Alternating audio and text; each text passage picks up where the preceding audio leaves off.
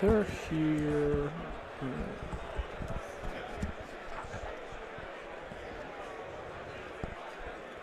Okay.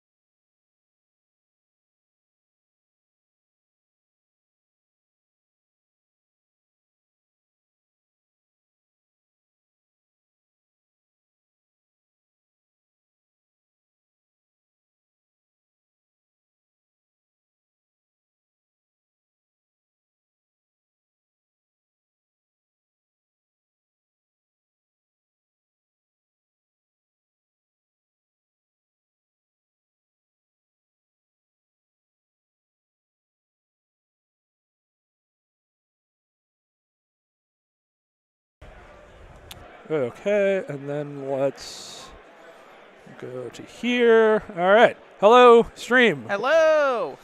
Welcome back. This is to the LVO. We're in the Invitational now. So yesterday was the LCQ. Now we're doing the Invitational. There will be 3 rounds of this today and 3 rounds of this tomorrow. We may also stream some GT games after this. We'll see how we feel, see how things go. But we'll get to that when we get to that. So this is round 1. I need to update some player names. In fact, if you want to introduce yourself while I do some homework. Hello, I am Lexa White, host of the Morlocks podcast and also one of the judges for the event. I have some time in this first round before I run off to run gymnastics, which I will be trying to stop by the stream and giving some updates on all the fun stuff we're seeing in gymnastics throughout the day. So if you are excited about that, you will expect to hear about from me throughout the day. So yeah. Okay, right. This is so Phil H, who was on the stream yesterday, returning with his He thralls. made it through the LCQ. Yes. We had everyone who went 3-1 in the LCQ made it into the qualifier, which is great. Yep. Versus Gregory Schott, who was the winner of the Invitational last year. Yep. Returning champion. Greg is playing Cabal, I believe. I believe. Let's go find out.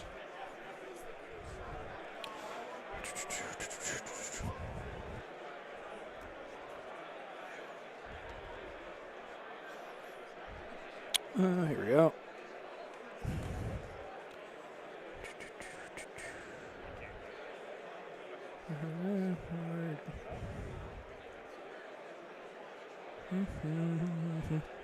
Oh, yeah, so Phil is on Dracula. We know that one. So let's get this.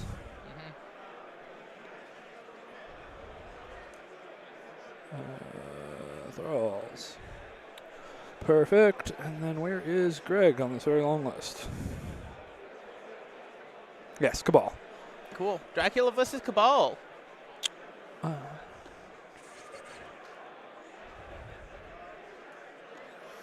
Okay, we don't know secure and extract yet, so we'll come back to that. All right, homework complete. Excellent. I think they have put out. I see a secure and extract over there. Oh, and I yeah, think look at that. That is Infinity Formula, and I can't tell what the other one is. Okay. So I will do Vince's job and go over there when they have rosters and tactics cards collected and take some notes for us so we know what's going on. But yes, it definitely looks like an Infinity Formula to me. I guess it could be Mutant Madman, but yeah. And they are swapping sides.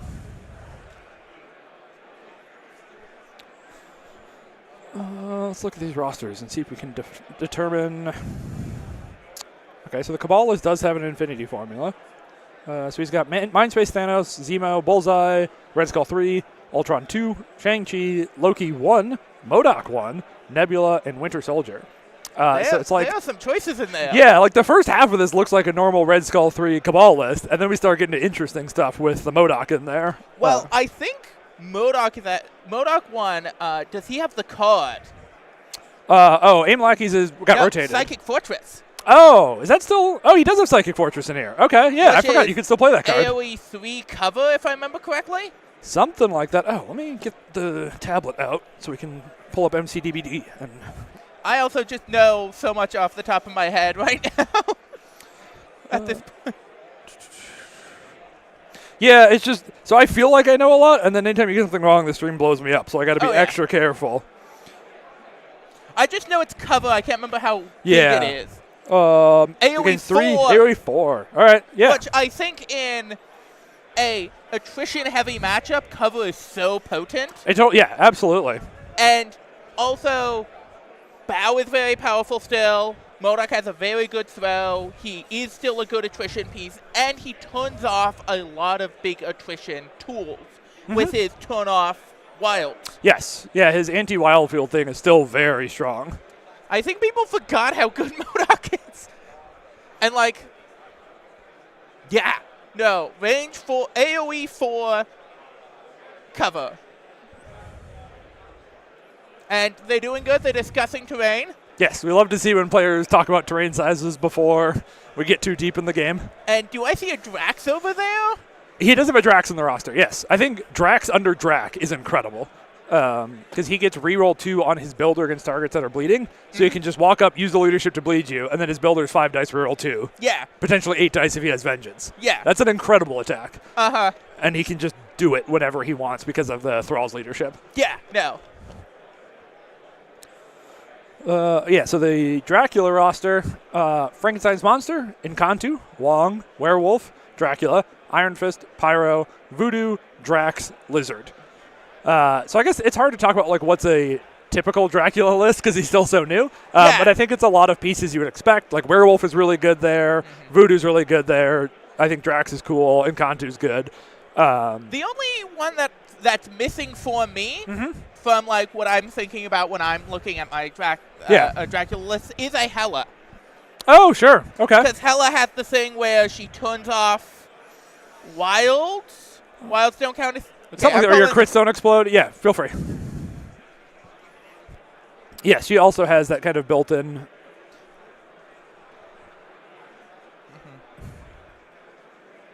Yeah.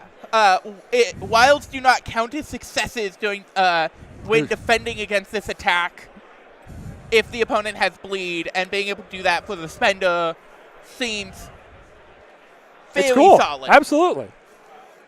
Sean, I'm also a little surprised by Frankenstein. He does have the Hideous Monster card along with Hero's Fire for Iron Fist, so you can really build the bunker around Dracula and just really protect him and like have a bunch of counterattacks plus the defensive cards can make a pretty fun knot to untie. But I'm not like, the leadership costing power and Frank being power hungry does make it feel interesting. Yeah, it's not where I would have gone, but I kind of see the vision.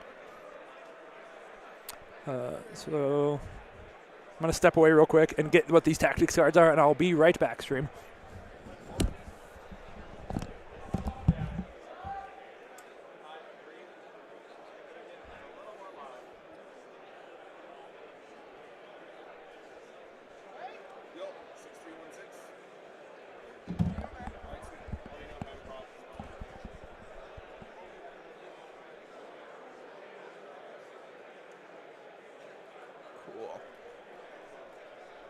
So yes, and it looks like we have. So they are playing. Yeah, they are 3 out of 5 same cards.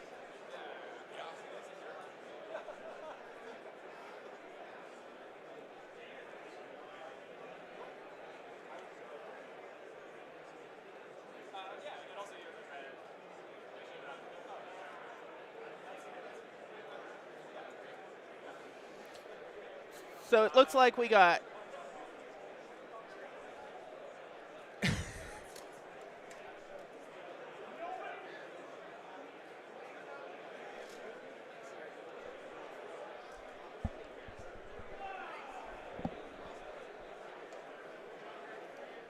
So I see Dracula, Werewolf, Voodoo, and Iron Fist.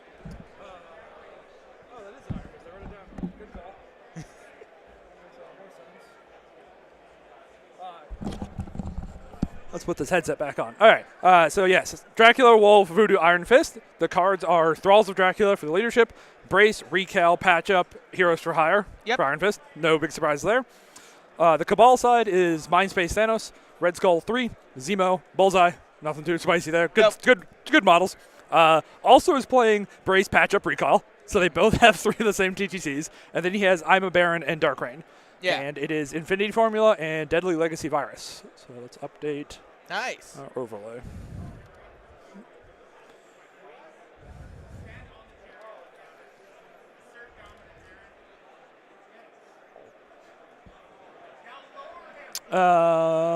So I mean, nothing. They both had spicy picks in the roster. None of them made the table, but I think that's. I would be interested to have conversations with them of why the spicy picks are in there.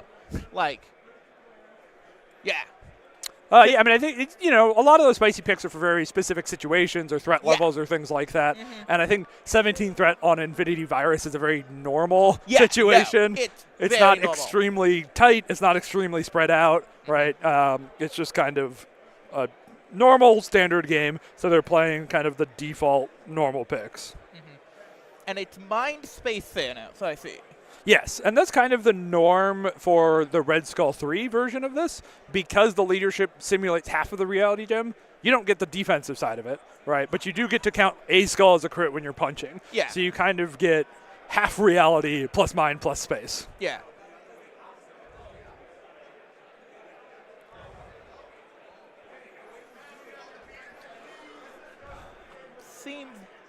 I see Bullseye's blending into the mat.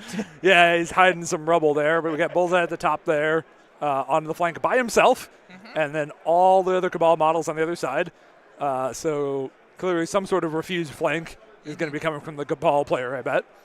The Thrall side lined up kind of half and half. A little bit more weight on the bottom just because it's a 5 and a 4 versus a 5 and a 3. Yeah. But definitely a more even spread there. It's going to be interesting to see who goes for the middle. Yeah, they don't have. I mean, Thanos can safe grab, but it feels really expensive to safe grab with an 8 threat. Like you might do that if the Thralls player plays really cagey for the first half and you don't have a good abduction. You can be like, this is my consolation prize. Yeah. but you don't normally want to do that with Thanos. So I think there'll be a lot of people avoiding the middle of the table extra hard. But Iron Fist is going in towards the extract immediately. Yeah, so Bullseye already activated first on the top side to stand on that point. So Iron Fist can go grab that top extract, and he's not in any threat, right? Because Greg put all of his models down south, on the bottom. That's a very safe pickup for Iron Fist. I would absolutely play on a cheese mat as long as it wasn't too busy, right? As long as it's not too hectic where the pieces of cheeses are overlapping, I'd play on that. I don't care. You don't care much about what mat you play. I just want it to be readable, right? As long as you can understand what's going on. I'm down for all sorts of aesthetic experiences. Hello, Vodka Blitz. How are you doing? Ooh.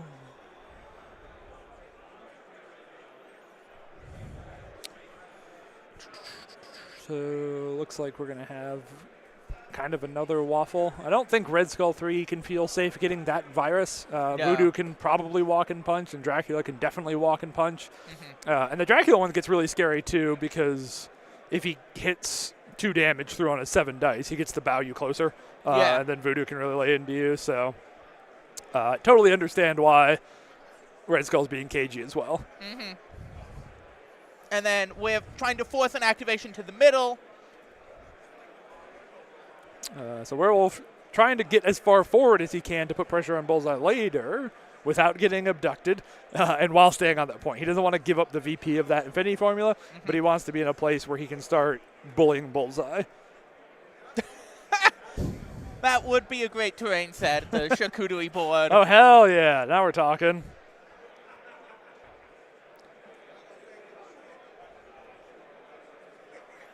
Zemo going to the middle. Yeah, I think this feels pretty safe. I think Voodoo to walk and attack has to be pretty lined up. It doesn't have to be dead on, but he has to be pretty close. And I think that Zemo's far enough away that Voodoo won't be able to walk and punch.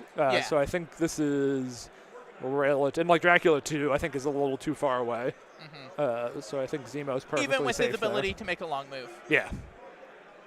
He is only range 2 once he's done walking, so I expect kind of just pretty passive defensive play from here, which means Cabal is going to start with a reasonable points lead, because now I think Thanos will just grab this and back up after we can walk space, pick up, walk back.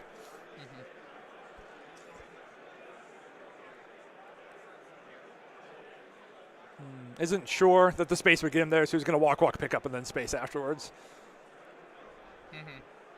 Which, either one of those keeps him safe from Dracula. Yeah. Oh, right, he's the Mind Gem, so he wants to go closer. Get a free to put Voodoo farther out of the fight before he backs up. Smart. I like that a lot. And then Drag is forced to play on the point. Yeah, which doesn't feel great, right? Because now Cabal's going to have priority, which means they have the ability for either Thanos to go and abduct someone and kill someone, or have Zemo escape with his virus and come join and really start building the bunker that Greg was clearly wanting to build from the deployment. Yeah.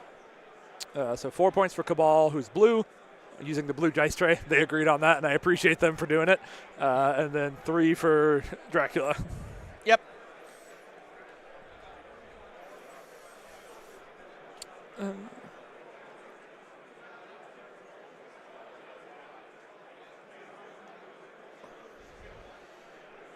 See, I think Greg has a lot of really good opening activations here. I think escaping with Zemo and getting the reroll bubble relevant is good. Yep.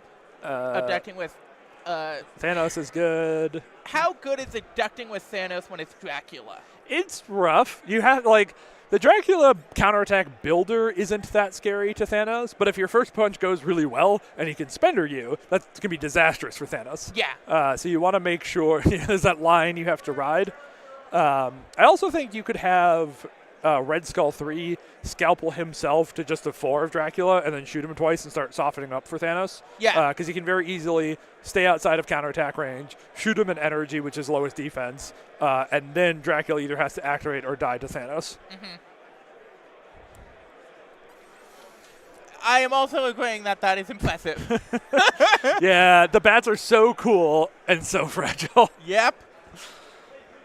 They pop off all the time. I know Vince on his Dracula found ways to like repose them so they're like braced against the cape and have some like additional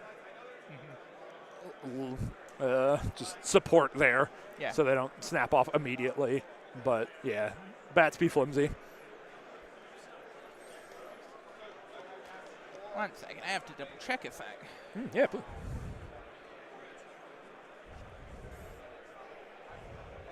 So, Thanos' damage reduction does not affect bleed.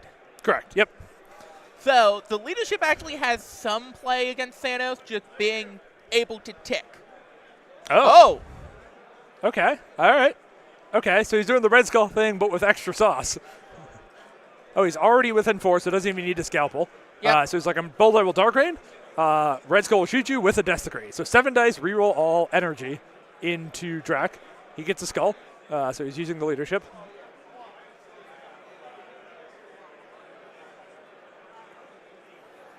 Drac's only blocking 1 with cover.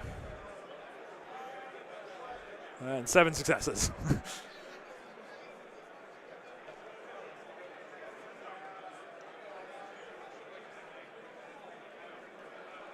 Oh, we need to remind them, Red, about... So we asked them if they would want to use the dice tray. We don't require it. Okay. It's up to the players. We try to let the players play their game as naturally as possible. So that's fair.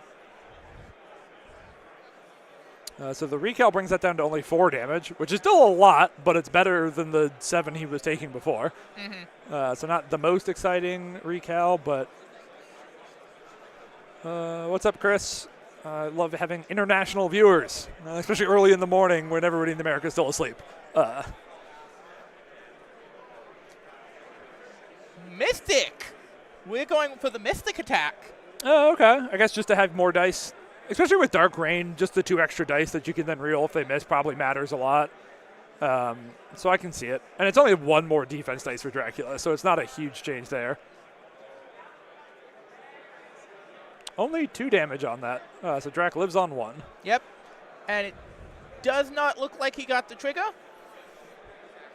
Yes. And also I don't think the trigger, because the trigger would bounce to an enemy within 2 of Drac, and there's no one within 2, so.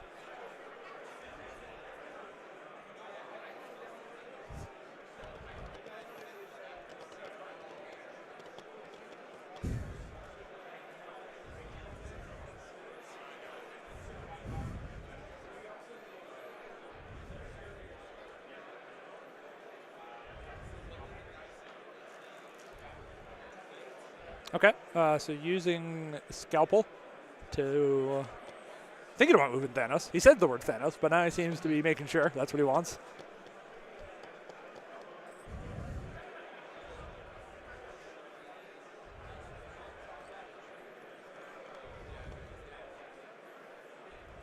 Okay, so just getting him out of the way, I think to make it harder for Drax Spender to knock Thanos into Red Skull. Mm-hmm. And then, Thanos on his own activation can space himself back on the point, no problem. So yeah, just a little bit of extra defense there, worrying about the Drac. Oh, right, the Red Skull 3 builder has Wild Shock, so Drac is also shocked, which is going to make his clapback less exciting. Well, I think at this point he has to move anyway to clap back. Totally. So he should just shapeshift, mist, remove all special conditions, heal 2. Oh, sure, yeah. I forgot that was conditions. Yeah, this is a great time for mist for him.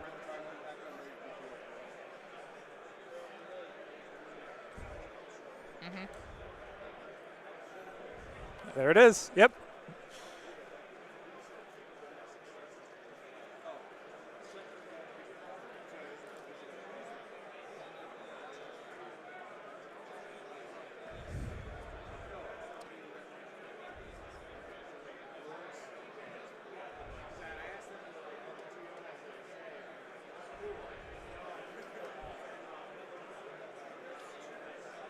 I don't think he realizes he gets to remove the condition. I think Dracula's still shocked. Yeah. It happens. Yep, and just for everyone, I am a judge at this event, but I'm going to treat it like normal, where I only do a judge call if I am physically called to the table. Yep. Yeah, especially when we're streaming, we've been asked to just watch and not do any judging, which is hard for me as someone who TOs a lot too. My instincts are always to try to fix shit, but nope. I just gotta watch it. So he bowed Red Skull off the point, got him away, and is now thinking about backing up again. I think Drac had 4 power. I think he could have walked, bowed, like misformed, bowed, and then misformed again to heal another 2. That's what he just did. Oh, okay. Oh, yeah. Look at that. I thought that was a 3 underneath, but that's okay. So yeah, just heal and Drac as much as you can.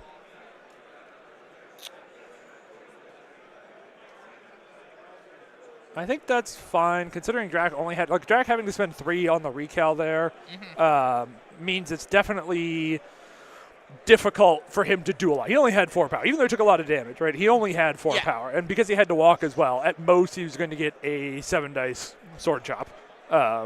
He could have blood feasted. Yes, so and I think tried and healed more that way, but it would have left him exposed to Thanos. So the safer play. Yes. I think just misting and healing you're guaranteed 2 instead of rolling dice and maybe healing more and makes the sense. way he set himself up, it looks like he's only going to get hit by the charge attack and not double attack by Zemo. Yeah. Since Zemo spent turn 1, so he only has 1 power. Yeah, Shapeshift isn't a once per turn. It's very rare that you use it multiple times, but when you do, it's clutch. The double misform is really clutch when it comes up. Thanks for that, Zach. Yeah, I think kind of one of my personal goals for Do This is to make it easier to follow what's going on with audio only. As someone who watches a lot of stream while I'm working, being able to follow what's going on without having to have my eyes glued to the screen is helpful. So I'm glad that worked out, because that's definitely something I've been trying to work on.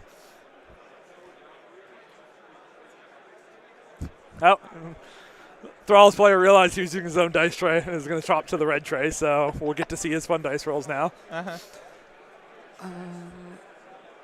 So yeah, it looks like he's thinking about Thanos abducting Dracula here. I think this is a good call. Since Dracula's already activated, you don't have to worry about giving up prio by killing him.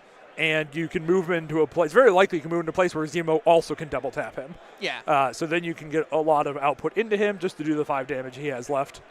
And I also don't think Cabal has anything better to do, right?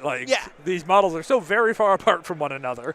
I think it's natural for Thanos to go here and try to set himself up and Zemo. Yeah, but I think they are going to lose the other side of the board this turn, basically. Oh, totally.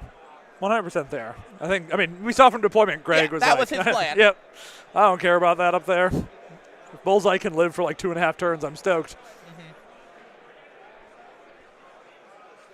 And then, so he walked up. He is mind gemming.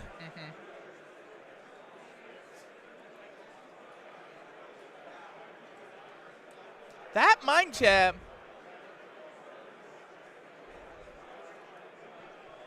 That mind gem might actually be an issue for the Zemo.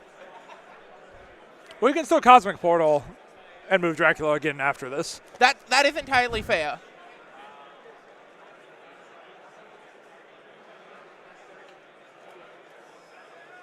Ooh.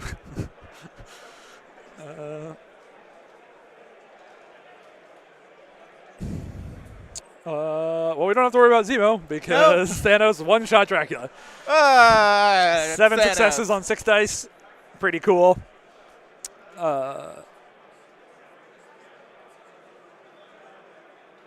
Gets 5 power. Drac is dead.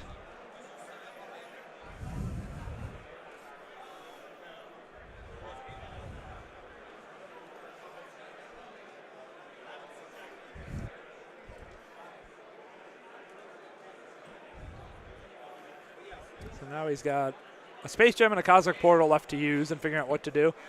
Using Space Gem.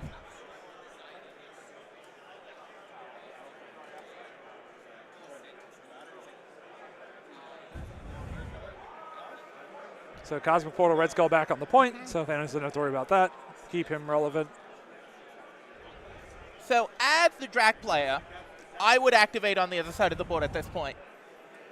Yeah. It's actually kind of tempting. So you do have, it's not great, but Werewolf could pounce towards Zemo and then be arranged to builder him twice. But if you can kill Zemo before he escapes, that's fantastic. it's a huge help. Yes. Yeah. And like Voodoo's under no danger. Yeah, and that's what I'm saying. Voodoo's under no danger, and moving him towards the point now would put him into danger. So you definitely don't activate Voodoo. I think the best play is go for Werewolf. Yeah, is how to keep that extract on the top side of the board and to not let Cabal get everything they want. But it is only 2 6s into Zemo. It's not the most exciting, but I don't think you're going to be doing better. Might get a spender if the first one goes really well, but that's asking a lot. Okay, Werewolf's activating.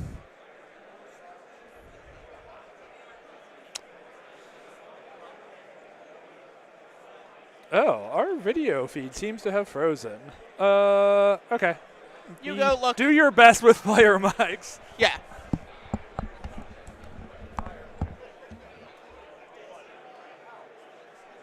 So it sounds like Bullseye only took one.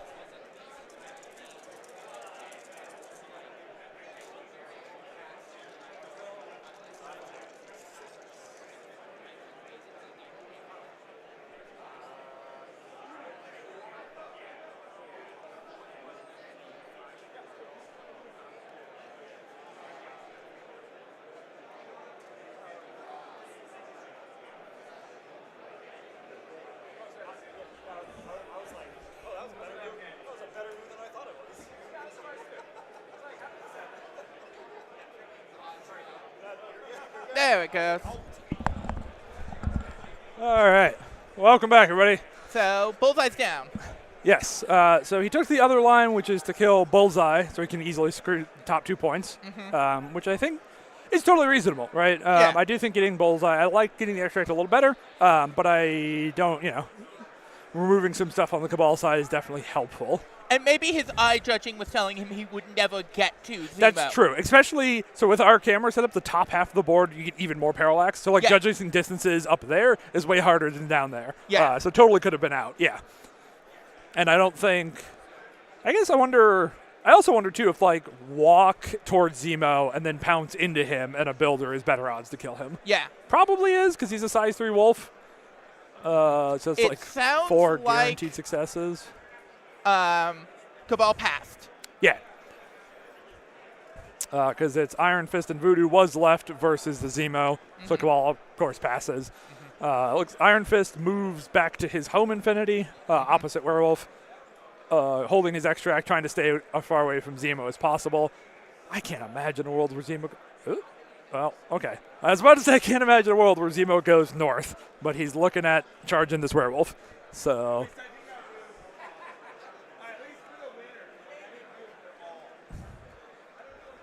I do think, I really like Refuse Flanks. I think they're very strong in this game. I do think on something like Virus Infinity, you're only scoring 1 more point than your opponent, which means you build a lead, but you never build a huge buffer. And so if something goes wrong, it can be spooky, right? And so, it's worth thinking about, do I try to go kill an Iron Fist or Werewolf to score a bigger point and give myself an even bigger lead, especially with the bottom going as well as it has.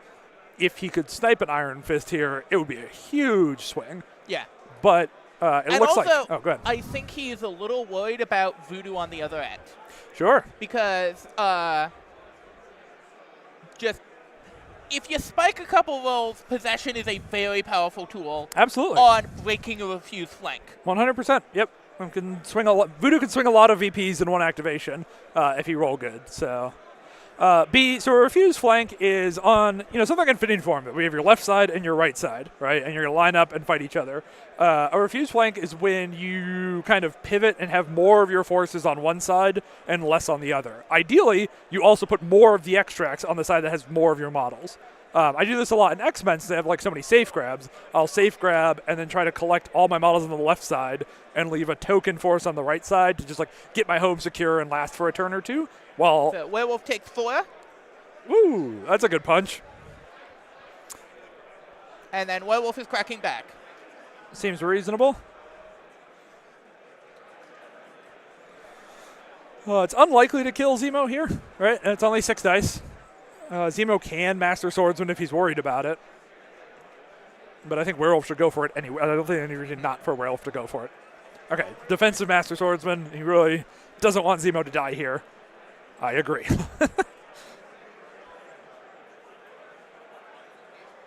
3 damage and bleed, which is like 4 damage into Zemo. Alive on 1.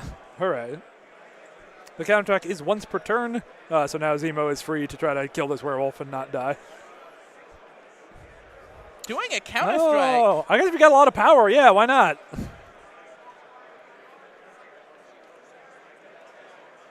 Gets 1 damage on the counter strike to the counterattack. That's, yeah, I mean, I think Zemo has enough power to, oh, do you have to walk to get there? Okay. Then the counter strike extra makes sense. I missed that it was a walk charge into the werewolf.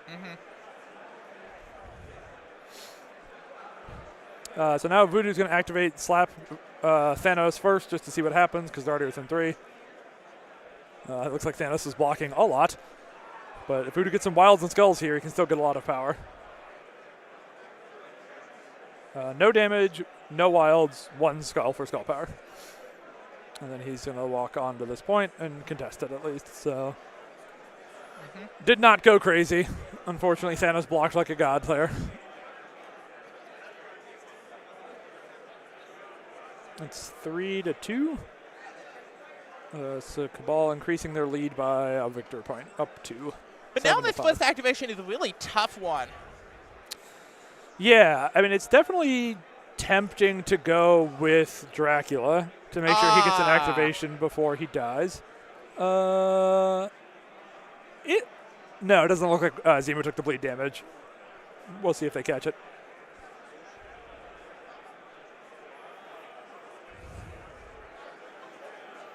Oh, so they're talking about a really interesting play where when Werewolf hit Bullseye, he got the wild ambush. Oh, no. So they're talking about, like, could I have Parting Shot to put Werewolf in a different place? But Werewolf would place before Parting Shot goes off. So I don't think that would have gotten what the Bullseye player wanted. Yeah, and then why Zemo had to walk it was he was on 1 power. Oh, yes. Thank you, Docs. Appreciate you. Oh, and I think they just caught the bleed damage. Yeah, it looks like Zemo's got 4 on him, so we good. Okay. Oh, right. Fucking Cabal has Prio. I was thinking Thralls had Prio. Yeah, but now which side of the board do you activate? Do you... It's definitely tempting to try to get Drac off the table, but it's also really tempting to just kill Werewolf. Yeah. I think I'm using Bull. Well, I guess Bullseye has to be a little scared of the counterattack, but I'm still trying to kill Werewolf, I think.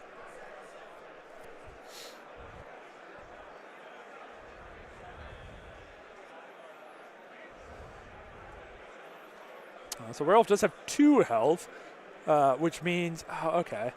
So he used Patch Up on Zemo with Bullseye first. I don't know if I agree with that. I think if you Bullseye Spender, you get to make both of your attacks before the Werewolf can counterattack. And he had the power to do the Spender with auto points on both. Yeah. So you can dicelessly guarantee kill Werewolf before he gets to slap you back. And I think that's more valuable than healing Zemo. Yes, thank you. Yes, Glenn, absolutely correct. The Werewolf killing Bullseye offset the Dracula dazing, so. Because I don't think on the bottom side of this board, anything on the Cabal side is in great danger. Obviously, Dracula could build or spender Thanos, and that does 1,000,000 damage sometimes. But yeah. Thanos is also Thanos, right? Sometimes he just survives 1,000,000 damage. Okay, so we're going with Zemo instead, Master Swordsman, Steel Rush, to get as many dice as he can to try to do these last 2 into Werewolf. Does get the skull for the leadership. We'll have a bunch of Master Swordmans. The odds of this killing Werewolf are really good. Wolf blocks nothing. He is dazed. Cool. But I think that's actually a very potent opportunity.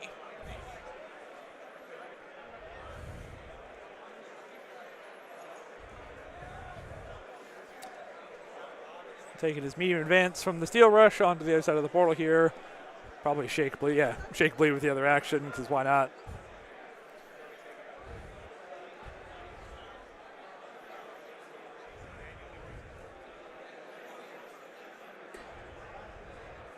Now I think it kind of has to be Dracula tries to kill Thanos. Yeah.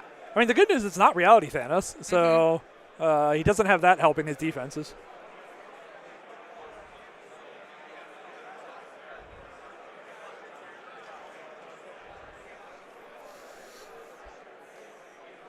So just asking some questions about what changes on Thanos when he flips, how much health does he have, what his defenses are. So looks like he's eyeing up that line. Oh, wait, how much power does Dracula have? 7? Off by 1, I think. If he had 8 power, he could leadership to put bleed and then double spender Thanos. And then do a bajillion million damage. Okay, is starting with the bleed.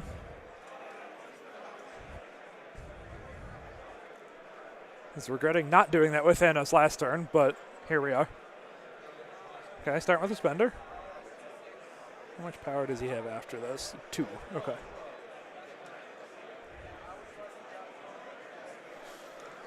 All right. Drac really needs this to go off to feel good about his life. Oh, you're right. It would be 9, Kevin.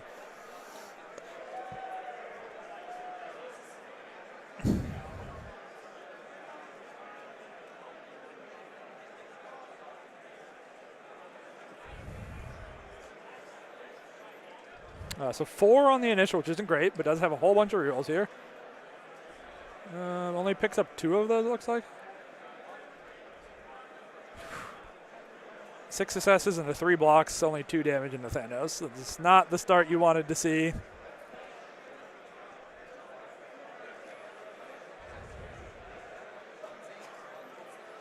Yeah, if looking at his power math, I would have, looking back, I would have hypnotic stared Thanos over here. So then when you do your spender, you get the automatic medium throw that can go into Red Skull. I was thinking about that too. Yeah. Yeah, I think that I like that because I don't know. Your other action here just isn't great. Like, he can try to walk on that point against Red Skull, but Red Skull can easily just zap him or just scalpel him off, right? Like, there's no way you're going to stay on that point. I guess you could bow Red Skull away so he has to scalpel himself back on. Yeah, so here's a Hypnotic Gaze. Move him off. Just try to split up Red Skull and Thanos. I do think that, like, by starting with the Spender and seeing that go badly, he has more information to be able to pivot here and do a more scenario-focused play. Yeah. Because, like, I don't think a builder into Thanos is not going to do the 6 damage you need there. When the first that goes bad, I do think it's time to bail on that plan and go with plan B. And Thanos is just going to completely take apart this. It looks pretty good in the Cabal favor at this point. I think Cabal's in a strong position and is going to have a strong turn here to further solidify that. And the only thing I am saying is that we are in a position where a single attack from, even if it doesn't do that much damage, a single attack from Voodoo can get him up to the amount to Brother Daniel. Yeah. Just he's already at 5. Yeah. 2 saps and a skull, and you got it. Yep. And he can Brother Daniel Thanos, and suddenly that points math starts to get helps a lot. wonky. Yep. And I'm not sure Thanos is paying attention. I think Thanos is like, oh, Dracula, juicy, let's get that leadership out of there. Well, I also think that, like, if Thanos goes into Voodoo and fails, he's definitely getting possessed. Yeah. Right? So, like, I think going into Dracula, because there's not nearly as much punishment for failing here, and also keeping Prio are both pretty good for Cabal. So I like the decision here. I might have, on Thanos' journey, I think he's just looked at that. Like, I think I would have tried to Mind Gem Voodoo away. Like, walk, Mind Gem Voodoo away, space closer to Dracula where he is. Yeah. Because he doesn't really need Mind Gem on this Dracula at all. So I think this slight missed opportunity there, but okay. So he's doing a different line where he's going to move Dracula away and keep him within 3, and then uses Thanos' energy gunshot to try to kill him Maybe a little. Oh, no, he walked. Yeah, so he's only going to get one shot. So if you're only getting one shot, doing the 8 dice energy gun here is better. It also has a wild push and slow on it. So Dracula could be in the middle of nowhere. Thank you, Cav. I cannot keep track of priority today. Cabal is not getting priority because they killed the wolf at the start. So here's the big Thanos gunshot. 8 energy dices.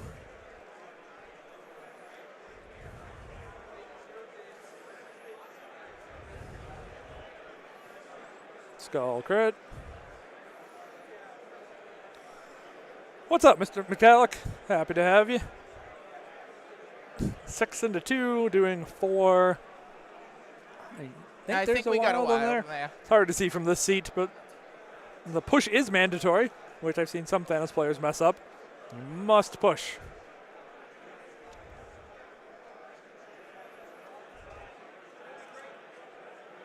I guess not. Okay. Yep. No wild. So he's doing a Cosmic Portal instead. Thinking about, does he move Dracula further away? Not a wild. Okay, yeah. So it's, does he move Dracula further away, or does he bring Red Skull closer in, is the decision here. I think I'm bringing Red Skull, but because this Red Skull doesn't have like the power to self-scalp or anything like that.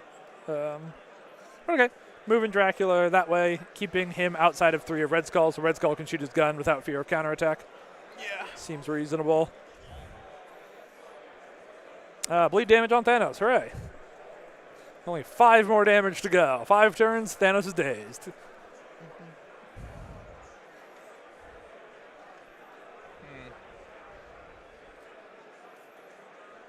Yeah, so I think Voodoo has to go next because you want Iron Fist to wait in case Bullseye comes over to sneak your Infinity Formula. Yeah. Iron Fist can try to kill him. So I think you go with Voodoo here, and I think you... Well, Bullseye can't sneak the Infinity Formula. Oh, yeah, he's injured, so it'd be real different. Yeah. But if so if Fist activates, he probably walks off that point then, and then Fist can come, or then Bullseye can come sneak in behind him. So I would want to wait on Fist here, but okay. Walk in, and I assume there's going to be a flying kick. Kick into Bullseye. Making sure the range 3 is in range. Totally reasonable.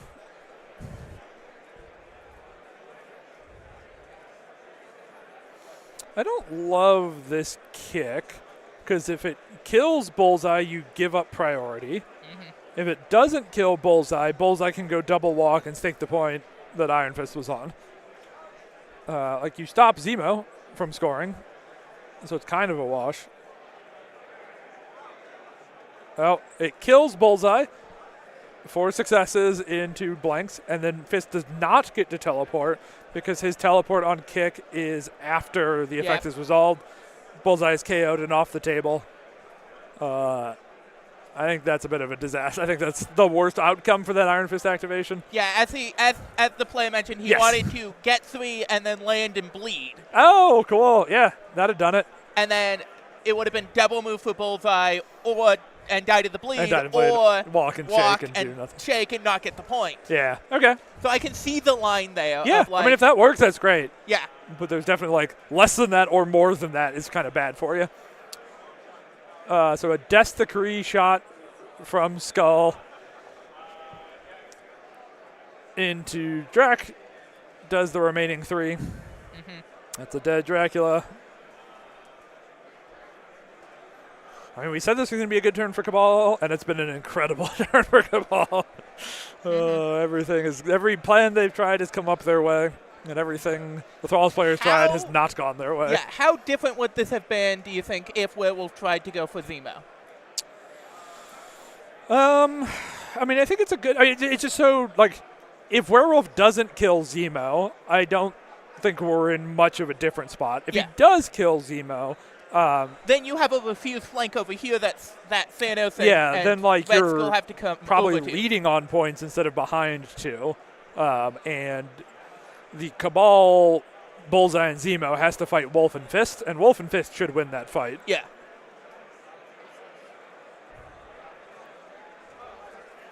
So Voodoo did walk up, tried to hit Thanos, got the sap.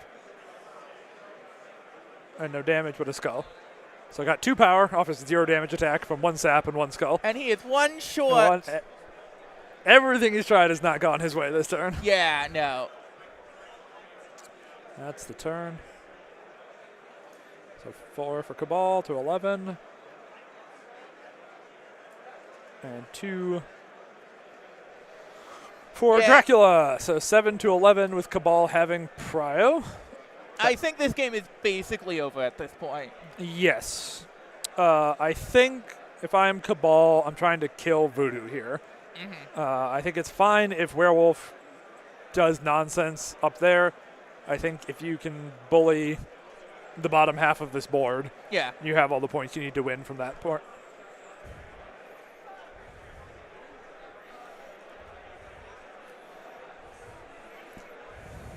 Do they? 1, 2, 3 versus 4. Yeah, so if the score is 3 to 4, it becomes 14 to 11. If they score 3 to 4 again, it's 17 to 15. Just a ton short on getting that extract, basically. Yep. But if Voodoo manages to live, he changes that math immediately. Totally. And that might change the game. He does have to live through all of Thanos and all of Red Skull, which is asking a lot. Maybe not. If he lives through all of Thanos, Brother Daniel walk away. Okay. Well, I think you start with Red Skull for that reason. Yeah. Right, you start with Red Skull, try to kill Voodoo. If you fail, Thanos is really good at chasing Voodoo back down. Yes. But if you go with Thanos first. Yeah, don't do that. Yeah. Yes, that could definitely end in disaster. I also don't really hate if Zemo just double walks and takes his extract with it, just like runs away with his extract.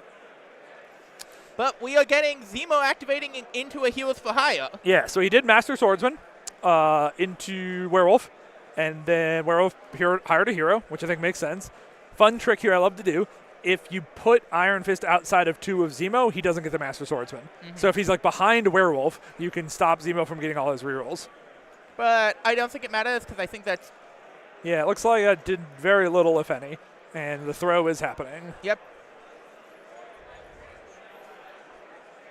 Hit him into the train, soften him up. Yeah, I don't think you're worried about Zemo killing you now. Wait, I think that was a major... Because, like, Voodoo can just...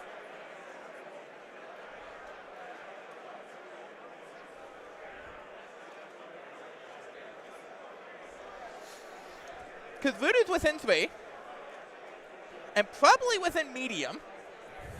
So his turn can just be put Brother Daniel on, pick up the token. No, he's 1 short for picking up the token. 2, 4, 6, 7, 2, 4, 6, 8. No, he should have enough. He has 9. Yeah. Okay. Oh, Infinity Formula point. Yep. Right.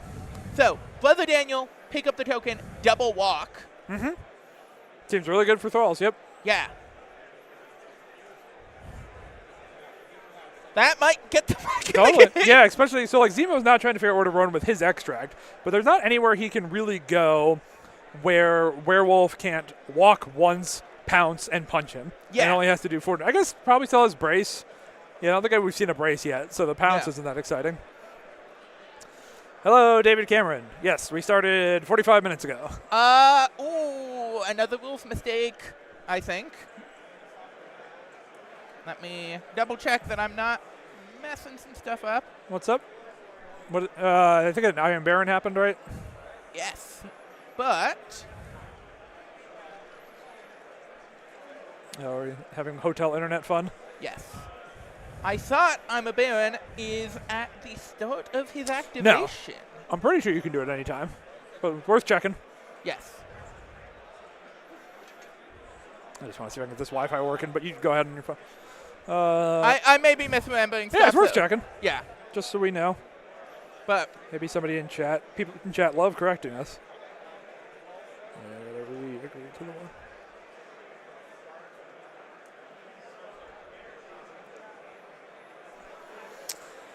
Yeah, I'll see you later, Sean. Thanks for stopping by. Love having you. Okay, we'll you are correct. Okay. It is any time. Cool. That should be working again now, too. Okay, yeah, and there's chat on the delay at the same time we find it. Yep. I'm trying to remember which card it was that's like at the start of your activation you have to play this. Yeah, there's and that was definitely the a bunch like that people screw up. Yeah. It's a thing to watch for. Mm-hmm. Okay, counting voodoo power. So, thinking about it. Thinking about it real hard. Yeah, and he's definitely within range to pick up the token. Yep, absolutely. No questions and there. I think that terrain is also going to cause issues for Thanos potentially, yeah. tracking him. Yeah, like I think it blocks the optimal space from where he starts. And I think it's a size 4, which means that Thanos would have to climb over it as well. Yeah, so he can't medium move onto it. And I think he will like end up half on, half off with a space gem just glancing at it. Here's the 8 cost possession. Yep. There it is. Whoop. And the double walk.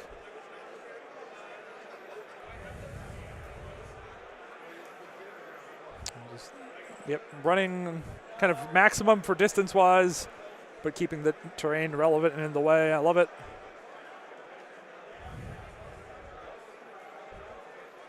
Making sure they agree on what's the max distance from the template and that everybody's happy with the positioning. Love to see players collaborate on this kind of thing. Yep.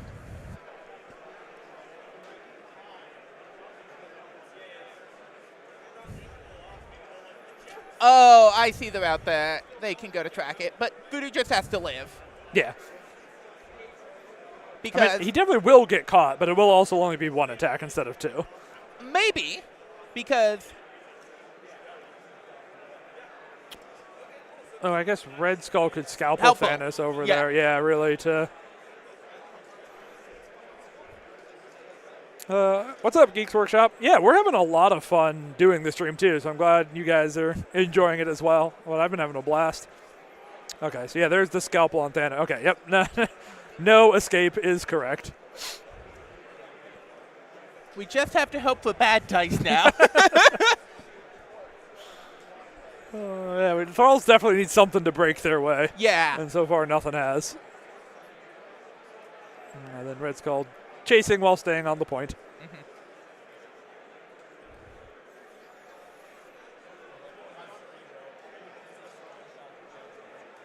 But he has forced them to give up a point this round. Totally. Yep. And I do think, like, Werewolf still has a good shot to try to kill Zemo here, especially because he's the power now to walk, pounce, and Spender, and then the Spender has a throw on it to get another point in there. Mm-hmm. Then Iron Fist can maybe also kick him, or even just walk fist him. But I think I'm trying to kill Zemo here with those top characters.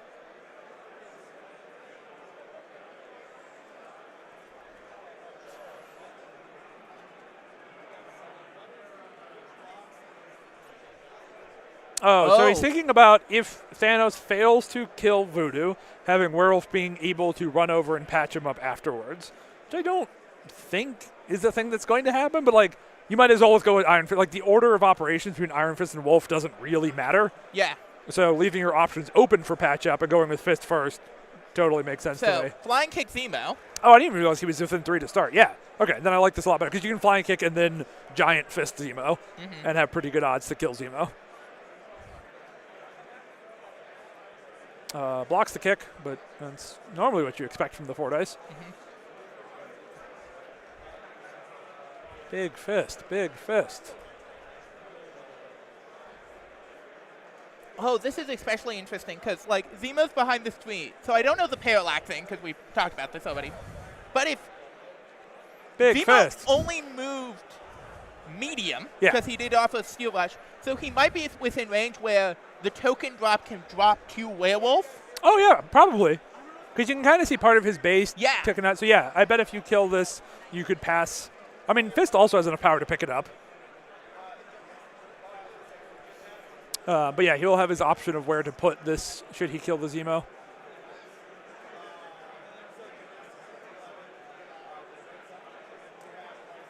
That's a dead Zemo. That's something went Dracula's way. Hooray.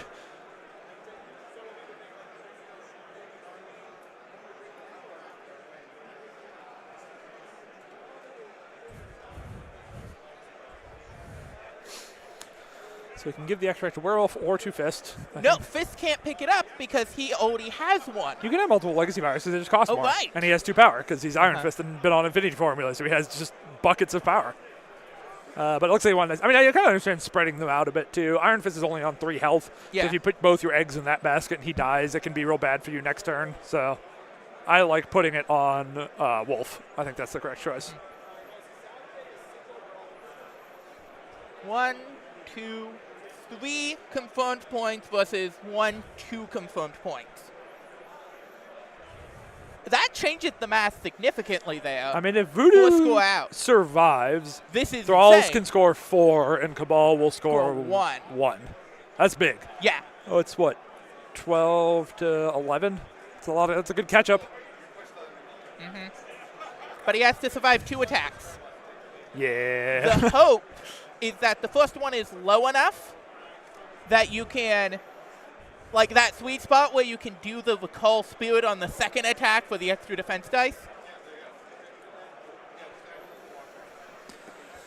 No, oh, that's 3 crits. Oh, 2 crits on Voodoo's side. He's trying to live. You can't be mad about 2 crits on 2 dice.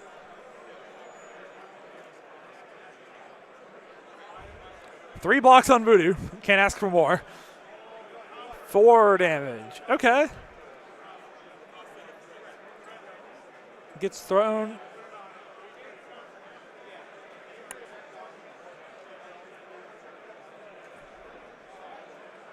Realizing he can't brace the throw because it's before damage. So Voodoo is on 0 power. So wouldn't have any. So Voodoo alive on 1.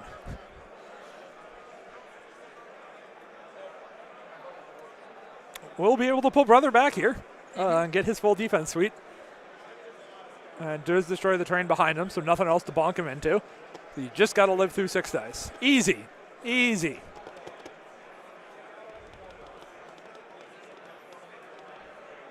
I think Thanos should go for a big gunshot here. I think he should do the 8 dice, but he's got so much power. Yep, there it is.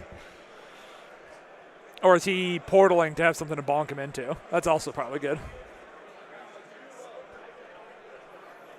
But Thanos does have a bucket of power, so spending some of it now totally makes sense. Okay, yeah, trying to see.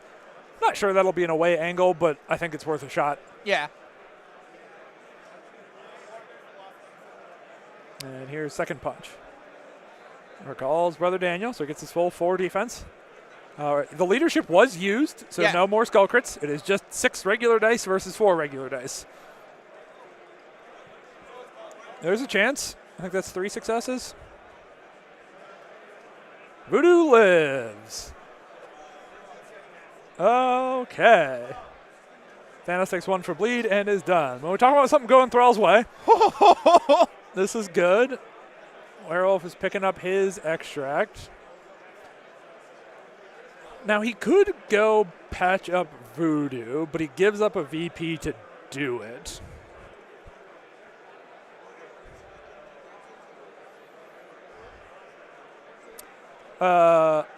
Oh, yes, David, totally. I've seen our local Red Skull 3 player all the time. Every time he does the leadership for Skull Crit, he takes the power, puts it on the skull, makes it very obvious what dice it is, makes it very easy to remember to pay your taxes. It's a very smart habit to get into if you're playing a lot of Red Skull 3.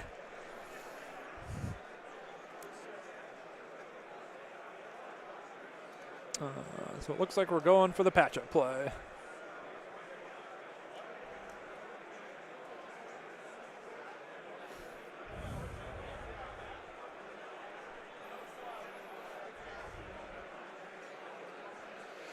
If you were planning on doing this, I would have picked it up with Iron Fist then, and not thrown a second extract into the range of the Death Ball. The problem, yeah, I probably agree. I just think that you run the problem, like Zemo could easily kill Iron Fist and get Iron Fist, and like Zemo has 2 very far away from the fight.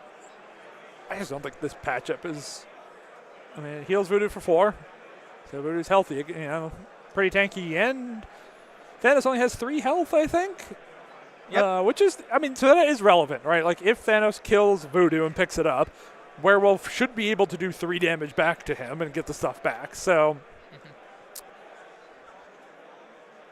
So it's 3-1 instead of the 4-1, but still closing the gap.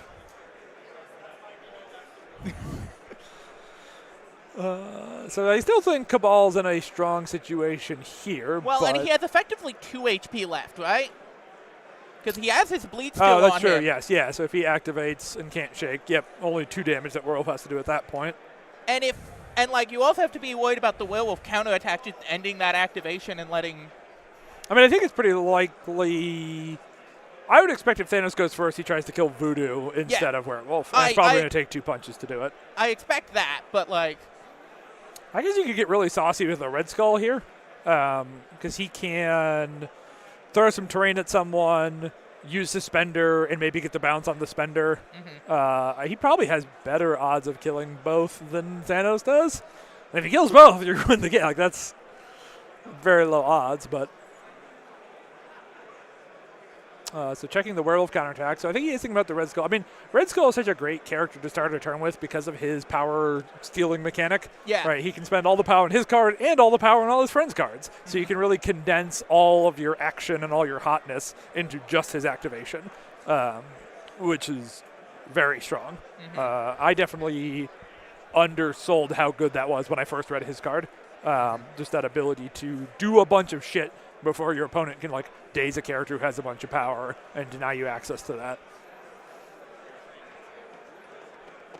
It's going to be really interesting what the Thrall's first activation is. Do you go with Iron Fist to try and take out Zemo to just win that side of the board, or do you go and try and take out Thanos so he doesn't get an activation? I think it's just so dependent on what Cabal does and how the Cabal stuff goes, right? Like at this point, if I'm the Thrall's player, I'm not really making plans. I'm just waiting to see exactly how things shake out. See who the hero player is.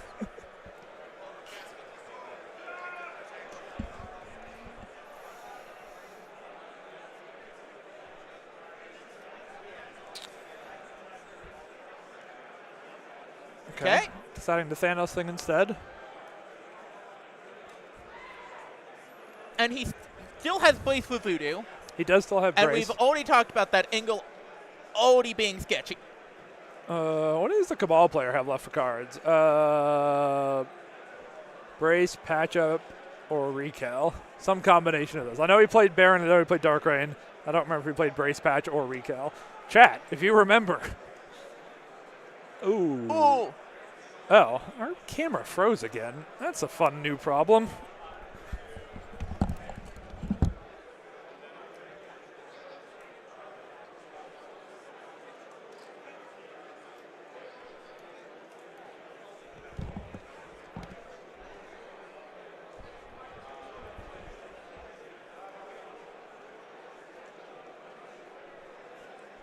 Cool. At least that's easy to fix, should it happen. Maybe between rounds we'll fiddle with it and see what's going on. That was the worst thing that could happen to that the 12th player. So the Thanos took his first attack into Voodoo and did the 5 damage to kill him.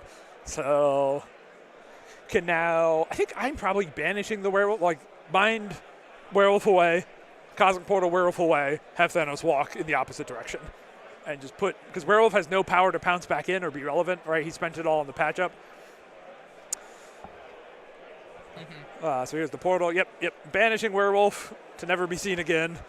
And then I'm guessing walking back to the point Red Skull is on, so then Red Skull can shift to the other point, and we're starting to get a point where Cabal can threaten to score out, right? Yeah. They only need 4 points to win, which is not, the Thanos Red Skull side gets them 3. So I think your call is to get Iron Fist going and try and just that's your only option. Like, Werewolf activation does nothing this turn, right? He has been totally neutered. Your Voodoo is dead. So, yes, it's got to be Iron Fist goes, and hope to God he kills the Zemo and doesn't die to the counter strikes. Yeah. Or you just one-shot him with a punch. So, I mean, yeah. And then walk onto a point. Because Werewolf can already double walk Space Gem, Shake Bleed. Okay. I think I would have tried to space onto Red Skull's point so that Red Skull has the option to walk to the other infinity and score another one. Yeah. But I don't think it's a huge deal either way.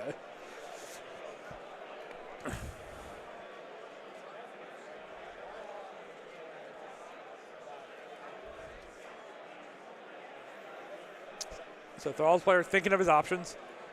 Yep, realizing he needs Iron Fist to do some cool stuff.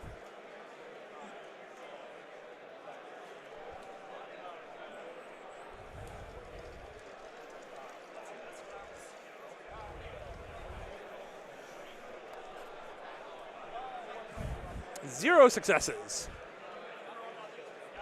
Zero successes on either side. No blocks, no hits. They're just flailing at each other. Trying again. I think I would have counter-struck here as Zemo. It's unlikely to do anything. Right, it's just the Fordice crits and wilds, but...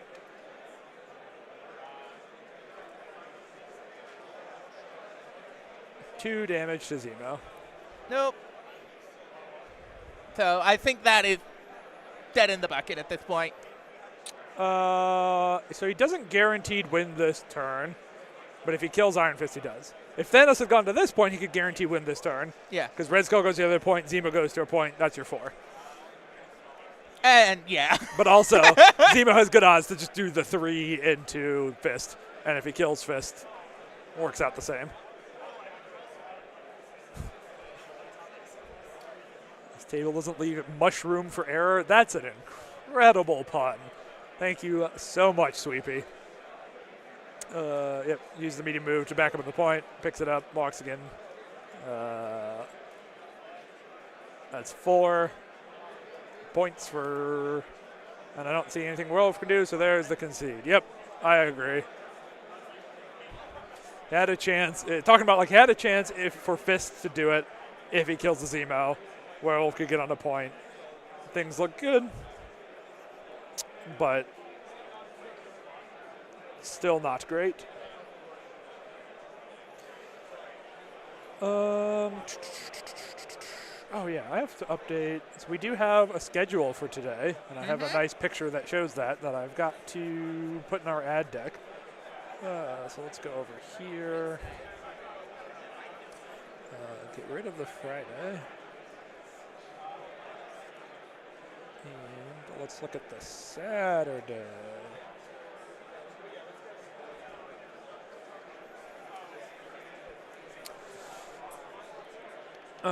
Players are doing final scoring so they can report accurately how things are going. But, yep, Cabal wins. Nice. We're also working on getting a bracket that people can look at, and we might look at that together. Still getting that working nicely with OBS. The round 2 is at 11:30 Pacific. So there are 2-hour rounds today, and then there are 30-minute breaks between each round so that players get food when they want, relax, unwind. Since we started at 9, 2.5-hour round, so 90 minutes from now is the next game, 11:30 Pacific. And it'll be, there's a schedule that'll show up when we're between games. Okay, I think we're good. 1 second. Thanks for stepping in, Alexa. All my friends are qualified and too good for me. Well, so let's see if we have any other results in to Oh, talk sure, yeah. about. This was probably one of the faster games of the round. It was done in an hour. Yeah. But yeah, let's look at the bracket and see. Docs, it's going to be 3 rounds. 3 rounds, there it is. Camera's over here. Of the Invitational today. Then there will be 1 or 2 rounds of the GT after that we might stream if people want us to. And then the final 3 rounds of the Invitational on Sunday.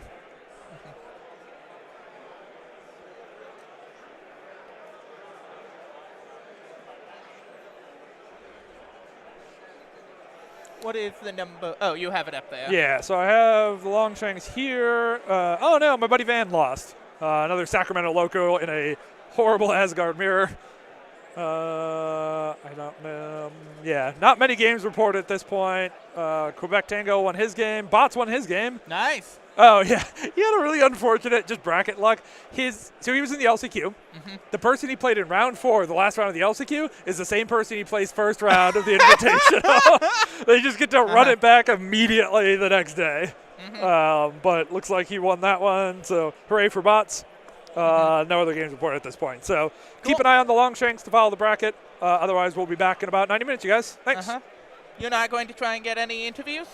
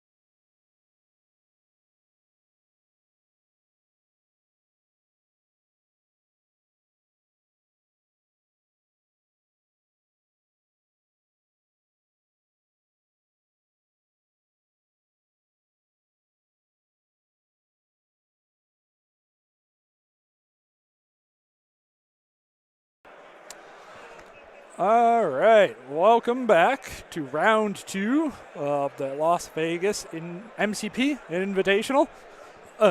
We have, because of the break, our players are all ready to go. So as you can see, we've rolled for Crisis already. Drafted rosters, got squads, got tactics, everything. Going straight into deployment, so we're going to hit the ground running. My co-host this round is Alfredo. All my friends were too busy, so you're going to get a hopefully not too deranged solo stream as I try to commentate this game myself with the help of Alfredo. So thank you for stepping up, Alfredo. Catching up on chat. What's up, Andrew? Welcome to member. Love the support. Hope you enjoy all the emojis you can now drop on YouTube. I think this also means we hit a new member tier, which means we can add more emojis to members. So we'll try to figure that out between rounds because I don't know how that works. I need Vince. But we should be able to get more emojis going. So on the left, we have Carl of Carl Com fame playing his Hellfire Club. It's Emma, Shang-Chi, Rhino, Zemo, and Okoye. His cards are Hellfire Club, Robbery, Chi, Brace, and I Am a Baron After All. Sorry, Chi Mastery for shorthand. Brace, and I Am a Baron After All. On the right side, we have Danks playing Web Warriors. We've got Scarlet Spider, hell yeah.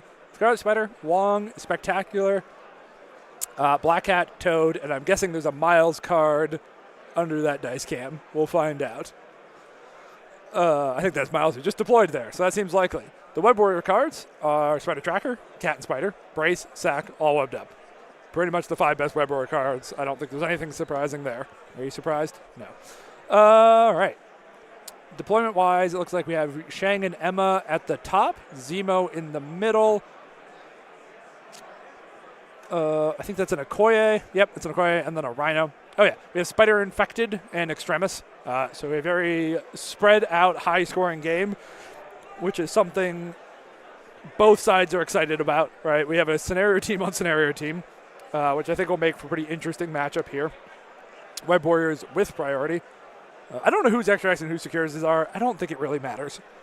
I think they probably have pretty similar sets of secures and extracts, but having priority is a big deal here because it means you get to do this, which is use Cat and a Spider. There it goes. As a safe grab and grab the center Spider Infected that's hiding behind our big rock pillar.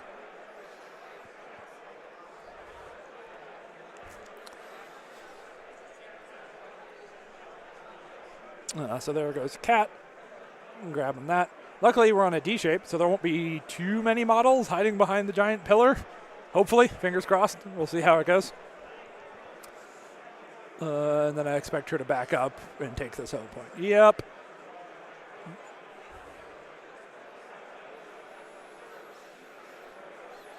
Yeah, that's a good point, Johnny. I was just thinking 2 restricteds. But yeah, typically you don't see sacrifice in Web Warriors. Because sacrifices, you can't modify your dice. All of their spider senses and the leadership can't be used when it's time, when you play sack. Are we having camera problems again? We're having camera problems. Let's see if I can fix it on this side. So yeah, I generally think fall back is the better choice over sack, but nobody's going to tell you that sack isn't a good card.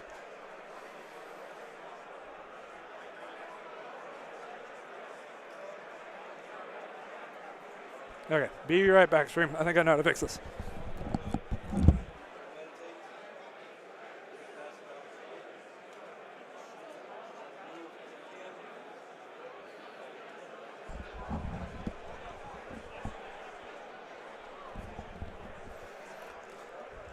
Okay, cool. Hopefully, that only happened twice in the last game, so hopefully we get one or none more of those. But it's an easy fix if the feed cuts out. So we had Shang-Chi come grab a spider, it looks like, and stand on his point. The Web Warrior Wong passed a power to Scarlet. I'm going to screw up those names so many times, you guys. Passed a power to Scarlet and stood on his point. And now we have Okoye grabbing Infected, coming back to the home point, keeping that safe. Yep. The bottom point's pretty well kind of guarded by Rhino right now. So I don't, it's pretty dangerous for any of the Web Warriors to go hang out with Rhino. But he also doesn't really threaten Shang-Chi. I mean, the good thing with Scarlet Spider is that with Web Whip, he can pull Shang-Chi off the point while putting himself on it. So it's pretty easy for Scarlet Spider to take any single point that he wants. He's very good at getting a secure. We have Toad grabbing an infected and then figuring out where he wants to take that.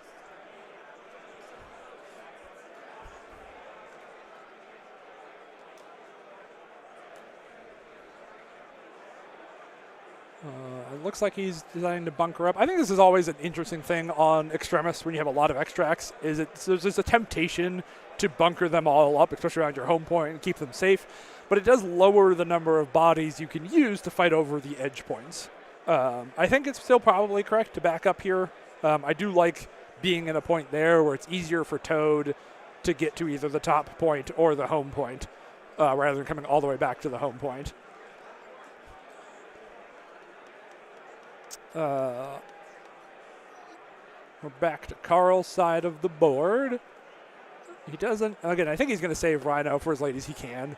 So it's just kind of figuring out where does Zemo want to go and where do Emma want to go.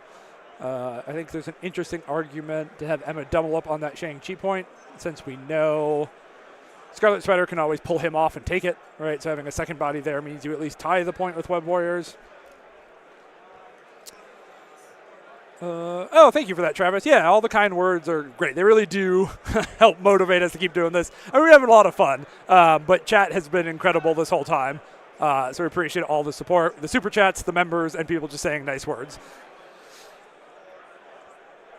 I think the other option for Emma is that she could double walk to put her gun covering the web's home point, right? I think she does need to get some value out of her attacks in a game to be really worth her for. She's not a cheap model. And I think having a model with good attacks, not holding an extract, not standing on secures to just threaten some violence can open up angles for Hellfire Club. So we might see an Emma go just stand boldly up there. But we'll see. So it looks like Zemo went to go join Shang on the point instead. Kind of the same thing we were talking about, making it harder for Web Warriors to snake that point from them, providing rerolls.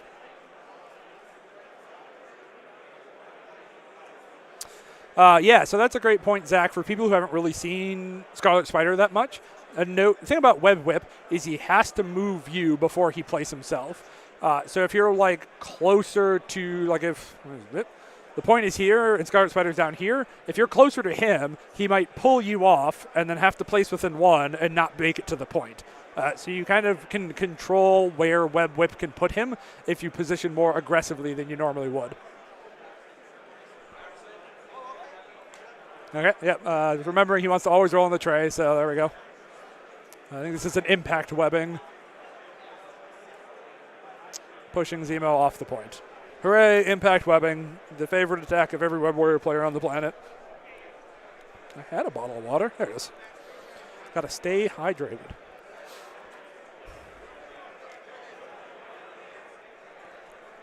So that was spectacular. So one of the interesting things about this Web Warriors roster that I see a couple known web heads in chat here, he's not playing Gwen. Generally, everybody like Gwen is the best Web Warrior because Gwen is incredible. And I don't think anyone would dispute her strength as a model. I do think on a D shape is not necessarily her best because it becomes hard for her to be standing on points while offering lifesaver protection. She usually has to pick between lifesaver and pulling people off. And either one of those things is still really good, right? So like I'm not trying to disparage Gwen, but I do think it's interesting that he went with, it's kind of the Scarlet Spider and Wong or Toad, one of those twos, could have been more threes.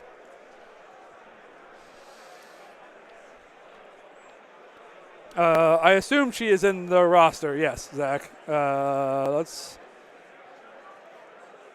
So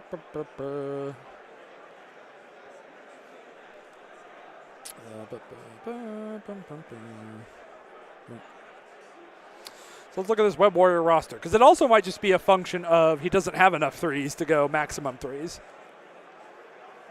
Okay, so he does have. Oh, this is a cool roster. Okay. Amazing Spider-Man, Black Cat, Gwenom, Scarlet Spider, Spectacular Spider-Man, Miles Morales, Wong Toad, Dracula, and Ghost Spider. So he has both Gwens. He has maximum Gwens on top of a Dracula. All very exciting stuff that we're not seeing today.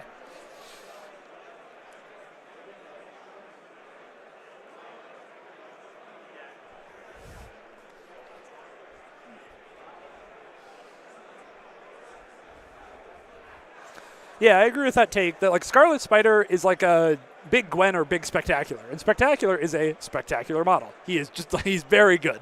And so obviously I think Scarlet Spider is worse, but sometimes you just want a second one of a good thing, especially in webs who love redundancy. So here is the Web Whip. It can't move Rhino because Carl blocked himself with Miles. Right? I heard him asking about, this is a pull, right? He's like, yeah. So he made sure Rhino can't leave the point. But now Scarlet can still get on it and with Miles score that. So 4 for Hellfire and 5 for Web Warriors.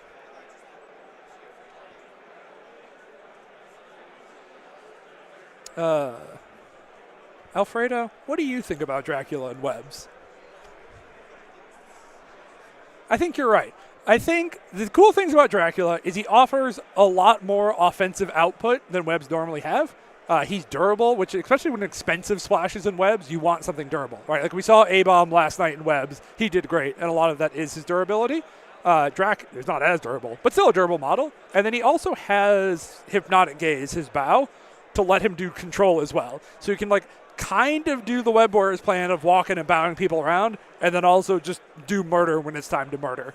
So I think that's cool, and I'm curious to know like what situations. We are rolling for Spider Infecteds. Looks like Black Cat is going on a walk.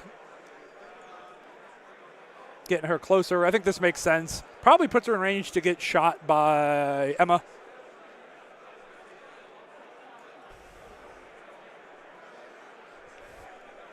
Looks like none of the other Spider Infecteds trigger. I didn't see any other advances. That's wild. But it's the magic of Spider Infected. Sometimes nothing happens. Emma is shooting Black Cat, who's kind of behind that tree.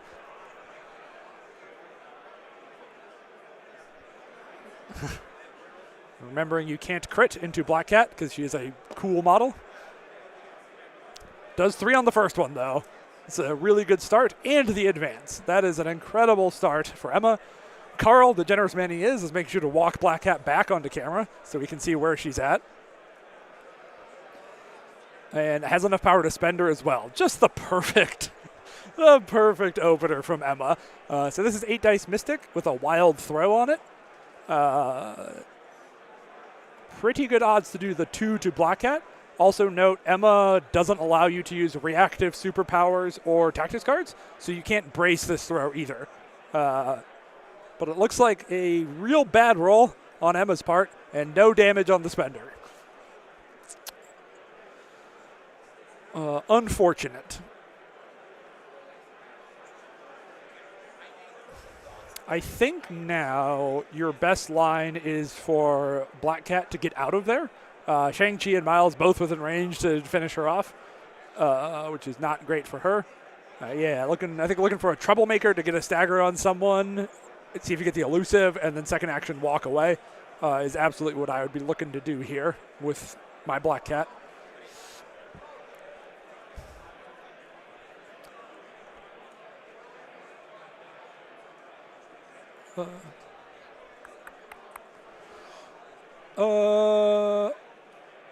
The other option for webs, I think it's worse, but the other option is, so Miles is holding a Spider Infected, if I remember correctly. He's holding the bottom right. Oh, never mind. Black Cat's doing stuff. Yep. Here's the troublemaker. Into Zemo. Yep. Makes sense. Also an argument to Shang's. I was saying you can do it to Shang. Shang is only on 1 power, though, which means he doesn't have charge yet. The Hellfire leadership will happen here at some point, which means he will have charge. But you do have some time to wait on that one. Stagger Zemo, which is good.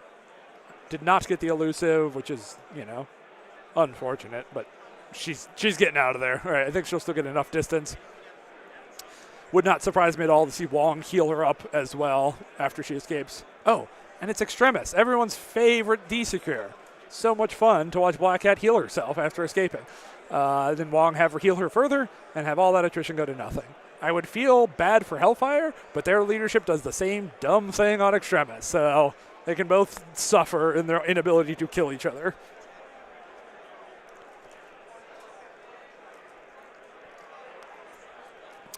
Okay, so Zemo shakes dagger, walks onto the point, and we are Hellfire clubbing here. So everyone's getting the power except Emma, because that's how it works, and everybody's healing who can be healed. So Shang now has charge online and is juiced. Rhino's up to 3 power, so is building up to a robbery. Robbery costs 4. Confirming, Carl has an old copy of Robbery where it says 2, but it costs 4 now. So Rhino does have to do a little bit of work to rob, right? He needs 1 more to play the card, 1 more to then pick up afterwards. But Rhino's pretty good at making power. The upside is that, like, Miles and Spectacular are both the types of models he doesn't love punching, right? But he's going to have a 5 die attacks into Def 3, reroll 2, reroll 1. Not ideal. So I think the Web Warriors player has time to wait on the bottom there, but I also don't think they have other pressing issues, so if they wanted to get Miles out of there, that would totally make sense to me. I also think you could just have a Wong waffle, right? So this is one of the advantages of Wong and Webs, is it gives you a pass activation where you still do a little bit, but are mostly just being like, I don't know, you do something first, you move. And so Wong could totally go here, meditate for a power, heal the rest of Black Cat. Or maybe meditate twice, use the Extremis to heal her once and give a power out to someone. No, healing's an action. No, wait, it's Extremis, yeah. So meditate for your 2 actions, hand out a power because that doesn't cost an action, and use your last power to heal Cat 1 on the Extremis. I guess I would have to figure out who over there needs a power, but I think that's a cool line for Wong to take.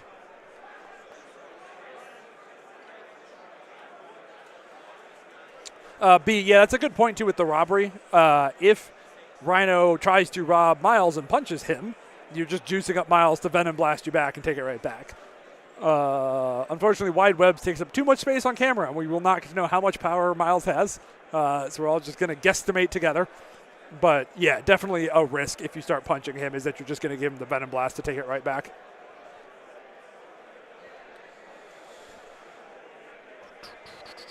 Oh, yeah, while we're waiting, my wife requested if I can make heart hands with Alfredo's. I'm still learning how it's kind of close to a heart.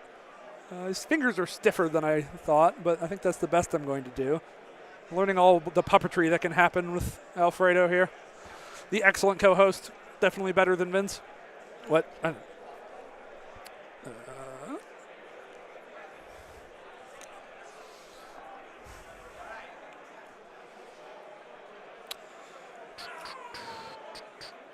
What other things does the Web Warrior have? I also suspect at some point that a Web Warrior is going to come hassle Okoye on her point.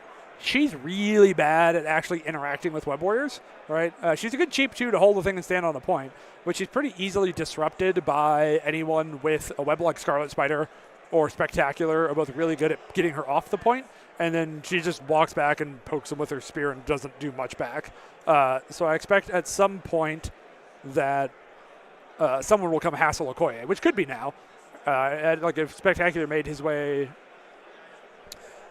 Oh, I think you might be right, Kev, that the camera is frozen. Nothing has happened yet, but I think the camera looks frozen, so be right back.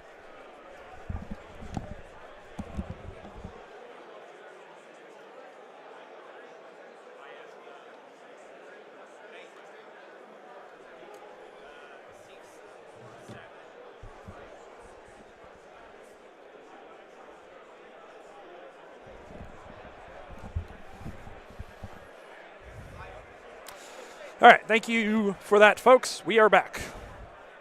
So it looks like Miles ran away to his home point and just double moved himself out of there to make the robbery hard. Protect that extract.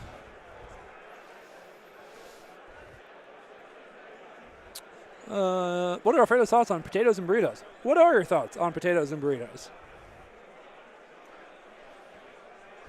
Yeah, the correct take. California burritos rule. Put some French fries in your burrito. That shit's delicious.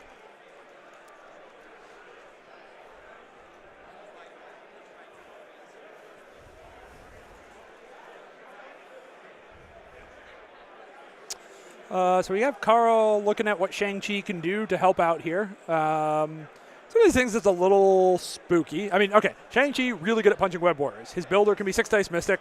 That's the exact type of attack that's good at bonking web warriors. He can also kill one and use 1-inch punch to push other people off the point, which is great. So he is an incredible model into web warriors, and this is what he wants to do. The scary part is that he's holding an extract, and so it could get stolen off of him by a Miles, or I guess just Miles because Cat's holding one. But you are bringing the extract closer to the enemy team with this move. I think you have to do it. I think things have gone too well for Web Warriors that the Hellfire player has to do some violence here, and Shang-Chi's the man to do it, but it's a little spooky. Was punching Black Cat. Did not get within range 1 of Wong. They were measuring that, but he's just out. They were looking for 1-inch punches. Unfortunately, the attack, 2 crits, but Cat, so you can't explode them, did no damage, which means no power for 1-inch punches, no power for anything. Shang-Chi, unfortunately, let the team down there a little bit. So, turn continues to not go well for the Hellfire player.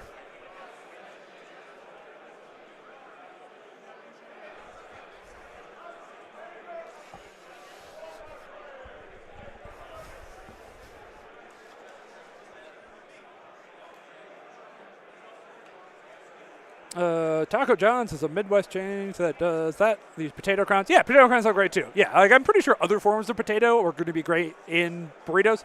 I think the only form I've personally had is French fries, but I would not be all shocked to know other potatoes are good. Wong activates. Wong heals the 2 off of Black Cat, and he meditated in there and is done. Yep. So kind of what we expected there. Rhino is now punching Scarlet Spider. The other attempt to make some violence happen. That's a really good defense from the Scarlet. Does get Rhino unblocked, right? I think the main reason to do this is place the other side so that Rhino can slide and get... I think he's going to try to crash this home point here, which makes a lot of sense. And so now he can slide in here. We get a 7 dice into Miles. Let's go. Miles players is thinking about sack. I do think this is an interesting sack. I think you're probably fine, but okay. Nope. I mean, it's one of the biggest dice pools that Carl will throw. 7 dice. 4 successes and 2 blocks on Wong. Good job, Wong. So only 2 damage goes through, which means the sack does stop any bigger shenanigans from Rhino happening this turn.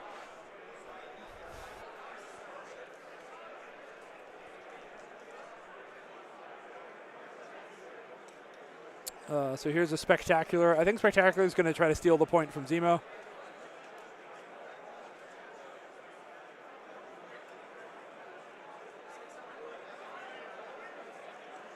Oh, walk and builder into Zemo. Surprised this wasn't an impact webbing. Try to push him off instead and then walk, swing onto the point. No damage. No damage, no triggers.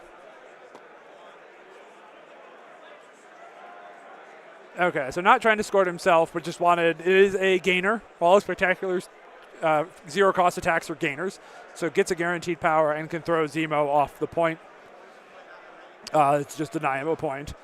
I still think I might have gone. I mean, I don't know. If you get the trigger on this, you can be on the point yourself, which is good. Oh, right. He has old Toad. I forgot Toad was hiding in the rubble back there. So Toad can come take this point. So now I'm totally on board. Yeah, I see it. Spectacular just needs to clear it. Toad can come score it.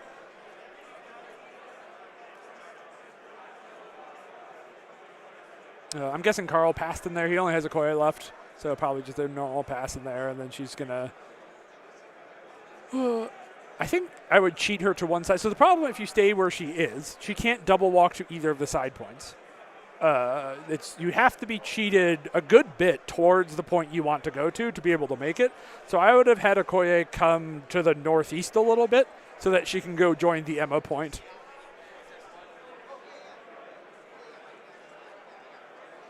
Okay, so Spectacular is going to stay on this point, but wants to see if he can shoot some fun impact webbings at Rhino and get some power going. It's a little spooky with Ornery, because it's very likely to also juice up Rhino, but probably be fine. Or you just kill a Rhino. 5 successes from the impact, no blocks on Rhino. His damage reduction reduces by 1. He takes 4. All right, well, Rhino's life is now scary, but also he has all the power he could want next turn. So, ooh, big score differential there. Webb score 6, Hellfire score only 3. So, big lead being created, but Carl does have Shang and Rhino in the position to do violence. So, spooky to be Hellfire, but this could be a very explosive turn for them and bring them right back into it. Oh, right. Spider Infected moves happening as well. Good job, players, catching that. What tactics cards does he's got? Robbery still. Oh, yeah. Chi Master is great for violence, too, and a Baron. Okay, so I was like, does Carl have violence cards? A lot of Hellfire players have defensive cards, generally because defensive cards are just better in this game.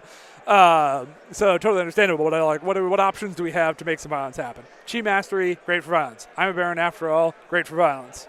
We got some options here. Robbery, obviously a violent card. Okoye moves, Miles doesn't, Toad doesn't. Man, these spiders are sleepy. It's a Black Cat walk. I don't know if there's much you can do with that. I don't know.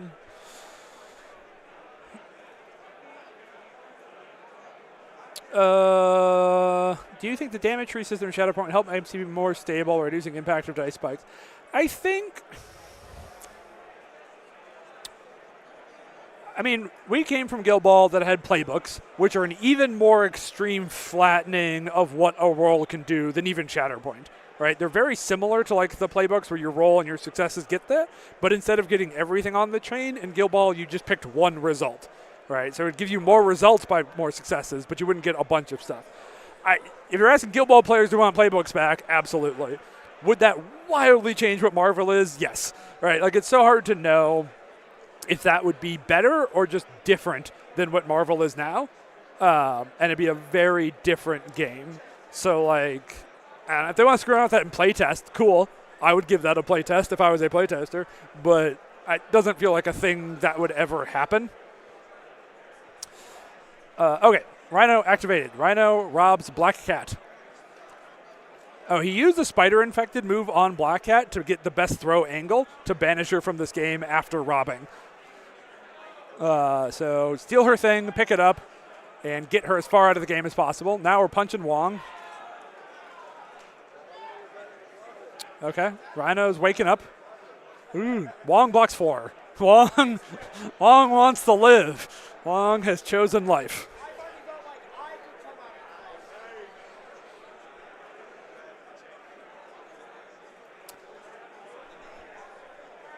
Carl now thinking about what he wants to do. The unfortunate part about this is that Rhino, by doing no damage there, didn't get the power to slide or throw. Right? He really wanted to be able to get like a 7 dicer in there and then hit that and then use that to throw something. Wong blocks nothing. Wong dead. Wong did his job, but Wong is now gone. Is dazed. So that's good. We got kind of the so the primary goal of this Rhino activation, right? Steal from Cat, daze one of these models. Yeah, and does have enough power. So just go for violence, and there's the brace. Yeah, totally. Excellent brace. Use Rhino's last power to heal 1, try to keep him up, and a Hellfire Club to heal further. Boy, we sure love healing, don't we, chat? Catching up on chat. Yeah, I mean, maybe we'll talk about more dice stuff afterwards. I also think the dice provide an interesting catch-up mechanic in that, like, these games are never over until they're actually over because of the way dice work. And I think that's interesting. But let's come back to that one. Battle Wong. Yeah, we might see some Battle Wong. I like Battle Wong. He's good at punching. I think it's funnier in Defenders when you have like the Daredevil leadership and it's like, oh, wait, this Wong's actually fighting.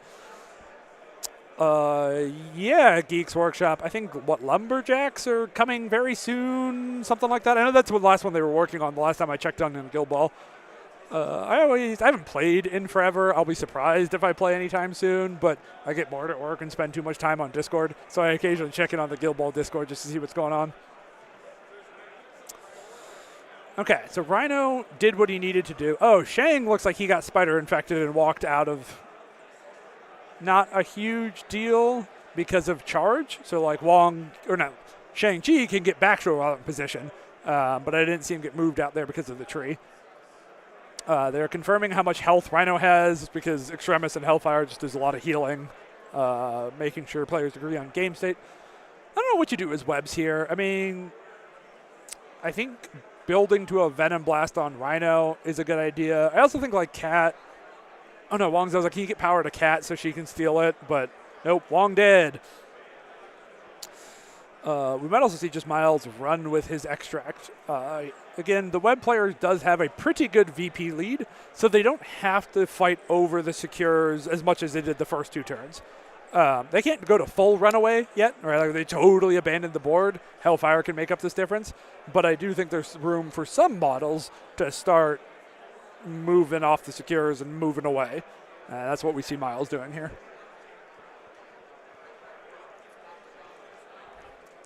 So we're looking maybe a Zemo charge into Spectacular, try to kill him. Not easy, but you can't not attack webs, right? Like nobody's easy on the web warrior team to hit, and you can't just not punch them. So, okay, Zemo charge. Yep. I expect charge Master Swordsman Builder. Hopefully be able to Master Swordsman the second Builder into them, and that will kill them down. Hey, what's up, Lucas? Yeah, I appreciate that. Yeah, it did feel weird coming into Vegas being like, you know what? I might not play a single game of Marvel this weekend. That was an odd choice as someone who plays a lot, but we really wanted to do this commentary. We wanted to make sure the games got streamed, and we really wanted to practice for squad goals, so we know what we're doing when it comes time to stream that. And I've been having a blast. I don't regret the choice at all. Okay, 2 damage goes through after all the rerolling happens into Spectacular. Oh, sorry, this is into the Toad. There's a Toad hiding behind the tree at the top there who is on the point. I forgot about that. So Toad's taking 2 damage and is using the 2 power he gained to Slippery away. Makes sense to me.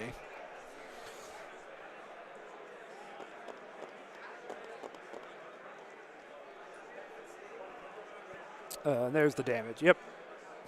Good catch, Alfredo. Okay, so now... Yeah, Zemo's thinking, what can he do in second action? Not much. Master Swordsman Builder into Spectacular. Oh, I think that's 3 crits on a Master Swordsman attack. All right. Ooh, 2 of them converted. All right, we got a skull in there, which is unfortunate, but still, can't be mad about this.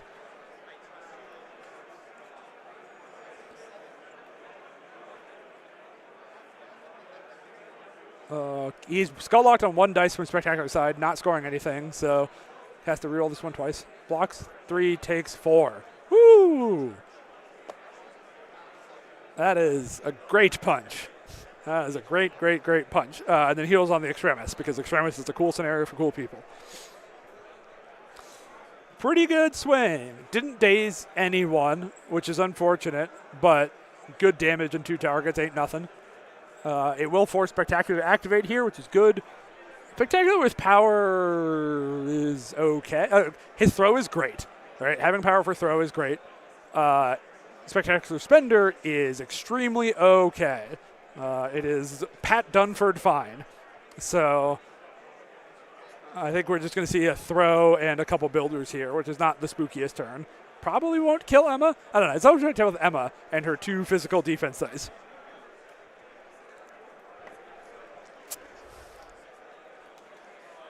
There's also a world where you can like walk Spectacular onto that top Extremis, heal, walk, swing. Nope, don't have power. Never mind. Trying to see if he can touch a couple Extremises and heal himself up, but doesn't have the power for that.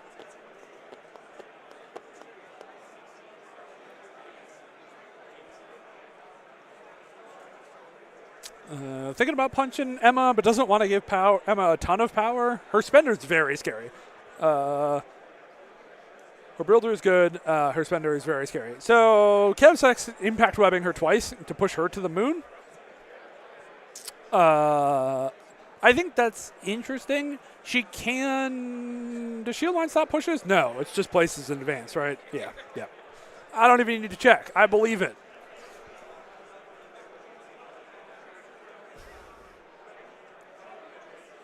And then impact webbing Zemo. Okay, yeah, try to push him further out of it instead. I think that's interesting. They both rolled incredibly hot. 4 to 4, 4 successes, 4 blocks, so no damage. Does get the push.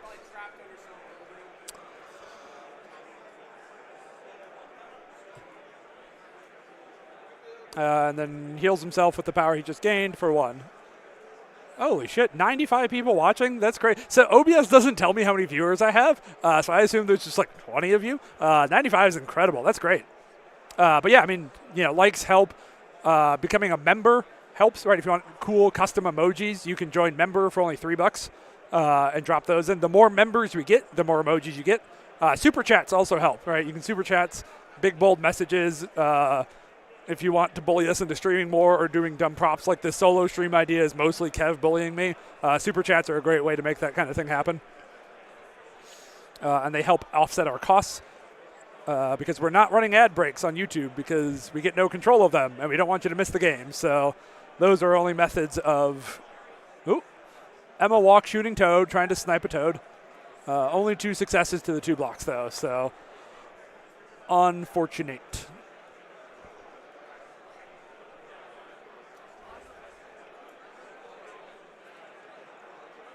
I think that's probably the best thing Emma could have done, right? She's not in a position to do much. There's an argument to try to hit the advanced trigger and get spectacular off your point, but I think just contesting it and trying to kill Toad has better value. Unfortunately for you, Kev, this game has been very interesting and also pretty fast, so there hasn't been a lot of air to fill, which is where the dumber shit happens. There's plenty of game here to talk about. But I don't know. Give me some super chats and maybe it'll get stupider.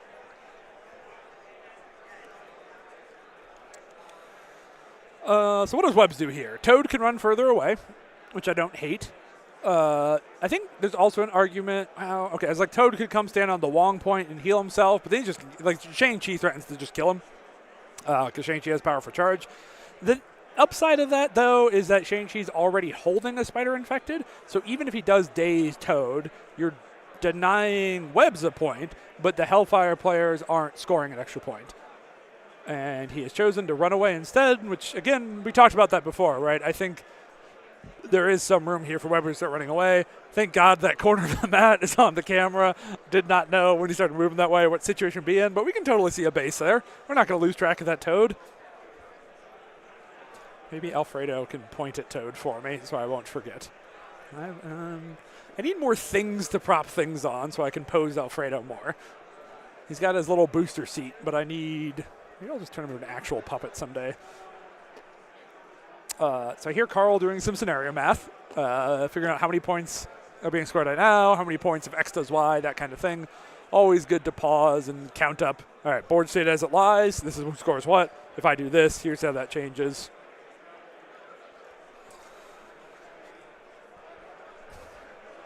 Yeah, I agree with you, Kev. Like, getting a bonus VP, keeping extract safe is totally worth a 2 threats life. I do think I've seen a lot of Weber's players run away with too much too early, and like Miles kind of half run away, right? He's down at the bottom there by those rocks. You can see his little green activation marker. So he, like, the 2 model, like you have 1.5 models running away is probably like the maximum I would want here. So, yeah, I think Black Cat's going to come take this point. So I think we're going to see what I wanted before, which is Spectacular is going to come bully Okoye, get her off that point, so Webs can continue to score a lot of points dicelessly with their cool and fun abilities. The other nice thing about Toad running away here is now Shang-Chi has nothing to do. That is definitely not within walk charge range. Yeah, got to measure it, but that's a long distance.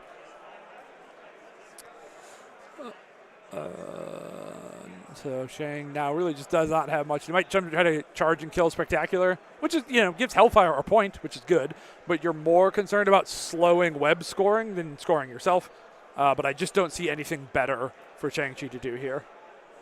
Scarlet could also web repine it. Like, I think Scarlet Spider can get either of the two left or right points with his walking and web whipping. And Spider Tracker. What a fun card. I love Spider Tracker. I know I'm making fun of this stuff, but Spider Tracker is a cool card. There are ways to play around it, and there's ways to just step on that rake. And unlike I'm this guy and things like it, this doesn't give you any refund extra back. You're just done.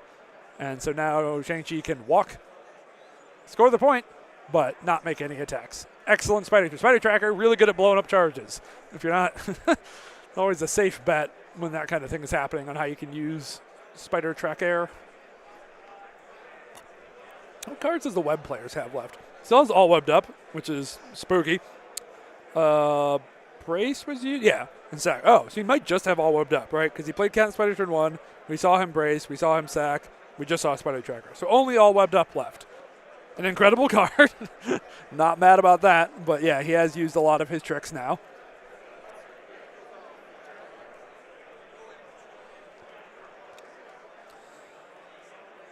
Taking the flying kick into Spectacular instead.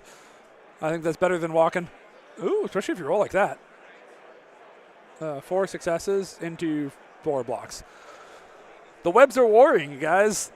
If you had any doubt about what level of warrior these webs were, they were hitting maximum warrior.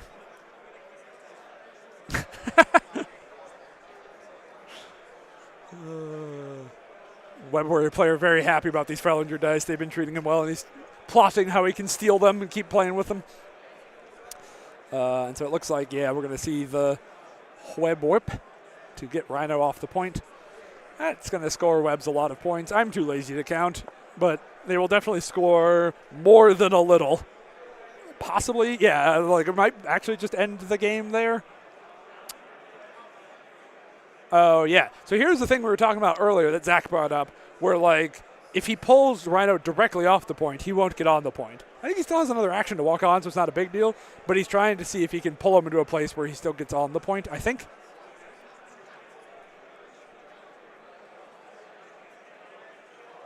And then if not, probably just a walk to get on that point. Oh, gets there. So he could punch Rhino, make him drop an extract, and really just drive the knife. I don't think you should, though. Don't fall for aggressive. You're going to fall for aggressive. You're going to get blown out by aggressive. Please. I'm so glad the players can't hear me. We tested this a lot, by the way. Players are 30 feet that way, and I'm projecting this way. Only 1 damage. Oh. Webware's player facepalming. Carl very happy to return the Spider Tracker favor. Aggressive back onto the point. Miles does have an extract, yes.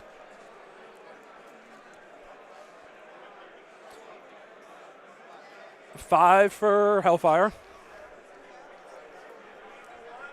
And only 3 for Web Warriors. Okay. So would not have won the game, right? With Rhino contesting the point, only would have won more for Spectacular, or it was only 4, right? How did it get into 5, Kev? I could be bad at math, but it would only have been 1 more point for a Web Warrior, right? Right? Wait for chat delay. Okay, well, we got a game. Good. I wasn't done with this. I wanted more game. We're getting more game. I love more game. Still a big blunder to run into aggressive there. Don't get me wrong, right? There's no reason to make that punch there. Spider infected moves are happening. Shang-Chi doesn't move. Rhino's getting walked. You shouldn't trust John. Never trust Johnny. We all know this. Unless he's talking about Abomination, don't trust Johnny.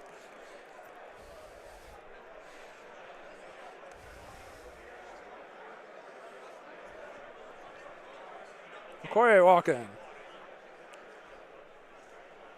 Yes, Glenn, the Invitational is fully on chess clocks. It's just north of the camera. I can't really, can kind of make it out. Looks like they both have about 25 minutes each, so don't expect clock to come into this. Yeah, Johnny, Cat got hers robbed by Rhino and never had the power to steal it back. Okoye, Rhino, Shang-Chi are holding one. Miles is holding one. Toad is holding one. Still spooky. Still does not take much for Webbs to win this game. Still definitely a commanding position for Webbs, but totally could swing back for Hellfire here.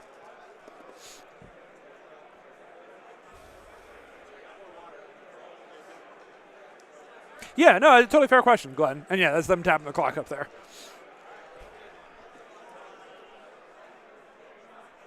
I got fooled by that too, Johnny. Don't worry. I also was doing my math there. But yes, the wounds and extracts look kind of similar.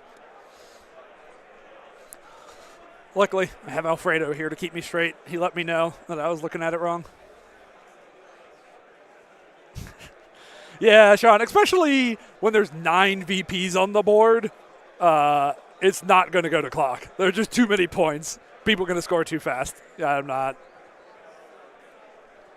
not concerned about that one.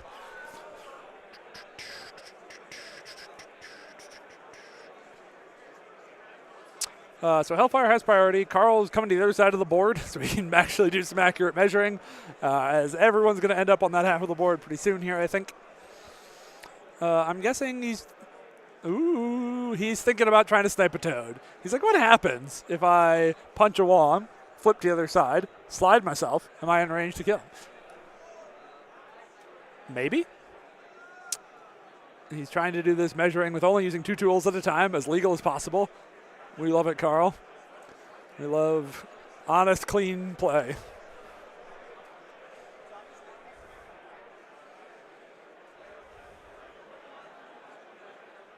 Okay, Carl wants it. He's going to kill this Toad. 8th and 3. 5 dice into Wong. The nice thing about Rhino's teleport is he's before damage, where a lot of the other ones are after. So, like, the Shang-Chi kick, if it kills the target, doesn't teleport. Rhino always gets to teleport. So even if you KO, you still get to teleport. Doesn't block a lot, takes 2.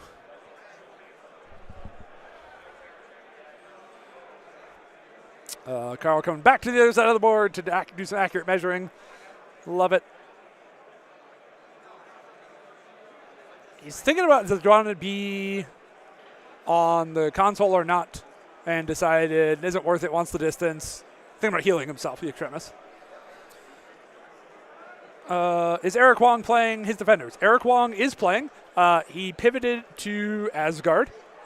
He played defenders in the GT yesterday, had to play against Asgard 3 times, and lost 2 of those. Doesn't feel good about the matchup, and is just like, all right, fine. I'm just going to play the best thing in the game. So Eric is here. He is doing well, 1 round 1 at least, but he's on Asgard instead of defenders. Oh, no. His eyeballing was off. Rhino is not in range to hit Toad here. He's just outside of 3. Ooh. Close your eyes, Alfredo. Oh, no. Sean, I'm glad you're having a good time. I'm having a lot of fun, too, but I love all the kind words, so thank you for that.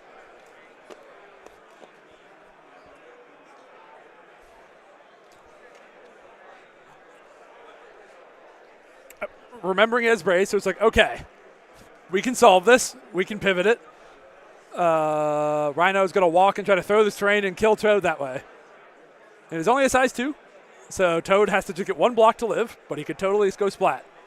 He goes splat. All right, recovery.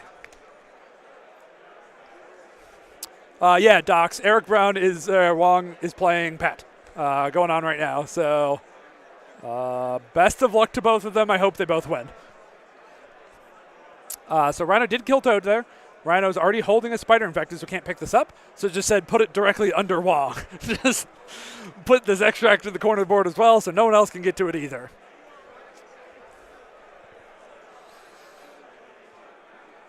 Oh. Yeah. Block your beautiful face. And here's the Hellfire leadership. I think this makes sense. Zemo does get punished here. He's not holding an extract. He's not standing on a secure. So Zemo takes the damage, loses a power. Emma gains that power. But I think that's fine. 4 power is a good magic number for Zemo. and he's not really in any threat of dying. So I think the Hellfire here totally makes sense to me. What do webs do, folks?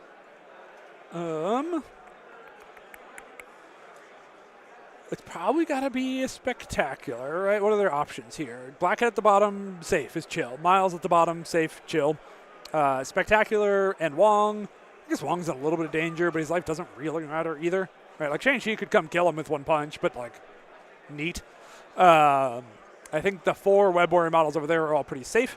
Spectacular has 2 health and is surrounded by enemies. So it's got to be a Spectacular, I think. He also only has 1 power, though, so it can't really be the most exciting activation out of him. We could see him double walk to, like, the Okoye point. He will get poked by Okoye and charged by Zemo there. Probably walk charged by Zemo, actually, with that terrain. I can't figure out if Zemo can get around that terrain. Maybe a Charge Spender probably just does it, and then a builder afterwards. So, like, getting to the Okoye point with Spectacular, okay. You could have Spectacular run to the home point and try to loosen up Scarlet and Wong to go to other points, but I actually don't think he makes it from where he is. Remember, we talked before, small base, medium moves can't double walk from one point to another unless they're already kind of on that side. And it's, I think the point is more or less directly under Emma. You can kind of see a blue circle poking out there. Spectacular is definitely on the west side of that point. So I think his only choices of where he can be is the point he's at or the Okoye point. Wouldn't surprise me to see a fuck it, we ball activation here. Oh, wait, no. I know what I want to do. Cool. Spectacular needs to make 2 gainers, probably 2 impact webbings, and then all webbed up. I want to all webbed up Shang and Emma, put slow on them, make it so they can't do anything besides fight over this 1 point with my stupid 3 threat. And I don't think you're going to get better all webbed up than that, because this should almost certainly be the last turn of the game. I guess it could tie and go another one, but it's likely we're looking at like the last turn of the game here. So I think I'm going to do gainer, all webbed up, and just for the slow. Especially if he's in range 3 of Zemo. I would love to know if he's in range 3 of Zemo. If he's not, I might actually do double builder and try to get an elusive on one of those 2 to be able to get him in there as well. Because if you can catch all 3 with an all webbed up, you're in cash money value land.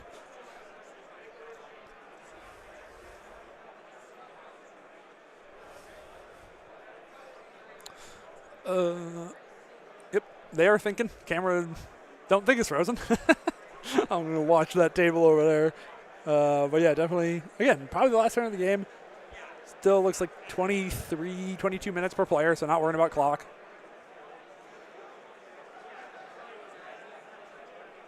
Yeah, I totally agree, Johnny, that like Spectacular taking the Okoye point isn't necessary because Scarlet can always come do that later. So that's the other reason I really like the all webbed up play is because you have other people that can go hassle the Okoye point.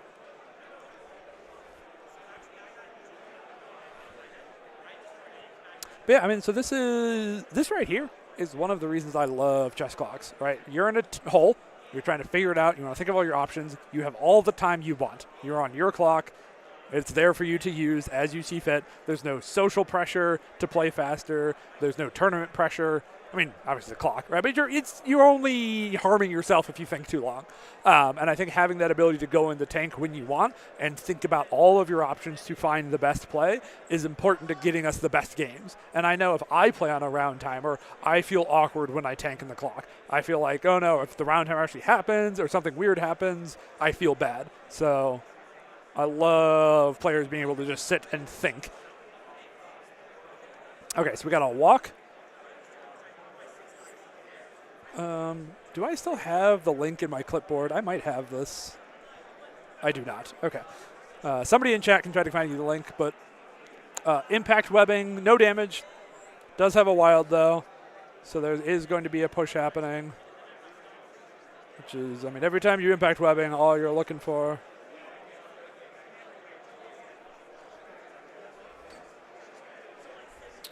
That should be the link. I think I just sent the link in chat. Well, I don't know if I'm on a delay on chat either. It's hard to tell. Yeah, totally, Johnny.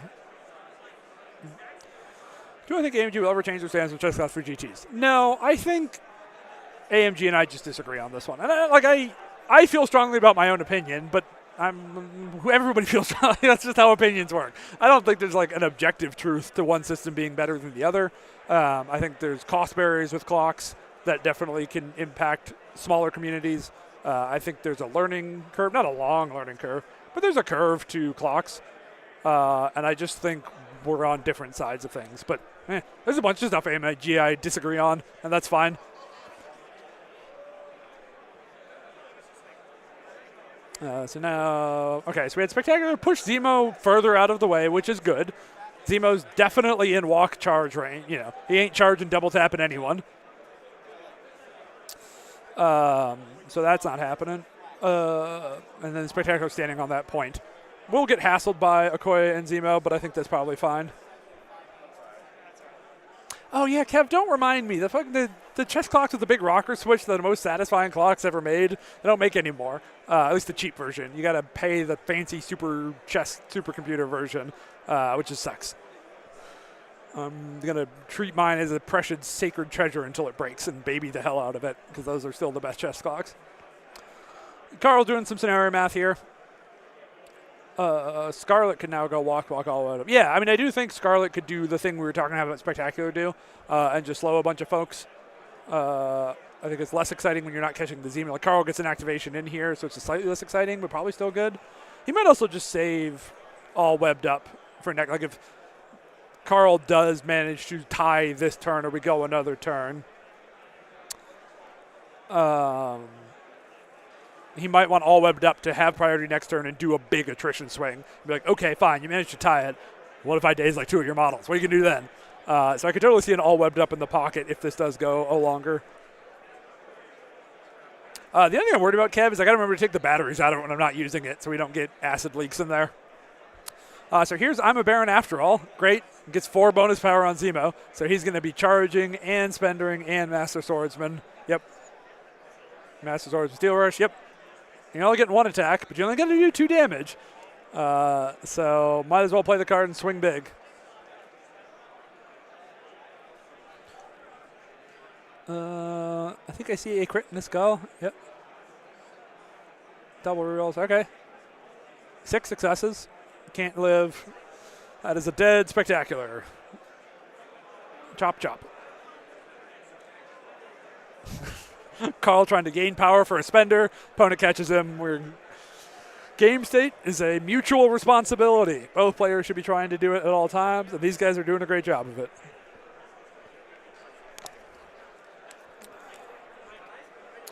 Okay, that's what you want Zemo to do, right? That was his job. Kill this guy, get a point. He's killing that guy, and he's holding that point. And now we still have the Scarlet Spider can walk, wang him off, but then Okoye can tie it with him, which is, I think, upside for Carl there. But I guess Carl will have to activate Okoye before Scarlet Spider. Like, Webbs will have last activation here for sure, right? 1, 2, 3 to go to. Nope, I lied. No, yeah, it's 3 to 3. So, yeah.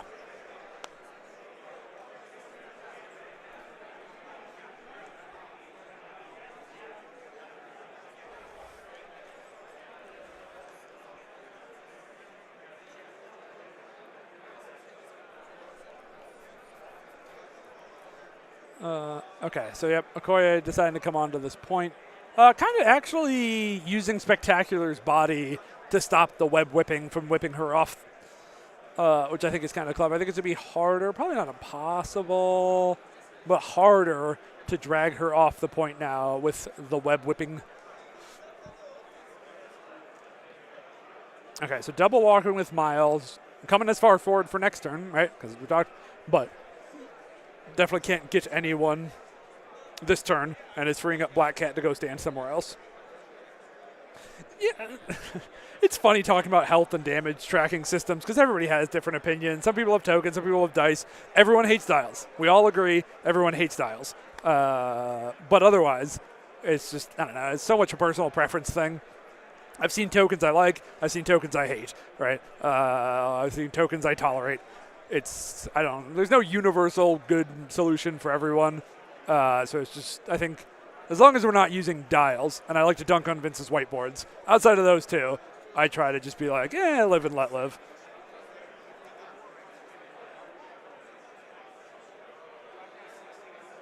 Web Warrior player doing math now. I think every activation in this turn, I've gotten to hear the players count up, see how many. It's like, okay, what's the score right now? I do a thing. Okay, what's the score right now? Okay, I do a thing. What's the score? And that's what you need to do, right? Like, that's how this should play out. But it's definitely fun to hear it happen. Yeah, Cody, I mean, I'm on Team Dice Cradles. I've been using them, oh, God, since the first, like, LVO 2021. Whatever the first Marvel LVO was, I bought them just before that. And I think they're great. I think they're my personal favorite solution. But they're definitely not for everyone. And that's fine. All right. Grappling hook. We might just see her come on to this point, like double walk on. She doesn't have the power for steal. But then Spectacular can not have to worry about getting a Quay off the point, and Web Warrior still score it. You can use the Web Whip just to put his butt on the point, and right? No, that would not work. It would be tied.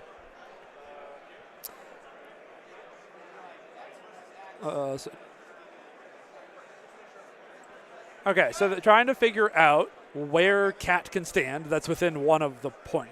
This is one of those interesting judge calls because, like, you can only kind of tell them this information. You know, like, he can tell you is a measurement is legal or not. But there's definitely things they can't tell you. Like, you have to commit to the movement before they can tell you. And then if you don't fit, like, auto rewinds and stuff. So it's and Omnis knows what he's doing. But I think this is an interesting judge call. And also, another place mentioned shaky hands, which is, boy, I got the shakiest hands. I call judges all the time for measurements other people weren't, just because I have, even when I'm maximum calm, I can't keep my hands steady. I just don't have steady hands. You can probably, I wonder if you can see them shake. And then, like, when I'm playing and the adrenaline's going, it's even worse.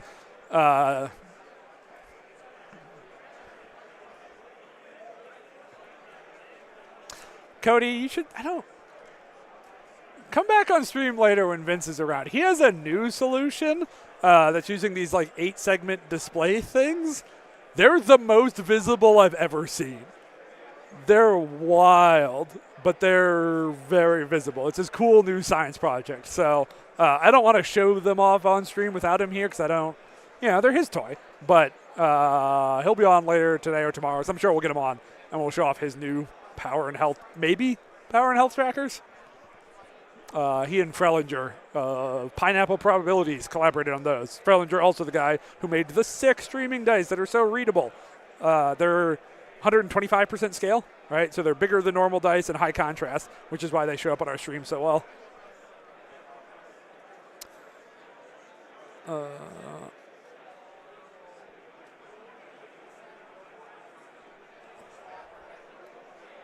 Okay, love it. Omnis is talking about it, that, like, I can't tell you if you fit until you commit to moving there. And then the judge tells you if you fit, but the judge can't tell you, like, hey, where's a legal place to stand on this point? Judge can't tell you that, right? That's not the judge's job. Because of how the pre-measuring rules are written in this game, they can't be just like, oh, you could stand here or here or here and be on the point. That's not how the judges work, right? So they have to be, you commit to this move, then I'll let you know what the legal board state is.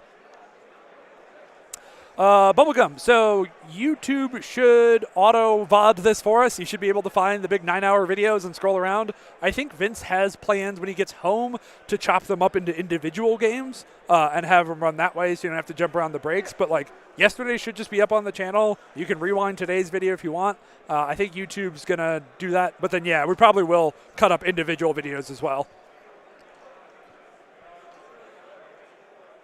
Okay, so the Black Hat decided it's not worth the risk of being placed in the questionable point, so it's just going to go to the safe place we know is in at the back of the point, which I think I would do the same thing. It's just like, it's so marginal value being on that one side versus the other that it's not worth just not being on the point, right? Like, if you're not on, it is a disaster. So I think I totally like the Web Warriors choice here. It's like, all right. So what do we got left to go? There's a Shang-Chi left to go, and a Scarlet Spider left to go.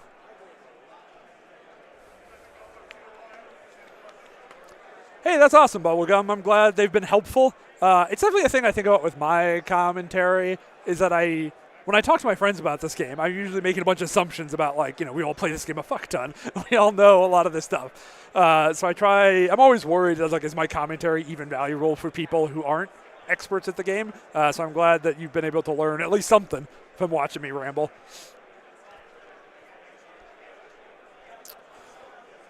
Okay. So Shang-Chi is going to try to mess up Spectacular. Or not Scarlet. I told you guys I'd do that. I told you. Oh, no. That is so many crits. Oh, no. Okay. Didn't convert. Okay. Well, 3 crits, but no pop, so that's success. Scarlet does not get rerolls against Mystic except the leadership, which is happening now. 3. Only 2 damage. Okay. Looked scary. Wasn't. He is 1-inch punching Wong off the point. How much power does Scarlet? Scarlet has 4. I don't think this actually changes what the Web Warriors can do, right? I think he can still throw Shang-Chi off the point. I don't remember how much does Scarlet Spider's throw cost, chat? What's the pin number to my tablet, chat? There we go. Okay, 3. Throwing Shang-Chi off the point. Yep, okay, so this is exactly what I was just thinking, right? Throw him off the point, and then we go see how the web whip shenanigans happen. Triple checking math, right? Currently, you're scoring 5, I'm scoring this. Before he moves off the point, he wants to make sure we agree on the score. I love it. I do this an incredible amount.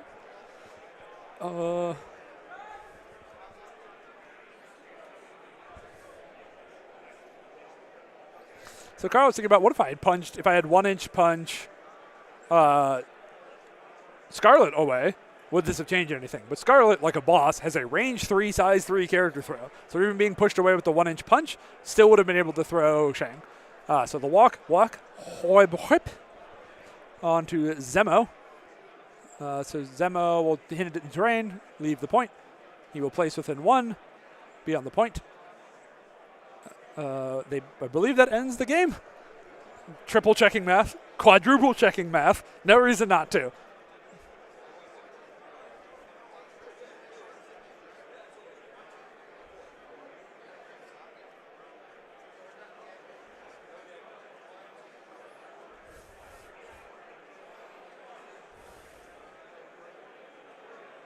Three for Web Warriors. 7. Yeah.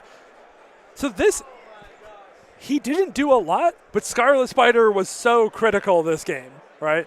He's the only Web Warrior that has a place, a throw, and a diceless pull, right? He has a web line, sort of, a web swing, sort of, and an incredible throw. No other Web Warrior has that combination. Often you don't need all that in one package, right? Like, I understand why Scarlet is less good than the standard 4, or 3s, right? Because, like, you don't usually need all that stuff, but that's a really good combination, right? And what he just did dicelessly is why Scarlet is cool. He can, the math of web whipping, pulling someone off while putting yourself on, right? That's the difference. Gwen doesn't do that. Gwen usually has to, like, pull you off and then spend an action to get on, and it gets harder for her to do that. Spectacular, same thing, only has his throw. Only Scarlet Spider has that ability to put himself on while pulling people off. Excellent game. Love it. Bubblegum. Yeah, I mean, that's the rules. You just keep the train outside of 2 each other. They have posted some recommended guidelines for number and quantity, right? Or like sizes. So like this many size, between like, I don't know, 5 and 7 size 2s, I think, and like 3 and 4 size 3s. If you Google around, you can find it. Ask on our Discord, you can find there's like, but those are recommendations. There are not rules. The only rule of terrain is the outside of 2 of one another pieces. So just, yeah, I mean, just go nuts with it. Do weird, interesting boards. The core rules handle terrain very well. It's hard to make an awful board. More chat questions. Oh, Carl was fishing for a stagger. Yeah, that makes sense. It's a shame he didn't have the power for Chi Mastery to guarantee that stagger. But if he hits the stagger, he wins good. Okay.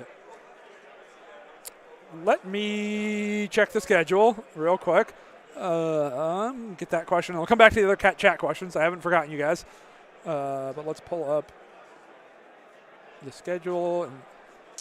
Round 3 is at 2 o'clock. So 1 hour and 20 minutes from now will be the next round. Great game from both sides. I agree. The more yeah, Ascar is one of those models that plays better than he reads, which is a common phenomenon in this game. There's also models that play way worse than they read. So like hot takes and early impressions are also very important, but you should play the models. You will absolutely learn and discover dirt in this game just by playing the models. Who's the baddie, Webheads or Emma? Okay, if you're asking me, I think Emma's the bad guy. I just hate the way Hellfire works. I don't like the open affiliations, right? I like that at least Web Warriors has to play by the normal affiliation rules, and that makes a difference to me.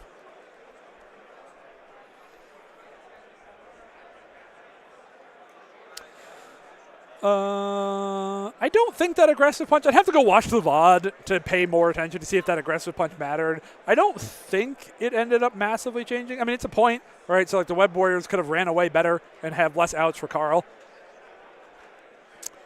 So a little, so there, I think, okay, so at the events I help run, Squad Goals and Second Wind, we usually shoot for 18 to 20-ish pieces of terrain, I think. This board's definitely a little below that, but there's a huge range of what's acceptable. Like there should be light terrain and heavy terrain boards, right? They shouldn't all ever be one thing. And so I'm just like, just do terrain stuff. I really do mean that. Put a lot on, put a little on. Put a bunch of one size, put a bunch of, more size 5, less size 5s. Just fool around with terrain. It should be very different from game to game. Dave, who's next guest commentator? I think it's very likely. So Pat, my co-host, is playing Eric Brown, one of my really good buddies from Sacramento. So I'm guessing whoever loses that game, very likely candidate to be our next victim. So we might get some Pat, we might get some Eric. But I don't know. I'm going to walk around and see. I don't think I'm going to do another solo one. It was really fun, but I'm losing my voice a bit. So probably try to actually get a guest for this next one.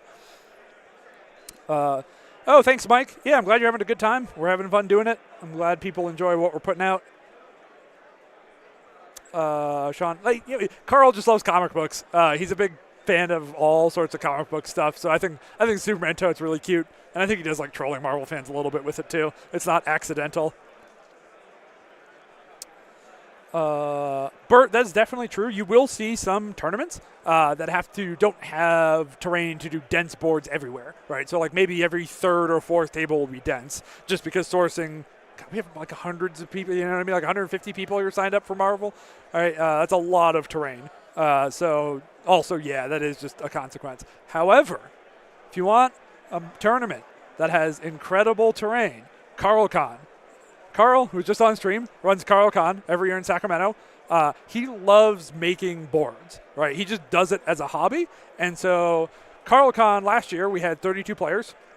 Every board was unique, right? Everyone is a different theme, different terrain. We had an underwater one. We had a Sentinel factory. We had a Hydra base. We had a snowy mountain. We had an Apocalypse tomb. If you play on TTS, you will see some of his boards have been scanned into the mod. So if you care about terrain, come to CarlCon. Tickets are on sale now. CarlCon.net. Check it out.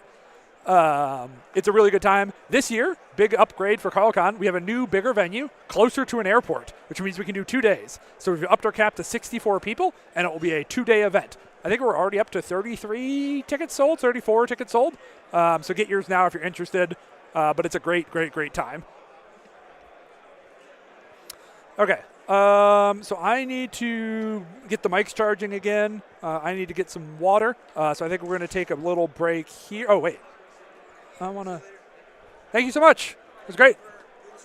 Yeah. Let's see. Is this? No, okay. We're working on trying to get a bracket we can explore together with chat. It looks like it's causing trouble. So we're gonna not do that. We're going to go to a break. All right, we'll see you guys in an hour and 15 minutes.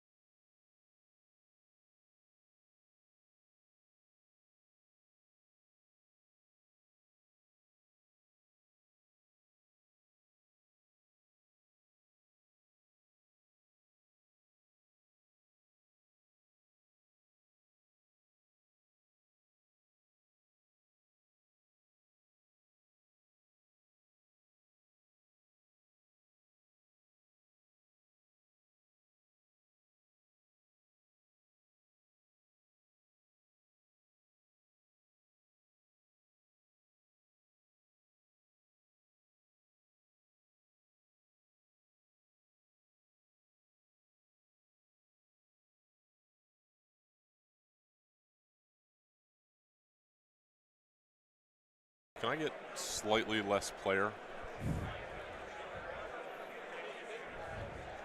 Yeah, you guys are good to go. Hello, stream. We are back. We have game 3 here. The Longshanks is behind a little bit. Yep, they're figuring out some pairing issues, but they know who's on stream, so we got those guys. So we're going to get rolling here while everybody else figures out their shit. So on the right is DeLuca with his, Asgard, Cabal, Dark Dimension, triple affiliation. Bag of question marks. On the left is Jeff Trost playing his Convocation Midnight Suns, right? In a second. I don't think it was. It was something I understood in Convocation. Maybe it wasn't. No, it was Convocation Midnight Suns. Okay. It looks like Jeff won Prio. I'm not totally sure. We'll figure that out. It's like Jeff's secures and Mike's extracts. Let's get chat out of over here so we can see the board. Has to be 20 threat. So Skrulls, Scoundrels, I think, is the only legal. 20 pair. I'll go over to the table once they have rosters and tactic cards selected and write those down for us so we know. Love it. I will need that. I have not looked at this table. Are the big mesh egg things 3s? I think the one in the top left is a 3 and the one towards the middle might be a 2. Nice. I heard the players talking about terrain sizes and then didn't. So they will figure it out. Yeah, they know what they are already. Right, we excellent. don't. It's a surprise for us. Oh no, they've covered the scoreboard. Oh, Illegal. When I go look at their rosters, if it's still there, I'll make sure.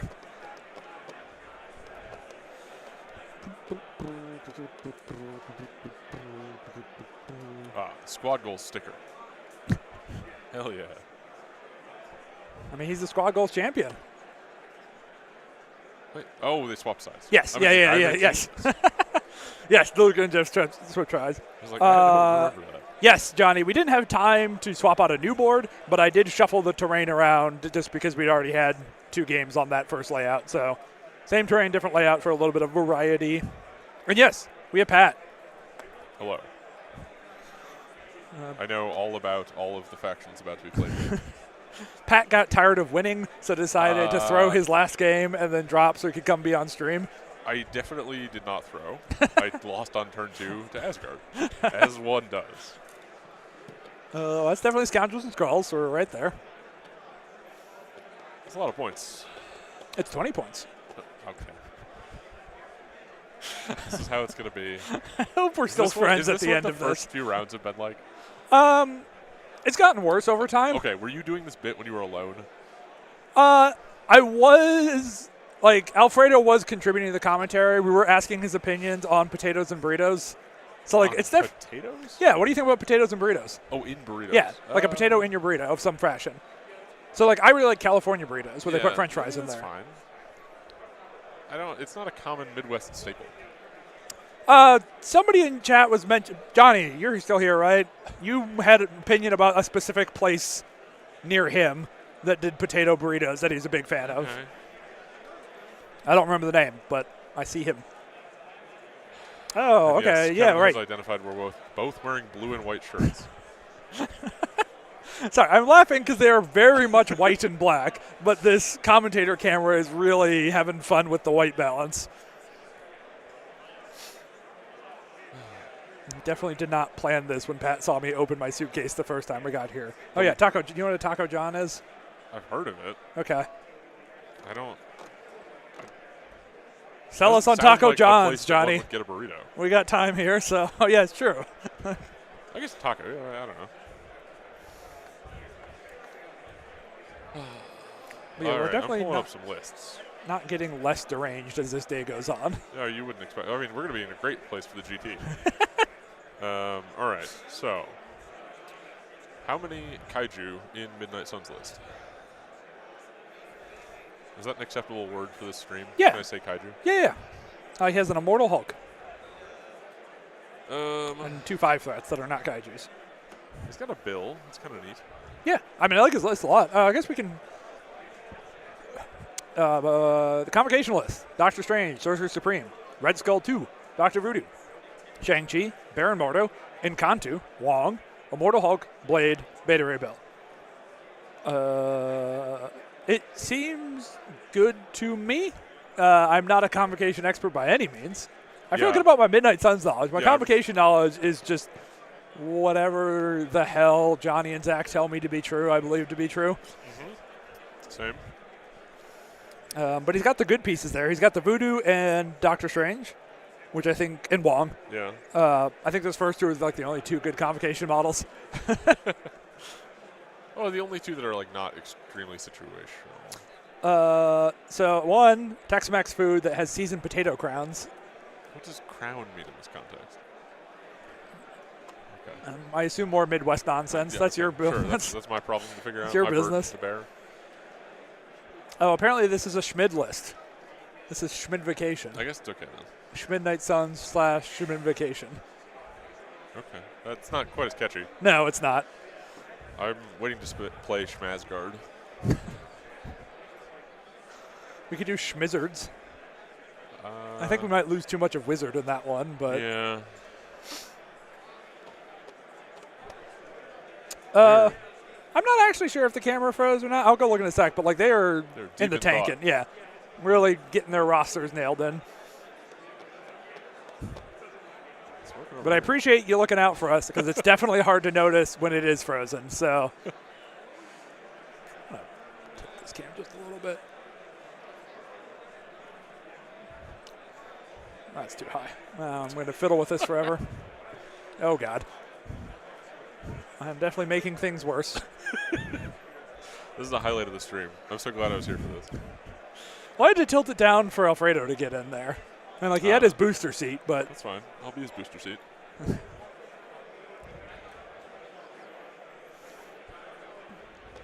Like tots except flat for your potato crowns.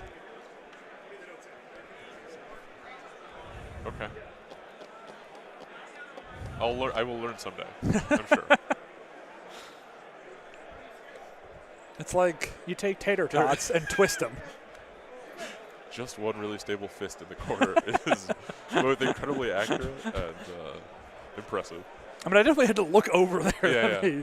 And then immediately Mike started moving. No wasted energy here. This is the part where Pat learns how Ironbound Books works. I don't believe you. Yeah, I believe you're going to read it. I'm going to read it. Yes. And remember half of it. Which half is the good half? I'm thinking of the other thing. What's the name of the one I want to know about? Bar with no doors. Okay. Ironbound Books, Sans Doors. How many wacky convocation cards does he have in here? Hopefully not very many. Oh, no, you're fine. It's just bar, books, and plain. Yeah, but what's... Plain and Poldark is Dark Rain, but Mystic Attacks. Okay. You know what Dark Rain is, right? Yeah, sort of. God. It's 3 rolls on a single target. Yep. All right. Devils, I mean, there's a lot of Asgard here. Might have one on stream for the first time on the weekend if Mike goes that route. But, like... They're getting close. They're popular, but I think Midnight Suns are, like, about the same as... Yeah, I was going to say. They started even, at least. No. At least right now, Asgard are up to 9, and then Avengers and Midnight Suns at 8 each, and then Cabal at Webs at 7. So, like, honestly, a pretty diverse spread. I mean, well, okay. Okay, between those 5, that's like... Yes, but those 5 are very different. Yeah. So it's like how are we measuring diversity here, right? I mean, yes, like the bottom of this looks bad in a hurry, right? Like there's a lot down there, 1s and 2s and unused. So it's not the most factions we've seen. It's actually better than I would have thought.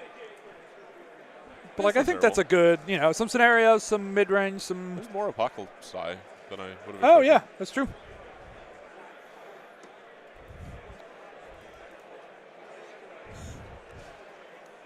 That's a good... I'm going to add that to my pre-game checklist. It's a good thing to check. I am affiliated and my opponent is. Oh, no. What? So it's Midnight Suns with Supreme. Oh, right. Okay. As the splash. Yeah. Well, that's exciting. Strange seems like a good Midnight Sun. Or a decent Midnight Sun. I love when the players read off the card so I don't have to walk over there. Well, we got some Asgard coming. That's exciting.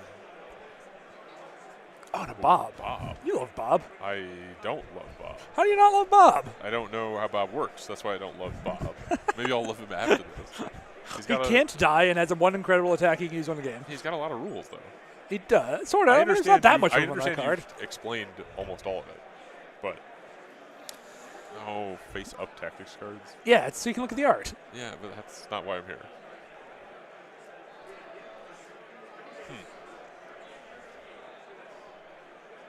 Asgard, Zemo, Bob. That's an interesting 20. That must. So I think that's Brace, Recal, Rainbow Bridge, Fallback, and Odin's. Based on my art judging skills. You said Fallback in there? Yeah. Yeah, the one with the Iron Man suit is Fallback. I haven't seen much Fallback at all. Oh. It's Oh. We can keep it over here if you want. Yep. DeLuca trying to give away his opponent's hoodie. Already get him.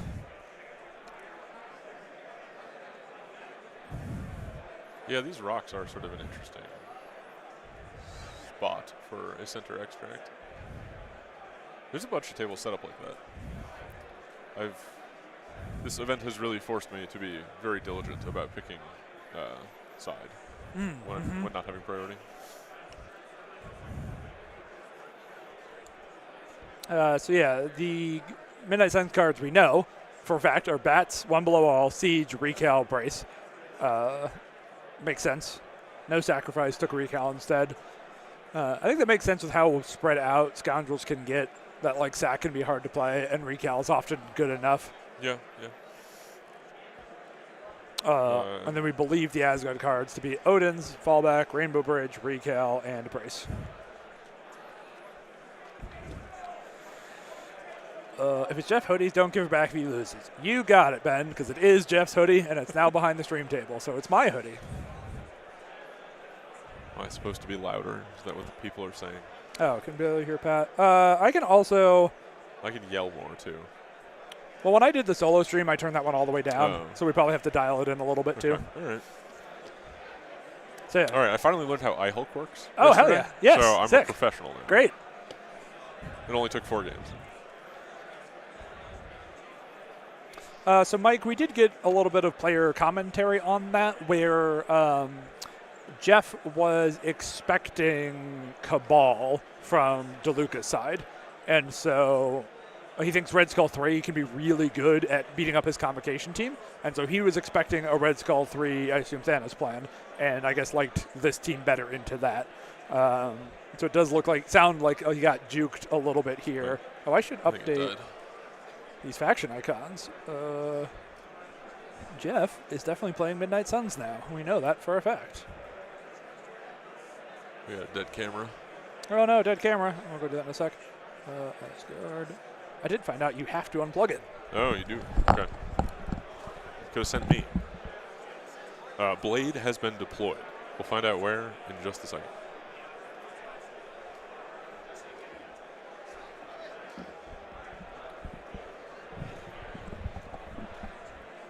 And this. And this. Okay, so we got the Voodoo by the iHulk, the Bob by the Zemo. Midnight Suns on stream. This is our 5th Midnight Suns game, I think. Really? I might be. We've had a lot. You've had a lot of them. Does it count double when there's 2? Yes. Okay. I don't think we had a mirror yet. Did? Oh, but the game Boss played wasn't in the mirror. Oh, maybe that was the mirror. I don't know. I lost. Boy. I've watched a lot of Marvel. It is hard to keep track. Okay, we're playing Where is Blade? Oh, at the top. Found him. Yep, hiding by the rocks. Okay. So, what? This is not a particularly safe grab forward Midnight Suns. Supreme Strange can do it. Yeah, that's one, but it's... Do you need more than one? It's kind of awkward, isn't it? Well, he just walks, walks. Oh, Yeah, if you're a medium base, medium move with more than 1 power turn, you can be a safe grab Midnight Suns. Oh, right, I guess. Oh, no, bots fight spider foes. His Asgard mirrors were off-stream games. Okay.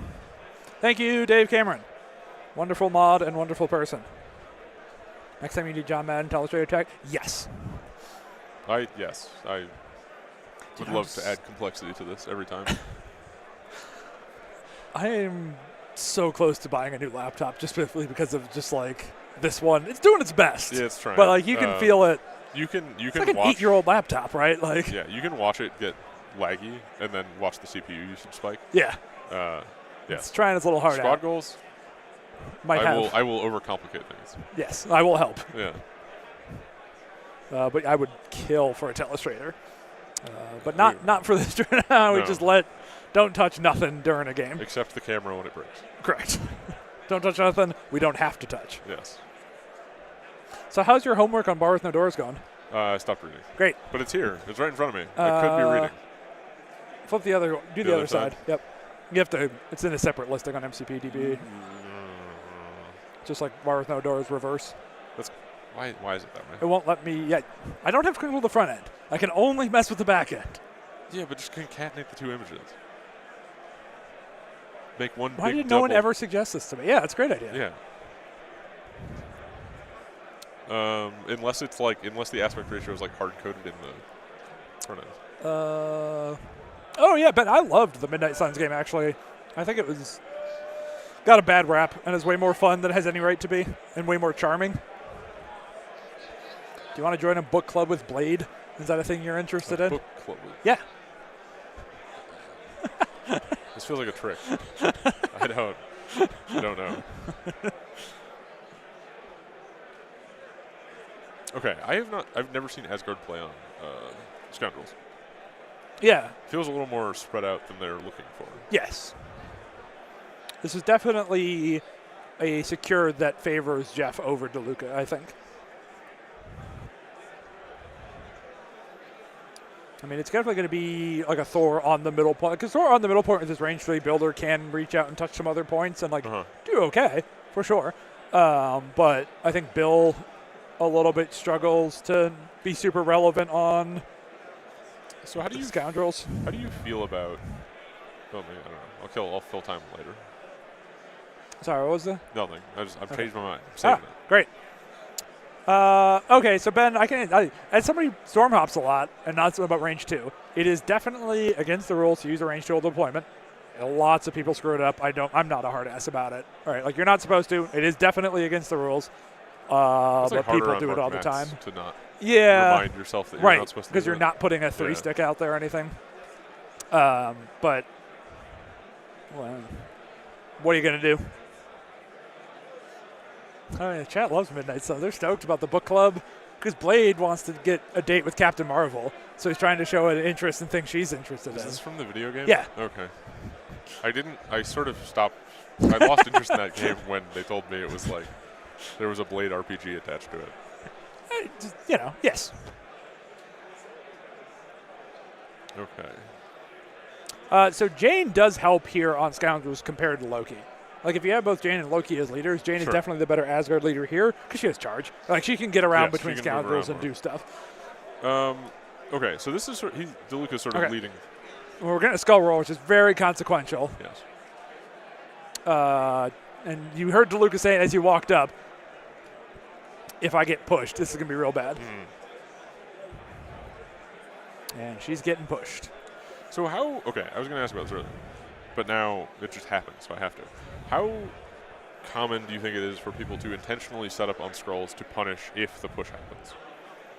I think you often get that incidentally. Okay. Like this Blade is definitely, because like Blade just planned to walk to that point anyways. Sure. And he's still going to do that. Yeah. And now he can make a punch while he does so. So I don't think you see people plan around that specifically. Okay. It just happens because of like most secure layouts and most deployment strategies kind of line up that way anyways.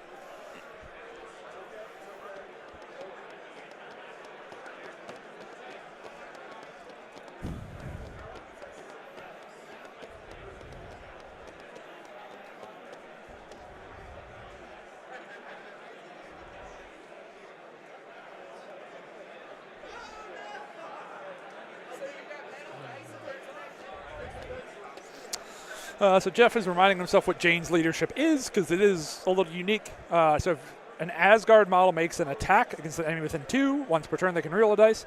If one of your models is attacked from outside of 2, they can reroll 1 defensive die once per turn.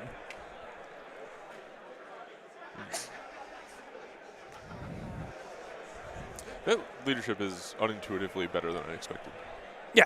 Yeah, like by a pretty fair margin. It's only okay. Yeah. Like, a lot of leaderships are a lot better, but it's just, like, totally free value. Yeah, and, like, the model itself is stronger than yes. I gave it credit for, too. That's the biggest thing for Jane for me, is that she as a character is really good. So much of it comes down to just, like, there's such an ocean of difference in this game between a range 2 and a range 3 builder. For sure. And just, like, like turn literally 1, twice 2, as far. Yes. Yeah. Well, and then just, like, because of the nature of, like, distances between points and, like, you to the midline, right? Thor 1 can't hit someone on the midline turn 1 with a walk-in punch. He can throw his hammer. She can walk and build to them. Huge difference. So, yeah, I think we're going to see a bump from Blade and him to throw some glaives. If he gets pursuits, he can get on the point for free. He might just walk if he doesn't. I actually think probably can double glaive, because Voodoo's going to have to walk, and so walk bump puts Voodoo on the point anyways. Right.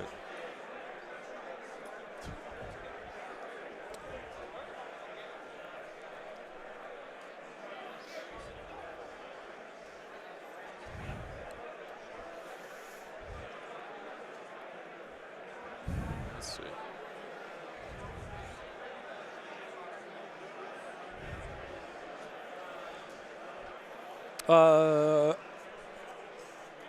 IKEA Squid, it is Mike DeLuke on the left and Jeff Trost on the right.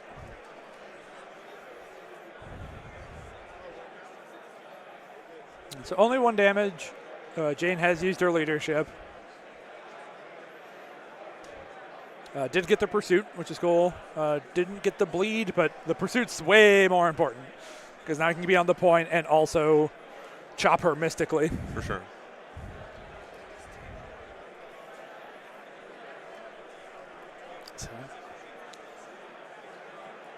Oh, I'm thinking about staying outside of 2. I'm going in. I'm chopping her. Like, her builder's range 3. Yeah. Also, being within range 2 means she can't spend you unless she wants to hurt herself. Oh, it hurts her too. Yes. Thing to watch out for. Her spender does 2 damage to every model within 2 of the target, herself included. Okay. So I would definitely be going in range here to hit her with the sword and guarantee the bleed. And also 5 dice pierce is way better than 4 dice physical. Hitting the bleed turn 1 is pretty good. Yeah, and it gives Blade extra power and stuff, Yeah. and then threatens to spender her at the top of next turn.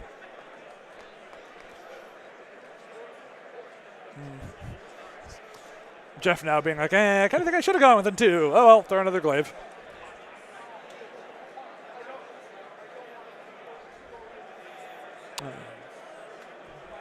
No blocks. Ooh.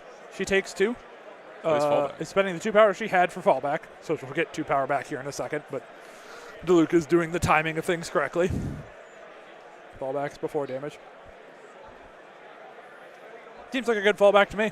Yeah, I mean, getting out of there with the scroll. Definitely in range to get voodooed if she's stuck there. Yeah, definitely. Sucks to play fallback on turn 1, but, you know. I mean, yeah, to stay even on X-ranks. Yeah, right, you gotta Marvel's the game about reacting to changing situations. Yep. Now, looking like he's going to go grab his scroll to keep things. Yeah, just have Zemo grab the safe scroll so nothing squirrely happens. Even if Zemo gets pushed, he can long move wherever he wants. So this is a situation where I never know where to put Zemo after this. Like. One of the, I think one of your 2 scoundrels. Right. I kind of think the top one. So you're kind of guessing which side do you think the fight's going to start on. And also, like, I think this push also changed, like, because Zemo now can't get to the Jane point, right? So to some extent, your opponent gets to control where you go, unless they push you, like, straight forward.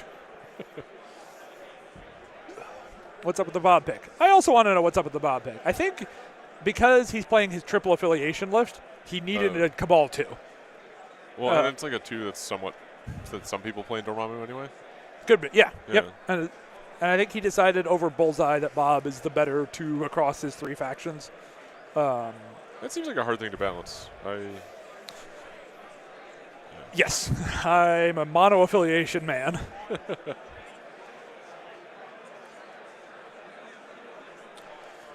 And I like Bob. Yeah, I mean, Mike had Bob in his squad goals roster, and Bob won him at least one game. Okay. With cool rocket stuff. So there you go. I mean, Bob's a good model, right? Like, just because I don't understand it, Bob is definitively a good model. Okay. Like, he might be harder to use. Like, Bullseye's very straightforward. You throw knives, do your auto points, live your knife throwing life. Bullseye, much higher floor, lower ceiling. Yes. But the Bob rocket is very strong. Yep. The not being Kato part is very strong. Uh-huh. So we had a bump from iHulk, I believe, and then walk to get this. Terrain kind of getting in his way. Or maybe it was walk. I'm pretty sure. I think it was bump walk, but let's see what he does from here. I don't think bump walks get you to the midline. Does it not? Like, he's way up there. Like, I think it would get you to the scroll, but not all the way to the midline. But if you're like barely one off the D and you bump, you're pretty much at the back of that piece of terrain, which is where he walked from, I think. Well, I mean, Hulk's staying there, so All it right. has 2 power. I might so have that's lied double to you. walk. I tried to lie to everyone. Sorry. Yeah, Brian. Yeah, it was Squad Goals was the team event where he couldn't have Bullseye. And it's like, well, let's try Bob. And then Bob worked out great, and he's been a Bob lover ever since. That's kind of funny. Forces you to learn something. I mean, yeah, that's, you know, one of the fun parts of team events. You don't get to play the 10 perfect best models. I learned that I really wanted Crimson Dynamo still. That was my learning yeah. from Squad Goals. Yeah, the team composition for Team Taco was not ideal. It was a good time. Oh, yeah. All right, Bob going to showdown with iHulk. I mean, listen, he's great for that. You just need some idiot slow down the scoring a bit, and you do not care if iHulk wants to punch Bob. That's true. Yes, you would love please punch iHulk my Bob. Yeah, yeah. like, oh my God, Bob would love it. I would love it. Interesting. Okay. Going to the middle to get the point. Well, it's also sort of putting Bill towards the iHulk, which he wants to control. Hopefully. Totally. Yeah. But he's not going to have priority. So. But I do think Bill getting punched twice from iHulk is much like. Yeah, it's less fun. Less as fun as Bob. Yeah, I saw that, Mike, that we had. So, you know, Pork Roll Protocol, yeah. the East Coast group. We have 3 teams signed up for Squad Goals already. Really? 3? Yes. They're sending 9 people. That's very cool. And unbelievable.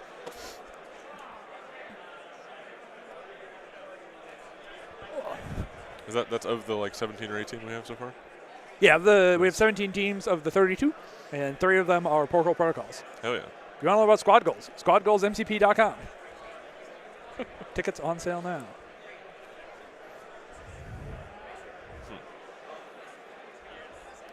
So Jane hiding behind the purple tree. Yep. Voodoo walked up, was looking to see, I think, kind of like bump and do shenanigans. What options do I have? I'm guessing, maybe wants to get him. That's a medium. I think a bump might get him within 3 of her. I mean, she will be on the Scoundrel, so she'll have 4 dice cover. Yeah. Her rerolls are physical and energy only on defense, so not against Mystic. But still 4 dice on covers should be good enough. Yeah. But also, you know, Voodoo can hit some 6 saps and then dumb shit can happen. Well, and he can his double hit and throw her off the point, yeah. 2 hits. Yeah. Just to cost him the point. I mean, every time Voodoo rolls his builder, anything can happen.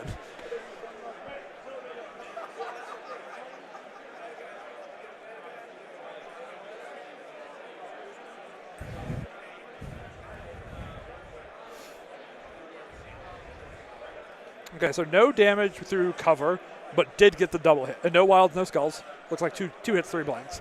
So he can throw Jane somewhere. I mean, definitely throw her off the point, but Thor can probably just go get that point. If you throw her towards you, it probably just means she activates first. Yep. I mean, he still has an activation first, right? Oh, right. Sorry, Midnight Sun's on priority. Yeah, I'm absolutely sucking her in and getting her for iHulk. Yeah.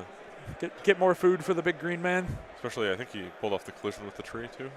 Yep, looks like he bonks the tree for a point. So that's 4 damage of her 8 health on the front. I still think we're going to see Thor. Ooh, might be able to walk and punch. I don't think we'll put him on the Scoundrel. No, it doesn't look like it. And there's not a great way. I guess he could pounce into that terrain to be on the scoundrel if the attack does the damage. Sure. Well, we'll see. It's hard to tell from where we're at if that's within 3 or not. And you see DeLuca fiddling with it, trying to figure it out for himself.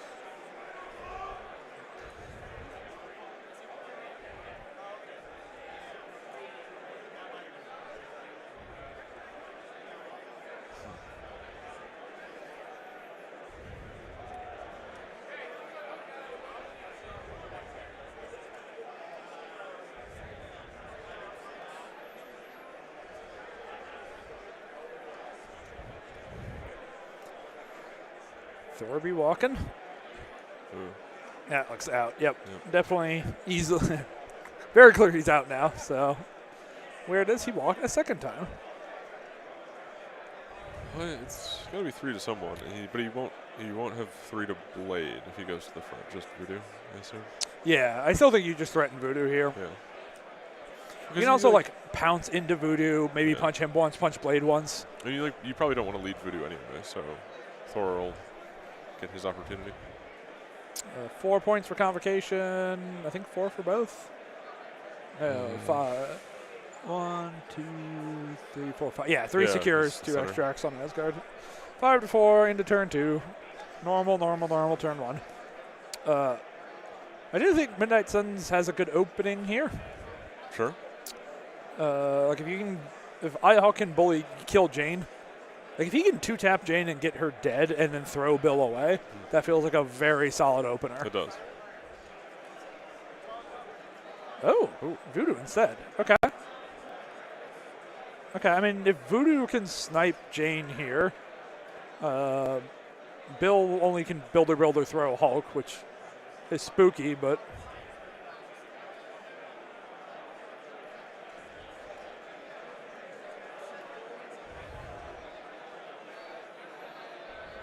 so it sounds like 2 successes on Voodoo's side. 1 damage to Jane. Jane leadership was used. Voodoo rolled skull, so gets power and gets a power. 1 for damage, 1 for skull. How much is the Voodoo spender? 4 and it's range 2. Yeah. I'm assuming they're out of 2, but it's unclear. Yeah, I think so. I was just looking for the bump spender. Oh, yeah, bump spender. It does feel like he's pretty dedicated to dazing her here. Yes. I think if he had the power, I would absolutely bump off the pointed Staff of Legba her.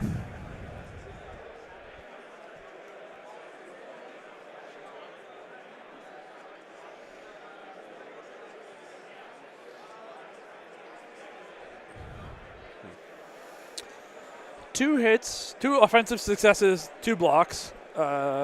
Does some wild, 1 wild, 1 skull. So he's getting 2 power out of this, but no more damage. I think he's thinking about bats. What is the bats here get? So it sounds like he has like 1 hit. Yeah, okay. And so he can play 2 power to gain a success and turn on the throw. It still doesn't daze, does it? No. And I only play bats when it guarantees a thing. Yeah. Either a guaranteed live or a guaranteed kill. So it guarantees the throw. Does that throw go far enough to matter? I don't think so. It's a little hard to tell how far west we can throw her. Yeah. If there's like a tree Where root in the ray or something. Yeah.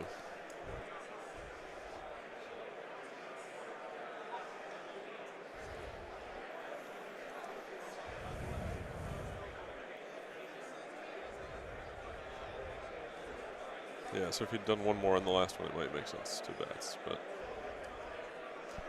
yeah, if she's on 2 health, we got real conversation here. I guess that is a thing I didn't think about in terms of the choice of leading with Voodoo, is that like by the second attack, your odds of having the power to bats are pretty good, and it is, reasonably worth spending to convert that. Siege instead. Okay. Oh, changed his mind. Bats. He said siege. It's like no, actually bats. Pay 2 power. Make 1 die a hit. She takes damage from the attack, and the throw will be happening here.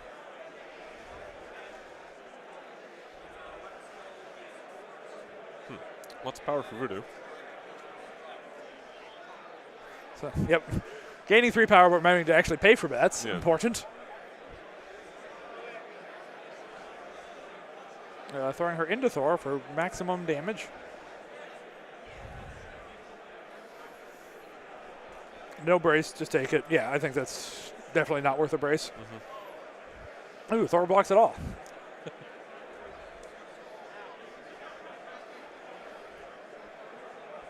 Ooh, going all the way in. We are getting a siege. I mean, every Midnight Suns player can use it here to make an attacks, which is a good rule of thumb. I mean, that's true, but the Blade one's going to be a little sad. Well, I think I start with Blade to throw a knife at Jane, and then Voodoo can punch Thor. Yeah, I mean, it's worth a gamble. Because, like, what else is Blade doing, right? Yeah.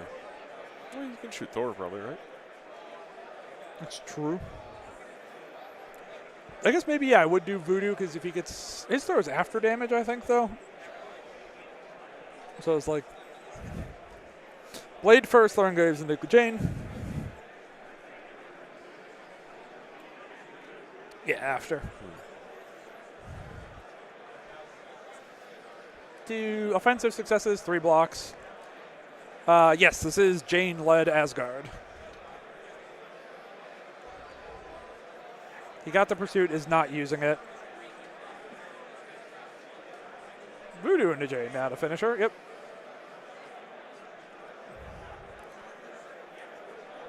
Gets it done. All right. Gets the 1 damage and 2 saps. So Voodoo's going to have 1 million billion powers.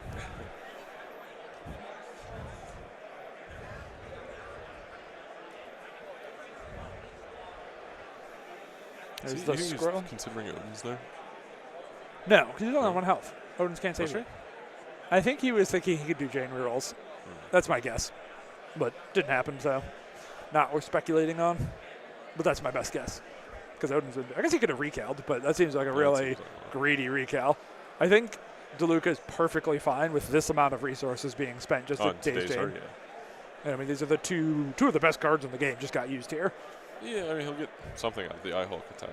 Yeah. I mean, you know, Jeff's getting good value out of these cards for sure. But I think sometimes you just got to let stuff die in this game. Yeah.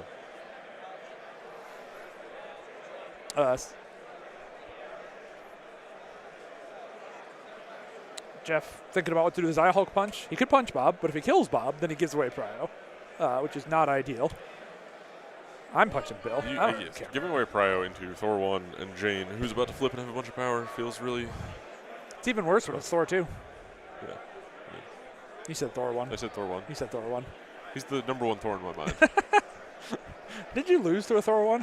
Yes. But I also lost to a Thor 2. Oh, no. Bad punch. Bill paid 1 to reduce, takes 1 total. No wild either. Rough. And Mike is thinking about aggressives. Seems free. Yeah. I don't think it changes much, but I would, why not walk up there? And the siege is over. Voodoo's going to pick up the scroll. Does he get scroll push? Oh, man. I think he's kind of in a bad spot regardless, but getting pushed makes it way worse for sure. He gets the skulls, he gets the power, but he is getting scrolled. And come over, get another model hidden behind this tree where we can't see them. Oh, we can see just enough.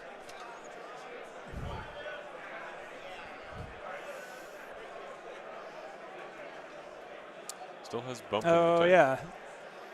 Thinking about can it save his life, change his positioning. I mean, definitely can't get on the terrain, can't avoid the pounce. I think that's kind of what he's looking for. Is there anything to hide behind to not pounce? But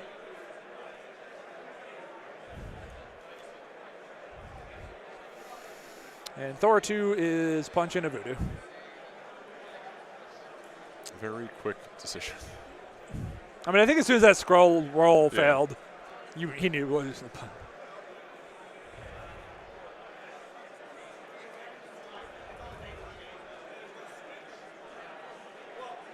Using Jane leadership here on the blank. 7 successes on 7 dice.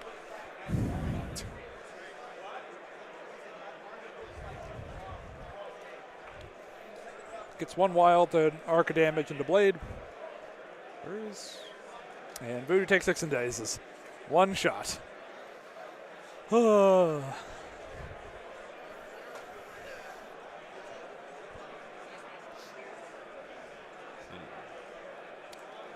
Pretty rough.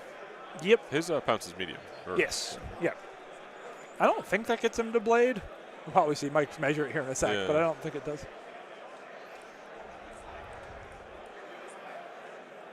Oh, so yeah, get rid of the tree. Get rid of the tree. We can see. So Thor has a cool long terrain throw. So he's a real sniper. That, yeah. Those bonking blade with the size 3 tree, I think I heard. Yep.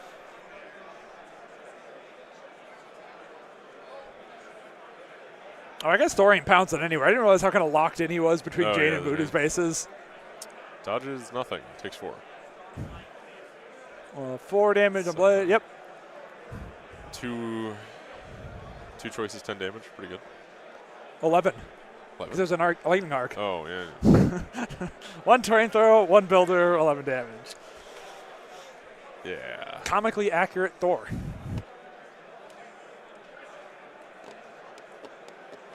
And deciding not worth doing anything else, just make some distance between him and I-Hulk. He's very happy.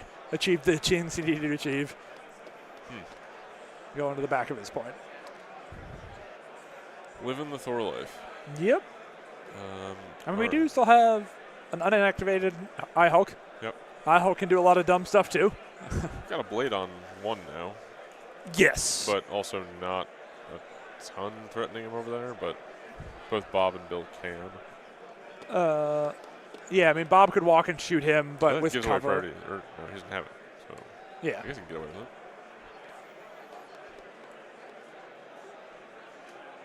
it. But I do think a blade activation here. I'm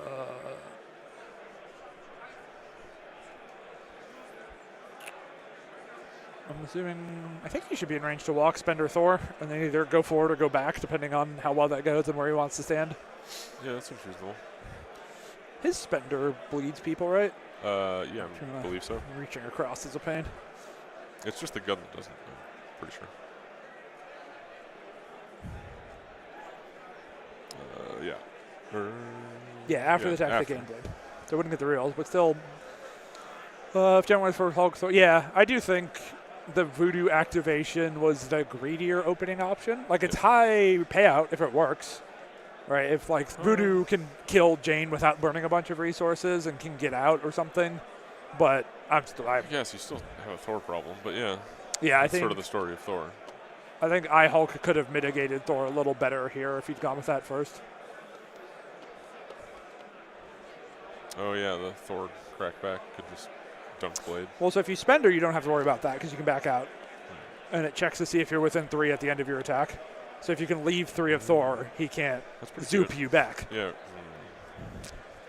I wasn't here for that, so it doesn't. Well, it's fine. You're here now to learn about zoops. The chat loves zoops. I love zoops. Is that just a different word for soup? How do you spell it? Z-O-O-P. Okay. That's not as fun. So wait.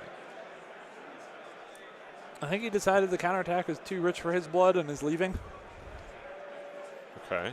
So you go Spender one of the middle guys? Yeah, okay. Yeah. Bill's immune to bleed? Yeah, he's like a robot horseman. I knew he was immune to fire, but... He is. And poison. Damn. All right. It's okay, you never play a lot of Bill. Yeah, I know. That's why I'm confused.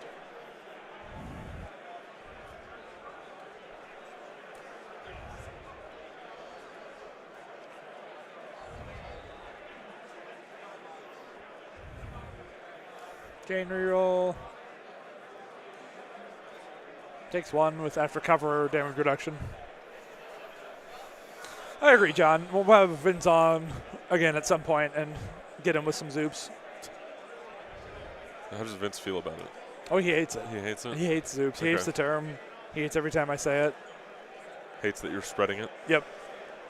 Oh, he's real mad that chat liked zoops.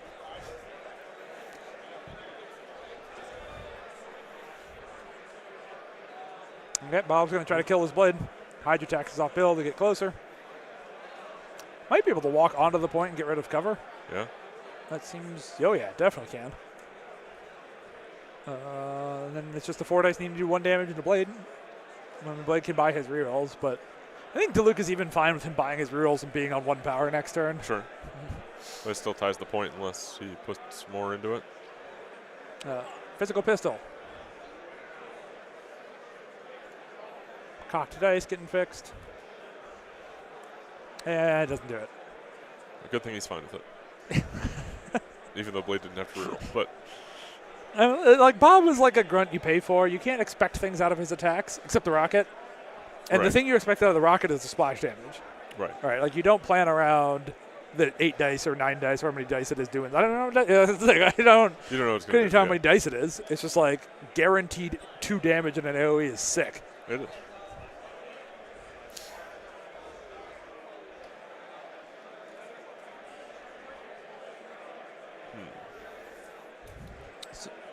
So we've got Bill and Zemo versus iHulk and Supreme Strange with his brilliant white cloak. There's a lot of points left in the last 2 Midnight Suns activations. Yes, totally. Still got some And they're power. both pretty mobile models who can get at targets they want. Mm-hmm. I do think there's a... So, like, iHulk probably has to go here. Because, like, Strange, if he actually dazes either of these 2 models, gives away priority. Right. So I think iHulk's going to have to go deal with the Hulk. activated stuff. And then I think Bill's going to follow him. Right. Which means Supreme Strange won't have anything great to do. Yeah. But I don't see a better line for the Midnight Suns here besides doing that. So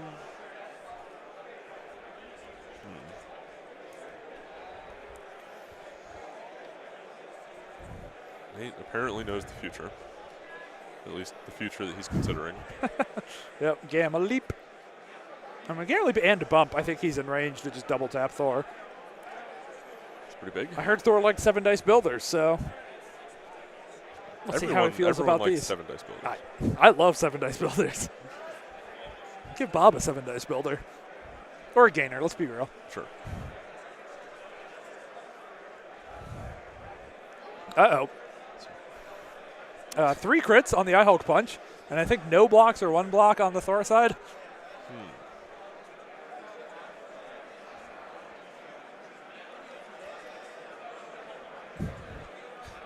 8 successes to 0. So a recalibration matrix. And DeLuca slammed that one. He was very ready on the recal button. Only 1 skull on the iHulk side, so rolling 10 dice. And the recal to reduce that to 1 damage. Cool. Good recal. It's just like playing a second Odin. Yes. I mean, yeah, that's Yes. why it's here, Yeah, right? yeah. Like, DeLuca went very defensive with these cards. You notice no Brothers in Arms, right? Very defensive. And it's also because he has the weird triple affiliation, doesn't want restricted brothers. But, yeah.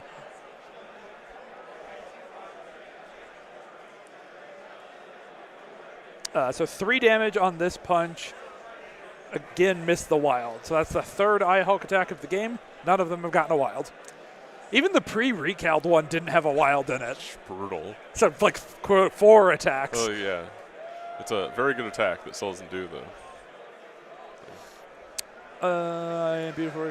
Yes, Glenn, Pat lost in his round 2 to Eric Wong. So now here to help me out on commentary so I don't go totally insane. Gets the the Thor piece of terrain counterattack. thrown at him, and Oh, yeah, Terrain Thor, yeah. blocks 1, takes 3, I think. Yep. So alive on 2, right? 9 health on Thor, I think? Yeah, I believe so. Hanging on to that scroll. Yeah. Shades of Pat versus bots. He's not Pat, he's Dunford. This is Pat. You're talking about Dunford. Good. Quite excellent. confusing me. I mean, look, if there's 2 Pats, it's confusing. I'm playing his list. That's the 2nd incredible recal we've seen on stream this weekend. Is it? Yeah, of just like 11 successes, recal, 1 success.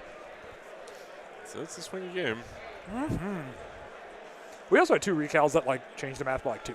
So like we've seen the full scope of recals, but there's been 2 very monumental, consequential ones. Yeah. I mean, that's why you bring it. How you feeling, Pat? I'm fine. That's why, like, I don't know. I got pretty good by Asgard, as you do. I was thinking about that at the beginning of this turn. That game at the beginning of this turn, because I had to play like all of my movement cards on turn 2 to chase. Oh, Cody's back. So Cody is one of the biggest Zoop fans. He's got the Zoopa Troopa, which I think is an excellent. Okay. You'll be a Zoopa Trooper by the end of this, Pat. Don't worry. We'll get you on board. I'm not against it. Excellent. I just am not confident I know what is and is not. We'll talk about it when there's a good moment here.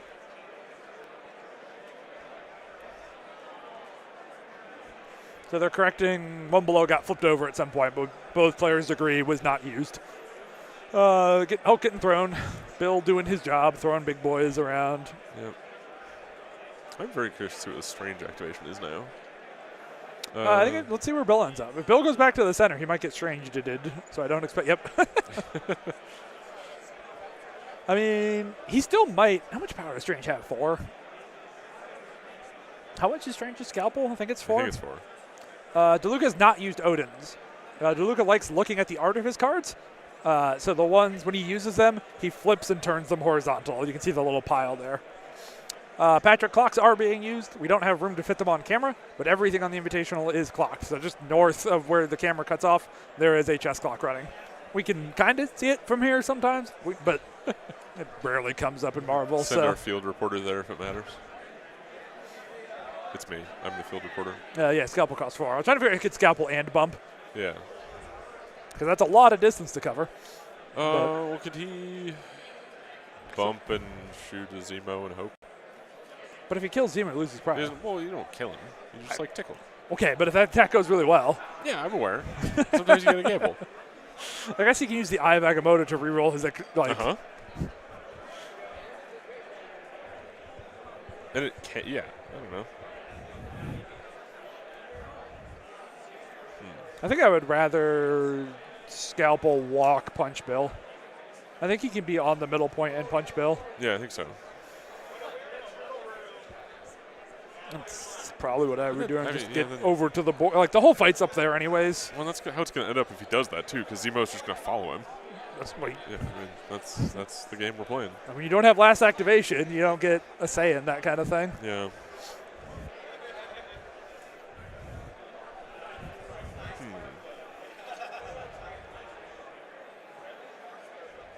Thorbjorn. So these are also 45 minutes a player. As I haven't heard of anybody clocking out yet. I haven't really been keeping up. I have to, stream tabling versus seeing what's going on in the wide world out there. But I haven't heard any about clock issues or any people clocking. I haven't either. I've seen some that have gotten low, but it's mostly been, I think, some mismanagement of whose time things were running on. Okay, so a walk. I also don't hate walk gunshot and just bank power for future.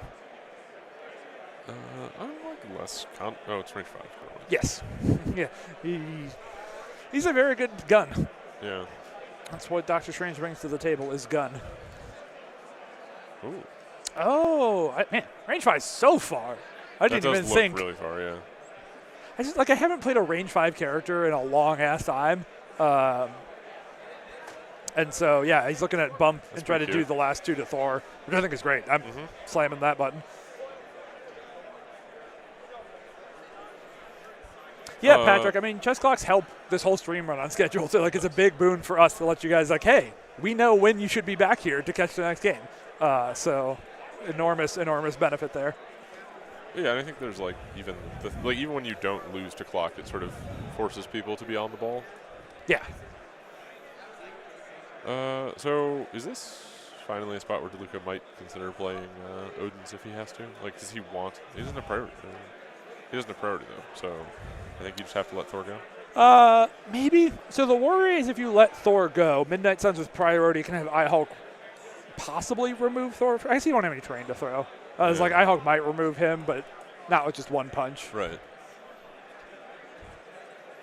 But, I mean, I don't know. Playing a turn without Thor also not great. So. Yeah, I'm actually starting to think that maybe you don't want to shoot Thor here and hit him at the top of the next turn. Okay. That could be. And soften someone else. Soften someone else up instead so iHulk can maybe get more. That makes sense. Well, let's go to Thor.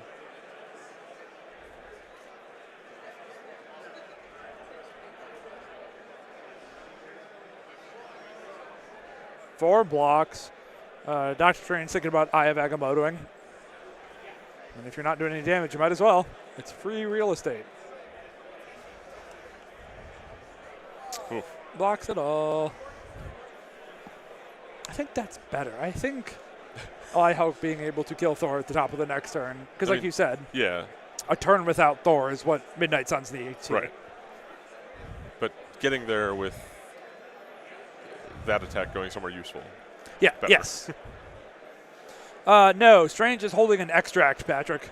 It's not a damage marker. That's one of the extract tokens they're using. It's a core box 2 ones that look way too much like wounds. People screw that one up all the time. The core box 2 ones, yeah, really get Myself me every time. included. But yeah, it's not the first time Stream's gotten that one, but I also fuck it up. Strange is unhurt. Nobody's done anything to him. Not yet. Here comes Zemo.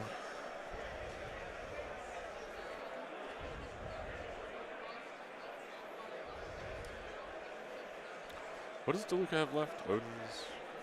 Odin's Rainbow Bridge Brace. That's what it was.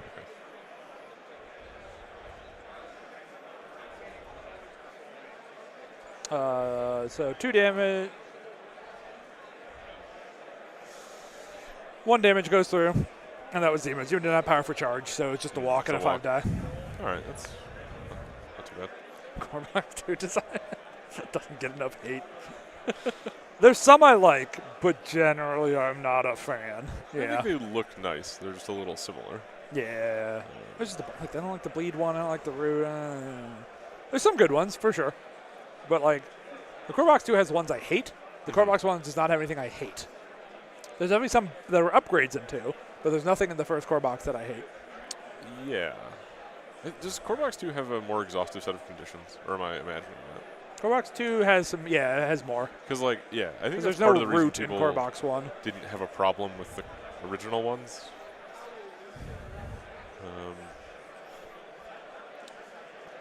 Jane with only 6 in the back. Yeah, the bleed, incinerate, and wounds all look too similar in Core Box 2. That's the real. It's really the incinerate is probably the one that gets me most frequently. Ooh, 1 below all. Yep, trying to save power for attacks and move with. Ooh, he's thinking differently. Maybe he doesn't need the power. May have adjusted his plan based on last turns, So not starting with iHulk. Yeah, I mean, this is the fun part of iHulk and Sons, is he can teleport himself for 1, 2, or 3 power for varying degrees of efficiency and distance. There's all these levers he can pull on where he wants to stand. That is pretty goofy. Did decide to 1 below. That makes sense. He needs to get on the point if he can so that Thor doesn't have cover here. If you don't get him, here's the question. Do you Odin's the first punch?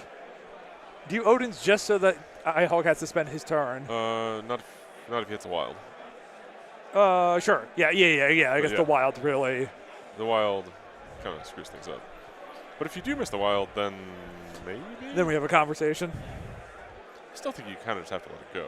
Because Probably. iHulk's got a... I guess he can teleport and punch again, which you prefer to avoid. I think I heard a wild happened for the first time on iHulk. Yeah, it looks like it. He's thinking about Odin's, which I'm kind of with you on. I think Yeah, I think you just let it go. Takes 1 damage. Boop, boop. Here's the Thor going. Can be omnidirectional because iHulk's a cool guy with big, strong arms. That can punch in any direction. Agreeing on Thor angles, bonks into Jane. Cool.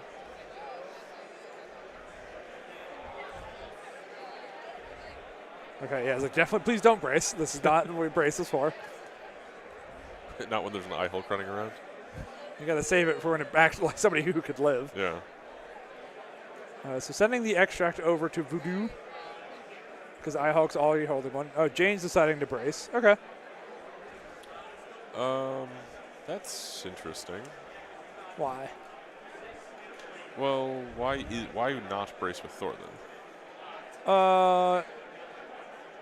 Like if you're playing it anyway for the other half of the clue, don't you want him? Yeah. Or okay, isn't there a world where you want him to waste the second action on that Thor? But then again, if you just get held hostage on one again, you're like, well, you could activate then. I don't know. I guess that doesn't. I don't think the understand worry. Okay, I think the reason to not brace on Thor is that Hulk has enough power to throw Thor again. a second time and then punch Jane. And I think that's actually likely because Jane only has 6 health on this side. Yeah. Okay. So I think you have to. I think his goal is actually here to protect Jane. That makes sense. I like the brace. I'm on team the brace on Jane and not on Thor was actually correct. That's interesting. Okay. Okay, Odin's. I didn't hear the numbers, but DeLuca was very immediately Odinsing, so I'm guessing big was the correct number of successes. Gets 1 power to Ihulk, so he has enough for a character throw. But yeah, doesn't have anything to throw into Jane. Yeah, smart brace.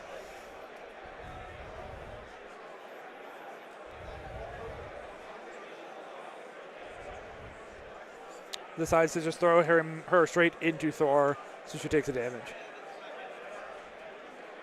Oh, right, the attack had a wild. And now here's the viable throw. Oh, damn it.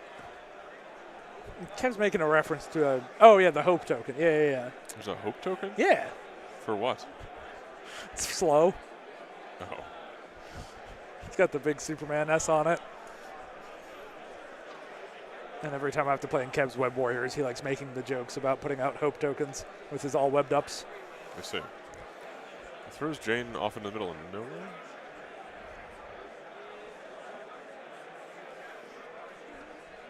So throwing Jane to here.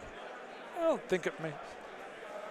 Johnny, he already sieged. Siege was spent previous turn.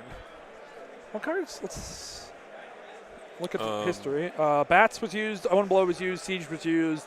So I think Recal and Brace left for Midnight Suns. I don't think they played Brace yet. I don't think so. And here's Jane charging, probably trying to kill Voodoo.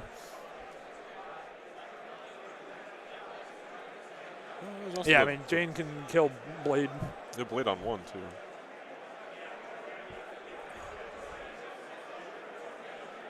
Recon Brace confirmed, alive from Midnight Sun side. Love it when players answer our questions. Do our job for us. Going into Voodoo. Yeah. Yeah, I don't think auto daze is the correct term. She can throw stuff at him, but he does have Brace.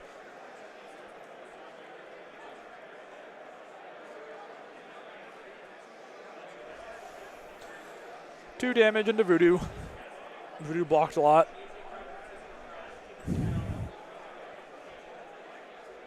Throws him into there's a size 1 terrain up there somewhere we can't see, and now we know. Yeah, very gone. Bonks him into that, so 1 more. So Voodoo's half dead. And Spender into Voodoo. Just going for maximum murder. 8 energy dice.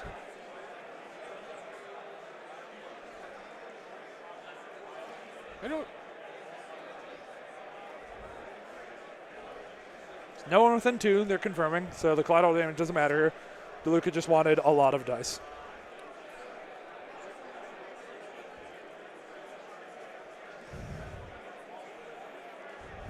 6 successes.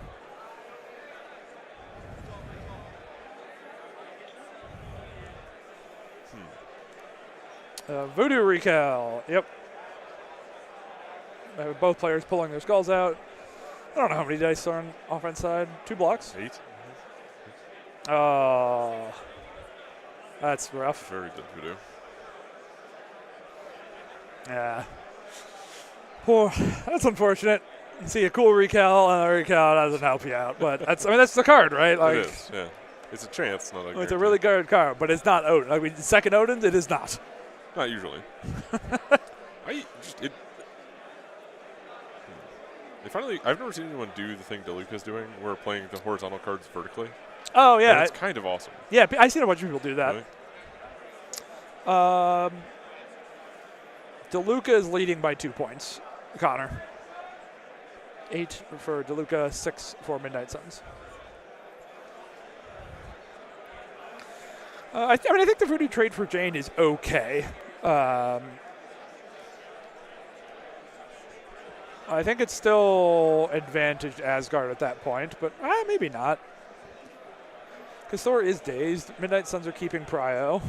The Eye Hulk is a pretty clean lad. Yes, the Eye Hulk is untouched. There's a Strange And Odin's is gone. Yeah. So Eye Hulk's odds of actually just killing Thor. Okay, yeah, if you get played, okay, maybe I'm being too much of a Doom poster here.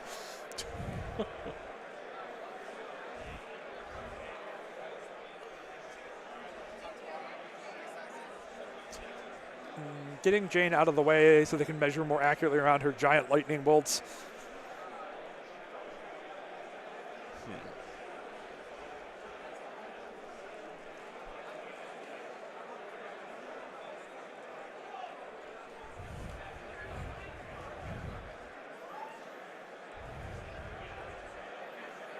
Zemo, Master Swordsman into Strange.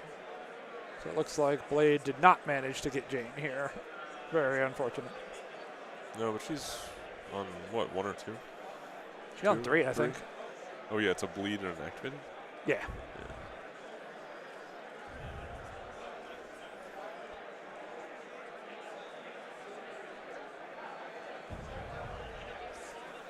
Two damage to Mr. Strange. He's 6 on the front. Yep, so 3 remaining. Zemo didn't get to his Swordsman Spender, at least.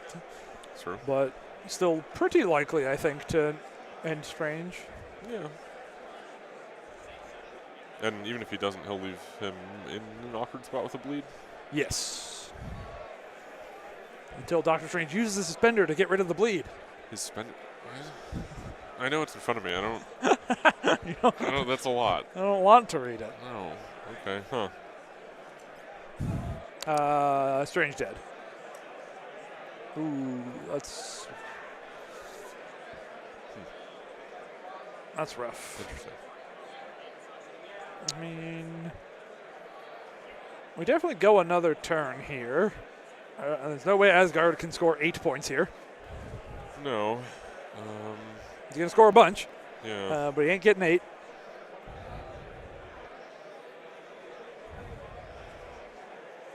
Well,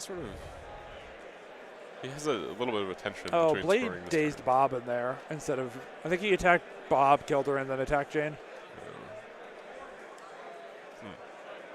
What is the appeal of killing Bob there? I'm not sure. Okay.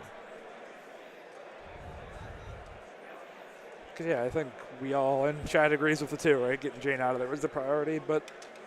I mean, it removes Bob from being able to rocket someone. I guess, I guess, yeah. Slow down the attrition bleeding a bit, but I think the peace trade mattered more. Yeah, I mean, like dazing Bob once if you do the Jane in one, sure.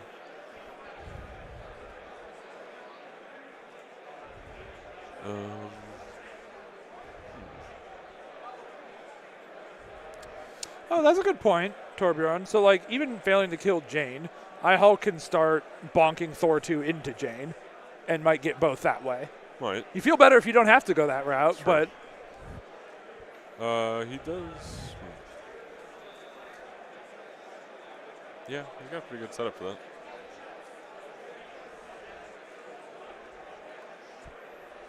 that. Blade did not heal from the bleed. I don't think Bob is bleeding. I think he one-shot him. So you don't bleed is after the attack, and if you're dazed, you can't do that. But yeah, did not heal from the Jane bleed. Missed it. Bill picks up a scroll and does not get pushed. So yeah, Blade would have 1 more power and 1 less damage on him. Will it matter? I don't know. So only 4 points for Asgard. Low-scoring game. Yeah. So 2. Especially for the scenario. Yeah. So Asgard has a lead, but not insurmountable. So Johan, they do remain until the characters flip. But if you kill Bob in one go, right, Blade's bleed is after the attack is resolved. The model is dazed at that point and can't have conditions added to it. So if you 2-tap Bob, he will be bleeding, and you get to heal off it. But if you 1-hit him, the bleed doesn't ever get applied to him. Unless you have like a before damage bleed, which I think no one... Green Goblin did at one point, but I think when they buffed him, they fixed that. And they buffed him. It made his leadership not shit. All right, so how's the strange backside different? It's the same. It's the same. But redder. Yes, Torbjorn. I think Bill finished Blade. Bop Blade for 1 to kill him, walk and grab the skull was the Bill turn at the end of that last round.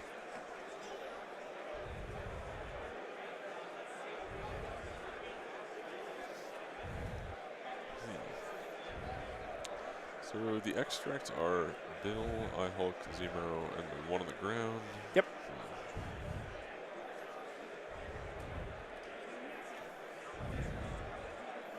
I guess the worry... Actually, this is kind of bad. I just realized, because, like, if I Hulk, even if I Hulk kills both Thors, if Zemo and Bill can escape to the bottom 2 points, that's 4 points for DeLuca.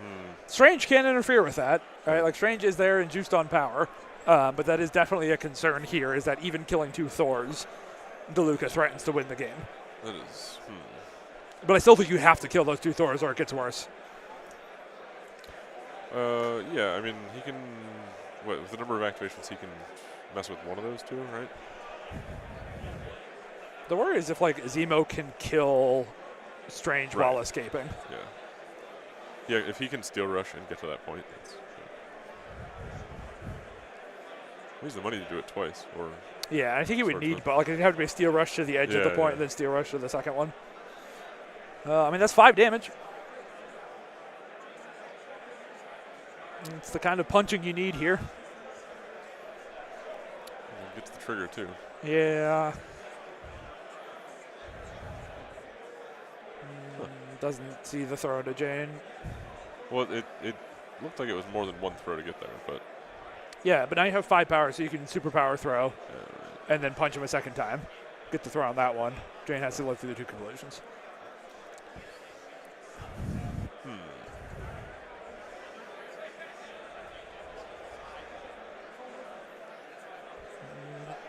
I Hulk Spender into Thor for maximum dicings. Wow. It's like he lives. 1 success on the 10 I Hulk dice. It's the 10-die experience. No success. And then superpower throw. Throw Thor straight towards DeLuca's board edge.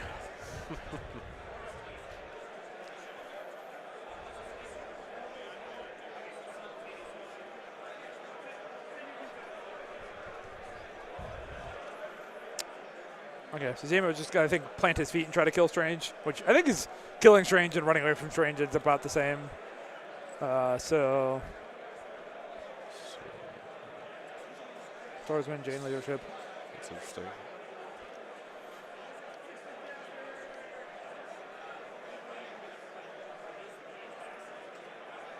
So he starts with the Master Swordsman Builder?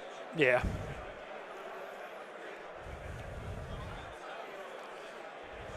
Now you can do all 3. Yeah. Or not all 3, all 2, but yeah.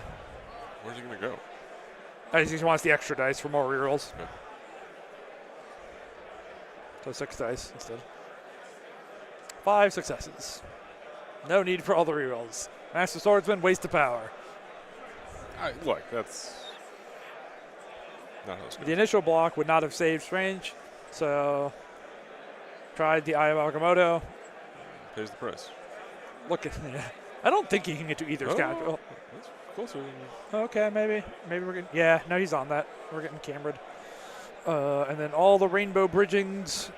Get Bill the fuck out. Get Jane away.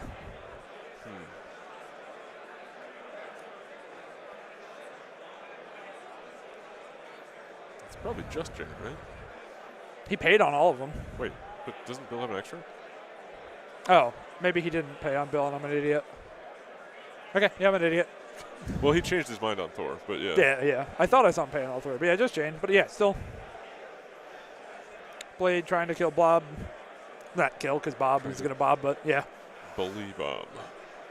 To daze Bob. There's a bleed on Bob. And a Spender. Going all in on Bob.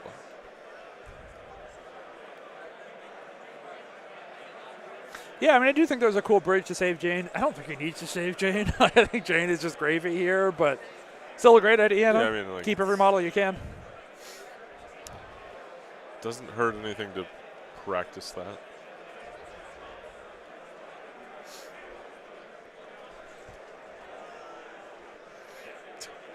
Tases Bob. Finally, the long quest. Man, I have this sneeze that does not want to come out, and I'm trying to keep my hand on the mic here, save all of our. As somebody listening to you, thank you. Yeah. The live version. You missed one great game where somebody really forcefully called for a judge over there. We got a lot of it in here. It was funny. So counting points, but yeah, it seems like a GG here with DeLuca scoring out. Making sure 16. players agree, but yep. Oh, and I think our camera froze. Yeah, Yeah, I guess totally it did. did. Good timing. Yeah, you guys aren't missing anything. That's the game. The score is slightly higher, but no, that's the final score, I guess. Oh. Yeah, because it's on a different camera. Oh. Yeah, okay. Now you don't get to watch the players clean up. I'm sorry. Oh, I had a mad science idea that I want to do to really overcomplicate our streams. Okay. So everybody hates top-down cameras. Yes. I get it. But I want a mini-map. I want a top-down camera that will show just that I can put it up in a corner here for when models hide behind terrain and stuff. Yeah, well, I mean, so yes, it's not that top-down cameras are bad. It's that you don't want to be stuck with one. Yeah. Oh, It's- yes. having, I guess like flipping having the ability between. to flip between them, yeah. But calling it a mini-map made me really happy. Well, so I think the problem with But you're probably right. That's going to be too busy. if you want the mini-map thing, yeah. you would have to do the thing that I really want. Okay. And, somebody demoed this for War Machine like 8 years ago. Okay. Which was like, it took a video feed and identified circles in it, and then like tracked them through the video feed. Oh boy. Okay. Yeah. So they could label that circle. Yeah, so you could and like so instead of like trying to pick models out of a fuzzy mat. Yeah. It's like a red circle. Yeah. Like it's like a a contrasty. I'm with you. That's cool. It's not going to happen, but it would be very cool. I think it's the only way it works at that size. That's probably true. But if we got the telestrator, we could also zoom in and point it. That's true. Actually, yeah, the telestrator does solve that problem as well. Yeah. I can just like leave them X on the screen when somebody's behind. Or like if we get a joystick, then you can zoom in on the corner. Okay, so that's it for this round. Yep. I believe we're going to see about some GT game. I don't know. I think it was in the player packet. We don't have the schedule on our little Be Right Back image for the GT because we didn't think that we'd be scheduling the GT as well or streaming the GT as well. So let's race to see who can find the player packet. I have the link, but it won't load. Okay, well, mine loaded. No. Get dunked. Search Check-in 4:30 starts at 5. Yeah. I will confirm with the TO if that's still true. But it sounds like that would start at 5, which is 90 minutes from now. I will check with the TO. I will put in, if that number changes from 5, I'll let you guys know in chat if we're not going to do, if we can't do it or it moves. But expect us to be back here around 5 p.m. Pacific, 90 minutes from now. Cool.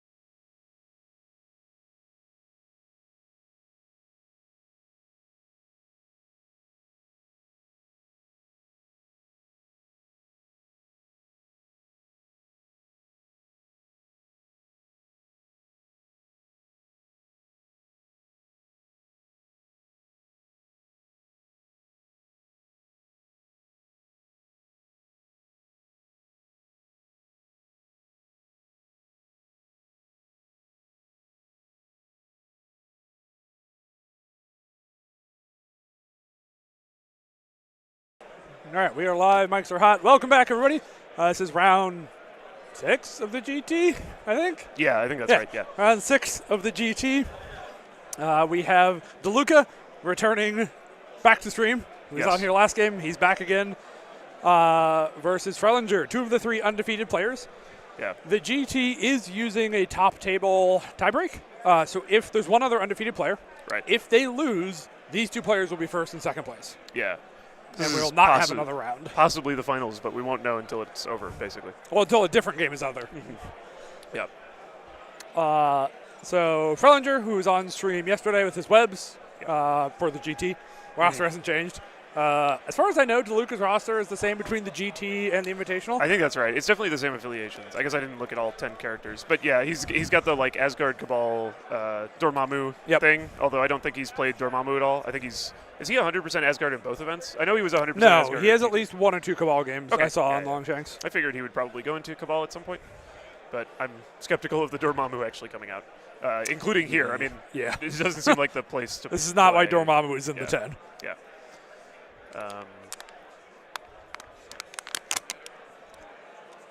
So I think Frelinger won Prio. Yeah, he did. Yep. Oh, no, sorry.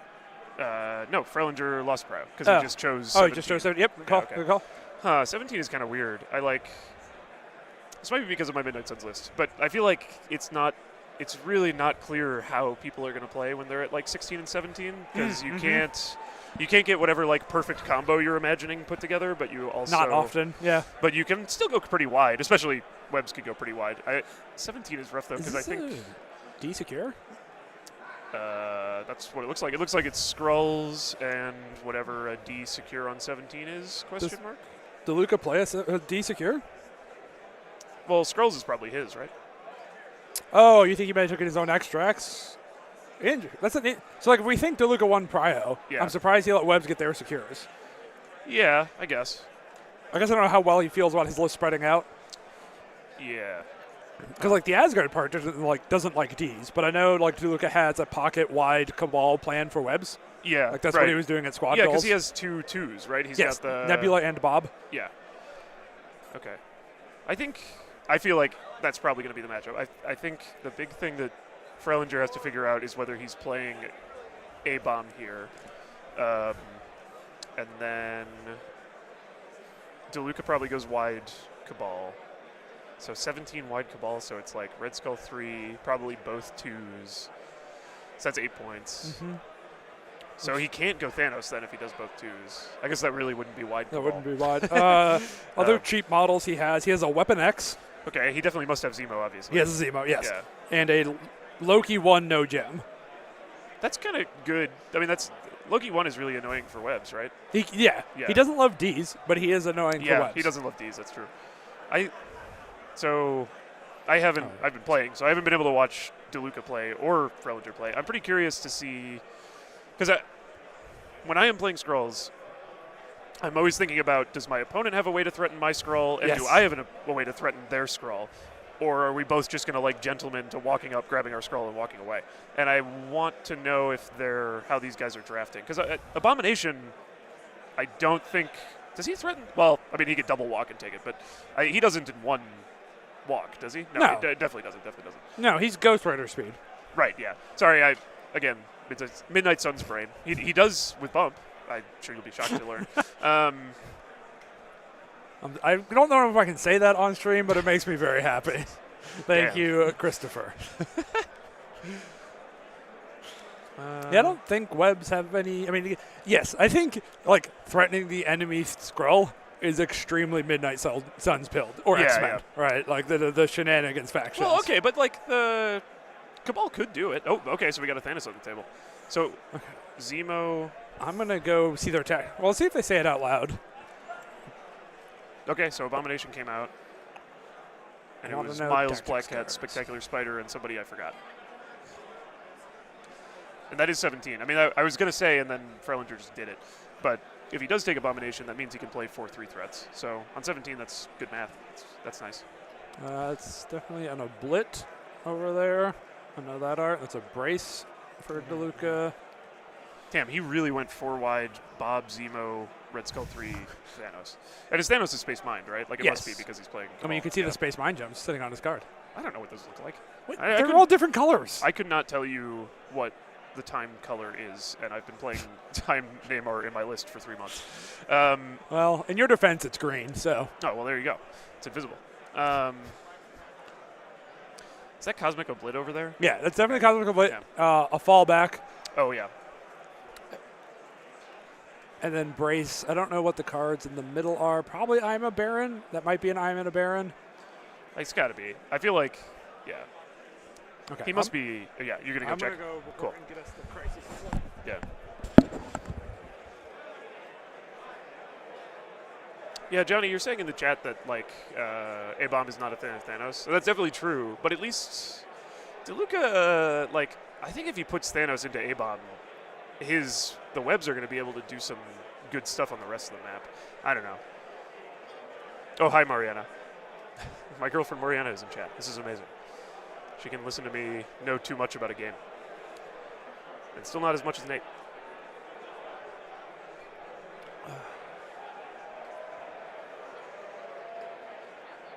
Wow. Somebody in our chat did this already. Nate, you've been obsoleted by Brian Goodspeed. Brace, Baron, Dark Rain, Fallback, Cosmic. Thank you, Brian Goodspeed.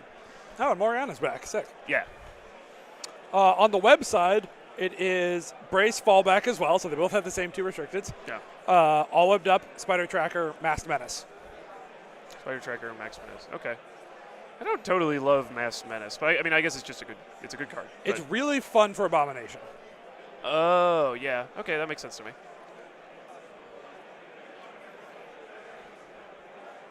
Wow, people. Somebody said hi to Mariana. Hell yeah. Just to be clear, she was saying hi to me, not you. You don't know that. You don't know that. I like to imagine. TTC. Okay. Updated So the UI. Perfect. So what do you think DeLuca's first move will be? Because he has priority.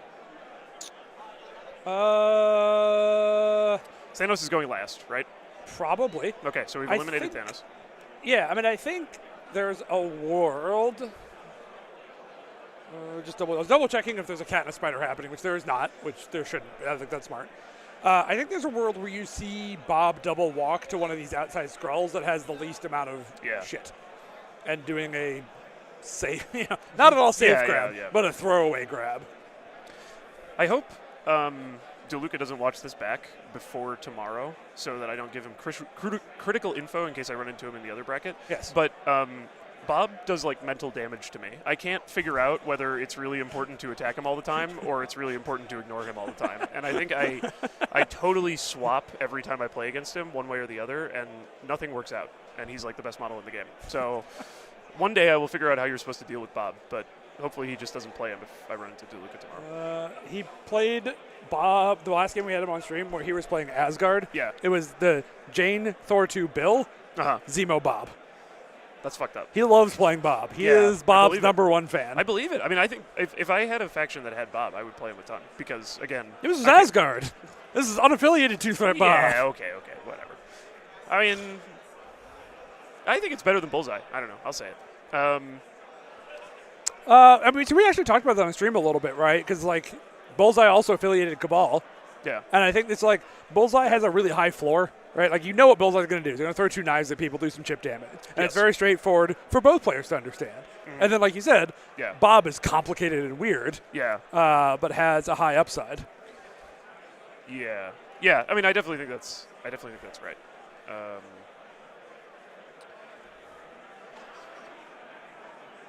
So this is the team we saw Frelinger play on stream last time. That makes the sense. 4 busted Web Warrior 3 threats, and also an A-bomb is there. That makes sense to me. It's a good 17. Yeah, Johnny's right, though, that Thanos is going to keep walking Abomination away. But if he walks Abomination away, he won't walk somebody else in. So, I don't know. Yeah. I don't know if that's worth it, but... I don't think so. Like, Abomination has no action compression. Yeah. Outside of his spender that kind of places him while he throws, which is sort of action compression. Yeah. He's okay walking because he has really cool superpowers. Like, usually a walk and a punch and a cool power is good, but definitely does not like getting banished by Thanos, whereas like other Hulks have hops and stuff to offset that. Abomination just has to brute force his way back in. Yeah. I do think this is a pretty good terrain setup for Abomination, though, especially because DeLuca doesn't have a ton of ways to throw terrain. He's got Red Skull. Yeah, he's got Red Skull, and that's it. And then he's only got the character throw on Thanos, right? Yeah. Yep. So, I mean, there's a lot of juicy terrain for Abomination to throw, at least. Totally. Yep. Yeah. This is interesting. I wonder if that house is probably a size 5, right? In the top left of our vision? 4 or 5. It really feels like right on the line. The bus in the bottom left is a 4. Almost I played certainly. on, no, it is. Okay, I played cool. on a table yesterday that had that one. Okay. Yeah. We just got new terrain for this round, so yeah, right. Yep. Bob's activating. I'm a genius. You were so right. Find the side with less scary stuff, just as spectacular. Bob's fine with that. Might get impact webbing. Things will be fine. See, now if I was playing this, I would Spectacular would go over there and try to throw Bob towards my Abomination, and I'd attack Bob. And then at the end of the game, everybody would be like, "Why did you spend all these actions attacking Bob?" And I'd be like, "I don't know. I don't know how to play this character." Oh, nice. Bob just fails the scroll check. Yeah. All right, getting him closer to Abomination. Yeah, just what you wanted. That's exactly what I wanted. Yeah. And Bob. Oh, I don't like that. No, not Maybe, a fan. Maybe it's wrong. Yeah, we're not afraid of Bob, Jacob. No, I want his thing. He has a thing. He has a thing. Give me the thing. Yeah, exactly. Especially, yeah, Bob can't dodge right now, so, or I mean, sorry, can't brace right now, so it's truck time. But, okay, so what does Abomination's throw cost? Do you know? it's 3. I mean, he can't. He would have to get power before he threw. I mean, the walk, throw a rock might be in range. Like if you post Bob straight towards, true. you could walk, throw a rock, throw a bus. Then he would probably have Well, he might. I guess he could tank it. Oh, Anyway, right. Yeah, that would turn on brace though. Yep. Okay, so he's going for it. Ooh, this is juicy. This seems very risky to me. Yep. I don't love this. I think he's going to get grabbed. I mean, he is Fröhlinger's tankiest model, obviously, but he ain't that tanky. Not into Red Skull 3. I think Miles should have just grabbed the other scroll and then see what happens in the middle. I'm with you. I don't. Yeah. Red Skull 3 does so much damage. Yeah. Like, interesting. And the other thing is that we don't have a Gwen on Fröhlinger's side, so he doesn't have like an opportunity to set up Lifesaver or anything like that. What? Does he not have a? There's a Gwen right there. Oh, that's Gwen. Sorry, I looked at that and thought it was something else. I'm stupid. Yeah. All right. It's Well, the 4 busted 3 threats. Okay. Abomination. Well, now we need to save Abomination, literally. Oh, interesting. So Zemo, he also double walked to pick up. Wow. I thought Zemo was setting up like a reroll bubble for Thanos, but no. This is not how good Christian men play Skrulls. Just saying. Mariana, it's tied right now. Game just started. But I don't know. Both good players. Hard to say who's going to win. Sort of favoring DeLuca a little bit right now, just off these first few moves. But I'm pretty surprised by the double walk, grab the thing. Like, I guess in Fröhlinger's defense about putting A-Bomb way up, I think he's probably right that there's like no way that DeLuca is going to double walk Red Skull to grab that other, like the bottom one, the bottom scroll in front of Miles. Like there's no pressure for him to go get that right now. I think that's probably true. So for you. Thank you. Awesome. You guys don't get shit. They've been playing games. You've been doing the work. they're giving free stuff to Nate, and not to me. Yeah, I'm getting GT dice. So I got the cool new yellow and black I dice. get GT dice. Should have played in the GT. We're both undefeated. I think we should both get dice. I thought Zemo got pushed there. Did he just leave him? I think Or just push him into that light post? he got pushed into the light post. I think Okay. maybe Fröhlinger thought he could get him past, and he couldn't. Oh, sure. the Definitely had a angle little was tight bad. traffic jam there. Yeah, so. he tried to pull it too tight. He's still in like a very attackable Oh, spot, yeah, though, yeah. It's fine. Yeah, everything's fine. Yeah. There was no way Zemo's going to get double tapped. Everybody's walking and punching anyway. So, Yeah. so here's, what we expected Miles is double walking, trying to use this building to Not go block some forward at push all. angles. Yeah. Just Yeah, go that's- north-south. Frellinger's geometry knowledge. It's actually a rare circumstance where you want to be further on DeLuca's side, so you can't be pushed towards him at all. But the lateral angle is probably a little rough. So, okay. Do you think DeLuca is going to use Thanos to try to save Zemo, or he's just going to go punch the hell out of Abomination? I think he's probably just going to punch Abomination. But he could space Zemo out of there if he wanted to. He could also try to punch Miles here. Like, I think since Miles got pushed here, Yeah. he's an easier target and a juicier target. Nefarious. And he can probably get to a point where he can, like, also mess with Abomination while killing. That's probably true. Yeah, okay. Yeah, and he's feeling pretty good about this play, I guess, because he's also definitely has priority turn 2. So Oh, on the Cabal. Yep. he's gonna Bring him Yeah. all the way in. yeah. So he's been portaled and mind gemmed. So and he already spaced. So he's done with movement stuff. He's just got punches now. And then Red Skull will double that as well. Yeah. So I think. Oh. Wow.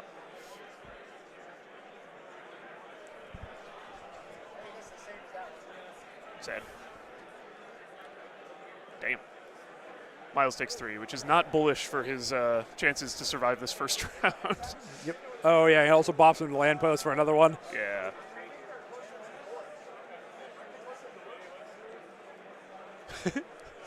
DeLuca says you can brace 1 damage if you want, emphasizing the 1 damage, making it sound like a bad idea. I mean, I think it is a bad idea. I think Miles Yeah. is dead. There's no saving Miles. The problem is that I think Miles is dead, because I think Brace ain't changing that. yeah, I mean that's true. Oh, he hasn't space jammed. Oh, okay. So sorry. So It was walk. Thanos walked, did the yoink, did 1 attack, and then space jammed the Red Skull. Okay, so So- now, ideally, Red Skull can be here, hit Miles once, daze him, pick up the scroll, not get pushed, and walk to the south D. Right. Okay. I think. And I think that's very likely to work out for Yeah. the mask. Oh, and I like what DeLuca's doing here. He's doing something kind of clever where if he gets the scroll push, he's using Miles to backstop him. Like he can't be pushed directly away Changing from some the, angles, yeah. from the secure. That's smart. That's really good.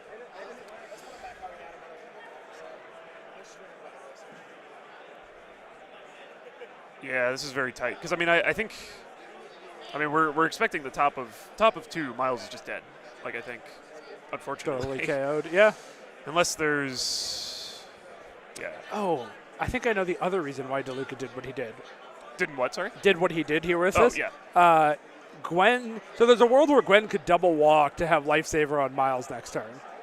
Yeah. Right. But now right. there's nowhere to pull Miles Yeah. with Red Skull body blocking that. If the Red Skull stays there, maybe now that Black Cat has walked down there, he'll just decide to do that. I kind of expect that he will, but we will see. Wait, I'm so confused. A pass. How could he pass?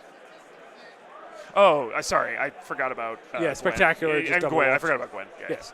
It's behind For the behind second bus. time this game, you forgot about Gwen. Yep. Character doesn't exist. Desecree, gunshot from Red Skull into Miles. Looks like he gets him because Miles should be on 1 HP, right? Yeah. Yeah. 1 or 2, but probably 1. Red Skull can make it Mystic, so no rerolls. There's Yeah. the 1 damage. Drops it.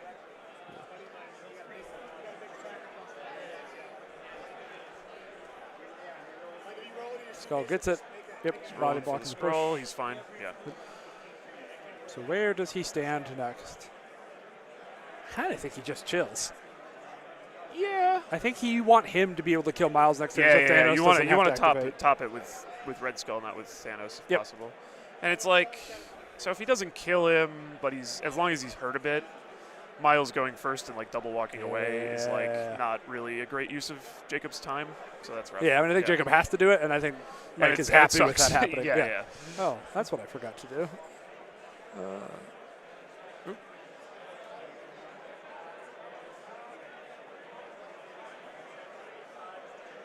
Oh yeah, you've been saying that DeLuca's unaffiliated this whole time. He's definitely affiliated. Listen, Chewie, these are 2 broken lists facing off against one another. That's I have no sympathy for either of them.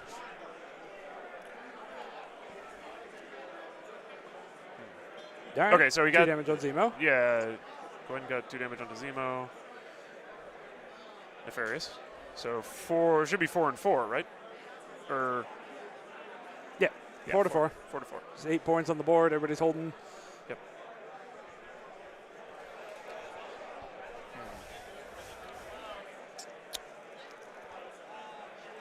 Well, now we see. Big opener here. Does Miles live? Yeah. I don't think any of the cards. What could he fall back?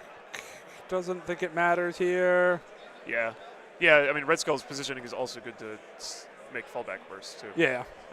Yeah, just really. Maybe a brace really if Red Skull well-played tries to first. positionally. Like, Yeah. a brace is relevant if Red Skull activates because then he has to do it with his gunshots. Right. And can't use his cool terrain throw.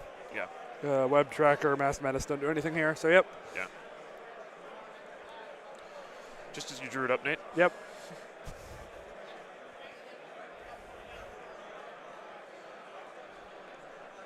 Oh, what's up, Nick? 3-1's great.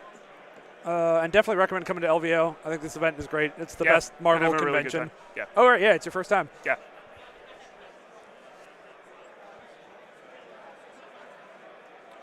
Good blocks. Yeah. I think. Minimal damage there. Why did Red? 3 health, so 2 damage. So 3 health. Or 4? Okay, and wow, that's really good. And Red Skull used his leadership skull crit on the first Ooh, attack. Dark Rain now. Oh my God. DeLuca really wants this to happen. I mean, that makes sense. That makes sense. He's in I such a think good you should spot. have just if he Dark dies. Rained at the start. That's but true. Yeah, he wants to save it if he gets spike, but now it's Sure. a little scary.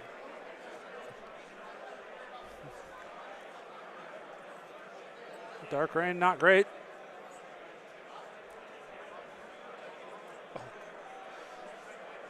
Oh. 1 damage on that one. So how much was that total? I think just 2. Either 2 or 3 damage total. Yeah. See, Chewy, what are you talking about in the chat? See, look at this broken character. Yeah. Also, Kev trying to be like, spoilers, not going to live. He's living. He's living his best life. This is what happens to me every time I play against webs. And then people are like, oh, they're not that tanky. Fuck you. Oh, hey, super chat from Nobility. Thank you. Good Oh. luck to bots tomorrow. Yeah, Good thanks, luck to Nobility. bots tomorrow. Thank you. I will do my best. I believe bots will be on stream at the start tomorrow. Yeah. He's the first rounder's That's got. that's what I've been told. Yeah. So if you really want to support him, show up. You can see this exact same thing happen to me. I'm gonna play really well, and then Web Warriors are gonna take 0 damage from all of my attacks. Miles is Venom blasting Red Skull to get his toy back. Yo, let's go! Get out of there, Miles! Run! Oh my God, run! This is a. If he can get out of here and like actually not get attacked for a little bit, this is such a huge swing. He can probably still be chased down by Thanos. Well, the other thing too is that like if he doesn't get pushed here, he can walk swing to the Black Cat point, and then heal himself. And then Black Cat can heal. Yeah, this is Extremis. Yeah, so it's super punishing if he gets out of here. Yeah. Okay, so he yoinked the thing. Yep, picked it up, did not get skull pushed. He did. Okay, yeah, I missed that. And then. Yep. Yeah. Boy, Jump. I hate Extremis. Yeah. We've had this is like our 3rd Extremis game, and they've all ended with like a model lives on like 1 or 2, and then just runs away and heals forever. Yeah. The other thing is that like, yeah, I mean, this is like hindsight Harry type shit. Oh yeah. But that's what we're here for. But like this was such an important kill. I Yeah. mean, it's not like DeLuca's losing. I still think it's No. advantage, But it's such an important kill that I would have just done this with Thanos. And it sucks that you don't have Thanos for the rest of the turn. But if Miles is dead, I'm not convinced Thanos has better odds. Really? Yeah, because he can Spider Sense. It's like 6 dice with Spider Senses versus a 7 and a 5 with not Spider Senses. Aren't they energy? The Red Skull attacks? Red Skull can make it Mystic. Oh, right, he can make it Mystic. Oh, yeah. No, you're right. This is better. So I guess just the thing was just Dark Rain Yeah, immediately. do you Dark Rain You gotta immediately or Dark not? Rain. Which is a really tough question. It is That's the it is most tough choice, hindsight 'cause- Harry shit. Yeah, because you're giving up your strongest offensive tool. Yep. And there's definitely a worry he wants that for A-Bomb at some point. Like if that A-Bomb starts getting squirrely, you might want Dark Rain there. So I totally get. Yeah. You're right. But yeah, some broken Web Warrior shit right there. Yeah. And this is like, okay. So I think Frelinger is going to have points problems because Bob is so far out of the action. And I still kind of think he should have pulled Bob to him. Yes, totally. But the upside is that DeLuca is not really positioned to initiate this fight perfectly now. Like, Bob kind of has to daze himself to do anything. Like, he has to rocket to do anything. I mean, he can shoot the laser at Spectacular if he wants to. Okay, so Zemo's thinking about it. Zemo's trying to chase down... I think might just get Spider Trackered. Ooh, yeah. Yeah. Okay, so I can't see Miles' full card, but it looks like he has 3 power. Yes. So I think I that is enough for Spider Tracker, yeah. They're checking. Yeah, Mike's figuring it out. Yeah, okay. He knows. He knows about their tricks. He knows about...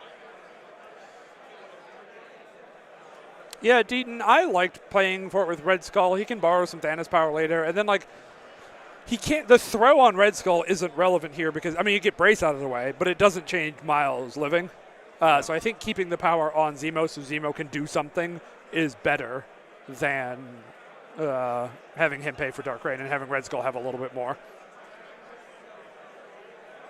So he's moving to within 3 for the Spender. And are we spidering Tracker this? Doesn't seem like it. Doesn't look like we are. And we're getting a Death Decree. Brutal. Ooh, yeah, I really think Frelinger should have... Yeah.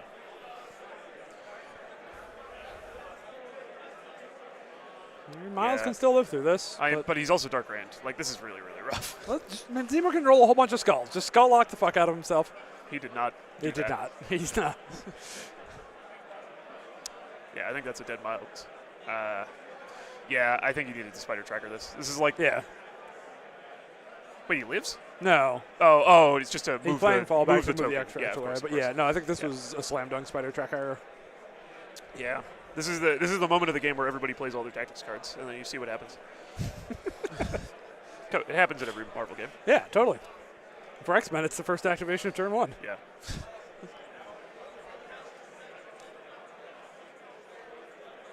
So yeah, DeLuca looking to see, can he get this extract where Cat can't get it? I think the answer's probably no. Maybe Yeah. like max distance away there. She should be able to do it. She's got like... Yeah, I mean, it does. If you put it out that way, she walks and gets it. She gets pushed. She's not making it back to her point. That's true. Yeah, that's a good point. So I think Zemo's going to come say hi to Cat and stand on her point. Yeah. Or not. Oh. I mean, I would. I think you're right. I mean, he's trying to get away from Abomination. Yeah. Not let Abomination do any free And stuff. then the Black Cat thing we just talked about, if she gets scroll pushed, Zemo gets that point. Yeah. Okay. So the only damage dealt to the Cabal side so far is Red Skull took 3 damage from the Miles Spender, and then Zemo took 2 damage from Gwen. Yeah, so Kev, he did walk in Spender, so if there was a Spider Tracker, he would get charged. It's very unlikely that charge doesn't have Death Decree. Yeah, you're getting out of the Death Decree thing, and like, yeah, I don't know. I think you got to try. And it's one that's, you know, like the charge probably has to be a builder too, so it's like 3 less dice coming at you, which is a big deal. And he played I Am a Baron after all to heal Zemo back to full. Nefarious. Which I think is a mistake. Yeah, I don't love that use of I Am a Baron. I would have just healed off the console with the power he's sitting on. Yeah. Obviously, it doesn't heal 2 instead of 1, but still, I think Yeah. keeping that card for later. No, I agree with you. But I mean, he's still, now that Miles is dead, this is a very commanding Oh, position yeah, for yep. DeLuca for Yep. sure. 100%. I think we're trying to kill Bob. Yep. Hit him for 1 damage. Second attack from Spec. Bob blocks 1, takes 1. So Bob alive on 1. So throw Bob into a building. Does Bob brace? Oh, God, I hope Bob braces. I would brace. Brace. Brace. No one else is going to attack him. I mean, Abomination could go over there, but that would be insane. Yeah. Holy shit, he bros. He brosed. He brosed. Definitely stealing that one. Yeah. So that's rough, but Yeah. Bob alive on 1 probably just runs away. Although he doesn't have to do it now. I mean, if Abomination goes over there and finishes him off, it's definitely okay. Yeah. Oh, I think you're stoked about that. Yeah, heal. he's healing. Yeah. Hooray, Bob. Hooray, Bob. Oh, he walked up, healed, and then walked away. You're right. Extremis is dumb. It's so dumb, man. Yeah. Oh, it's so much healing. So I don't. Okay.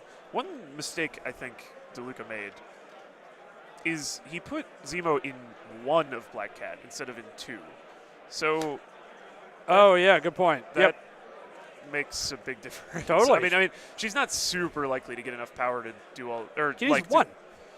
Well, I know she needs 1, but he's got his counterattack and stuff like that, and she's only got a 4 die. Why don't you just, like, hit him, get a power, steal his thing?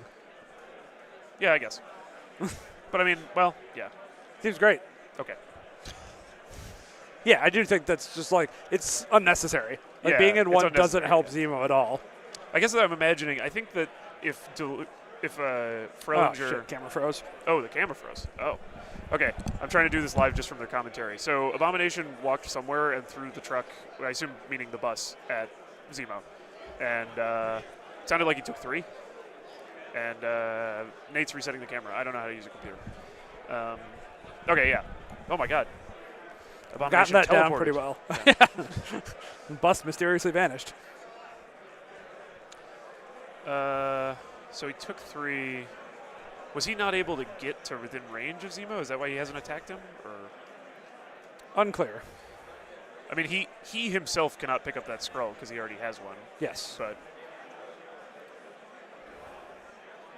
okay, I guess Walk, so. He's, throw, walk, what just happened here? I think so. I mean, it was definitely walk throw, and I guess we're walking again. So Okay. I guess he just didn't get in range to hit him. It looked like it was at least within range of 3. He could throw a boulder, but I I guess think he'd rather be on. I guess rather be on the point. rather be on the point. Zemo has 2 HP anyway. That boulder's not really likely to do 2. No, you're asking for a good amount.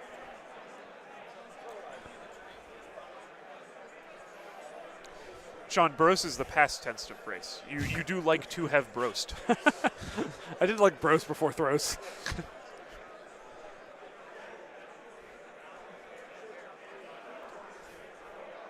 Okay. Is it just Thanos? Yeah, it's just Thanos left. And Gwen. And well, yeah, sorry, on But Deluca yeah, side, yeah. Well, I think Um, those two, right? Yeah. So Yeah, and then we have this is rough also. I mean, if Thanos wants to, he can just go Daze Gwen because that seems bad. why? Gives away prio. No, it doesn't. Isn't Black Cat still up? Oh yeah, you're right. That's sort of what I'm saying. Is that like Yeah, totally. yeah, it's like he's been given this opportunity because he won't lose prio, which is really rough. Which is like I might want to activate someone other than Abomination first in that because of that. Mhm, Like mhm. because Abomination is less likely to just get one shot Yeah. by Thanos. Mhm. Totally. So then you don't lose that activation like this. But I'm not sure if Thanos gets to double tap Gwen because he doesn't have power for Cosmic Portal. He spent it on a Desecrate, so he's on one. You're right. He might only be able to attack once. And also the like barrels in front of him, that might actually be stopping space. It It's stops like- the optimal space. Yeah, Yeah, you it's have like- to go at an angle there. Yeah. Okay, so he's coming in for the scrum. I mean, that makes sense. He wants to be. Yeah, he wants. Okay, yeah, he's putting Red Skull on a point. Tells the little man to do his job. Yep. And then. Yeah, he wants to be where the fun is and where Scenario shit is happening. He wants to be where Zemo can get infinity dice. Mind gemming a bomb. Seems good. Yeah. How much power does A-Bomb have? 0. Oh. Yeah, because he just. Right, he threw the bus. Yeah. Yeah.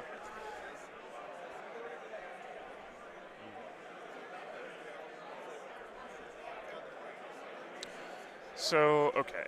He can just walk A-Bomb off and walk on the point if he wants to, and Mhm. Frelinger can't win that point. Mhm. So that would be no damage, but then that means that DeLuca's scoring 1, 2, 3. How many scrolls does he have? He has 2 scrolls, I think, because there's one on the table and one on Abomination. Yep, sounds right. So he'd be scoring 4. God, I'm good at math. And I don't love this mind gem because I think, especially after that throw, like the Black Hat punching Zemo plan gets better now that Zemo's on 2 health. Or I guess you're gonna heal him 1. yeah, he's healing. But I still just think I would use move Cat away from that scroll. yeah. rather- Well, she can always go get the other scroll though, still. But I guess that's better than taking. Or I'm sorry, that's better for DeLuca than taking Zemo's off. Oh wow. So okay, Frelinger doesn't even want to try it. Oh, but he should attack first because he only needs 1 walk to go get that scroll, and he doesn't. Now that there's 2 people on the Point coming back he to the point coming doesn't back matter. doesn't matter. Yeah. Yeah. He should attack once, see if he gets enough power, and then if he Yeah, does. if he kills Zemo, things are great. Yeah, or even if he gets enough to steal, stealing is still better than going Yeah, and pick up that totally. one. Yeah. Give her the claws. Yeah. And then Gwen is going to go after this, right? Yep. Yeah. That's interesting that DeLuca didn't pass. I wonder why he felt like he had to do that Thanos activation now. Yeah, that's a good question. I'd have just forgotten that Gwen hasn't gone yet. Maybe. I mean, it's not like I don't really think Gwen is going to do a ton here, but it's still, I don't know. I feel like you always pass if you're not under threat. Yeah, I mean, you're leaving a little bit of value on the board here. Yeah. Not major stuff, but yeah, I don't see any reason not to have passed. Also, I mean, okay. Gwen could.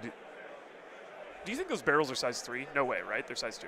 I would assume too, yeah. Gwen could impact webbing Red Skull off at that point Totally. if he wanted to. Then, does she have enough power to then bounce back? She has 3 3 power, yeah. So yeah, she could like walk over there, push him off, and then walk back to the back. Wait, that's not how Gwen works. Oh right, sorry. No, right. She has to. She could probably pull him along the barrels to get him off. Yeah. And then Punch walk him, back. walk back. Yeah, right. Just rub his face in it a bit as you leave. Yeah, sorry. That's what I was picturing. Still. Yeah, run him along the barrels like that. Okay, Black Cat activates. He's rolling some dice. Yeah. Okay, good. He got to the right line, I think. And Zemo. Master Swordsman, I think. Oh yeah. That was he picked up a 3 and put down a 1. Blocks it all. Blocks it all. Yeah, there's no Oh, yeah, pairs. free roll. Yeah. You drained No, 2 power off Zemo. I think that was right. I think even if it whiffed, it was right. Yeah, Chewie, I don't really think he did block Gwen from pushing. I mean, he made it like suboptimal. Yeah, he but locked Thanos in there, but Thanos was way away from Gwen anyways. So Oh, sorry. You're saying Chewie was saying that he blocked Zemo from being pushed. Yes, I think he did, but he didn't block it for Red Skull. Okay, so fails the scroll check. Black Cat failed the scroll check and gets pushed back Come into on the back. fun zone. We're not done with you.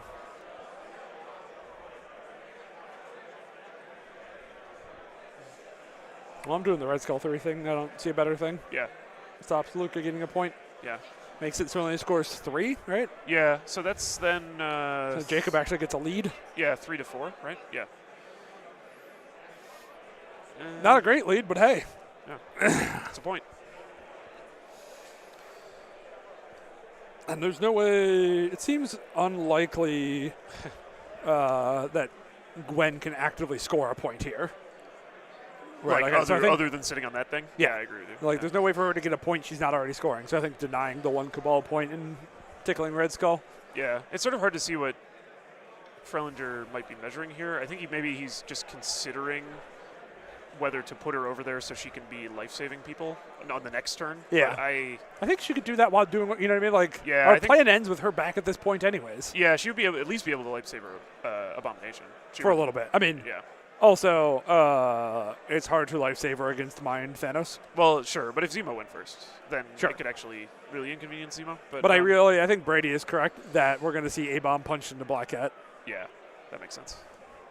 And there's not a lot that I think Frelinger can do about that. But I think that's part of why bringing the cat back.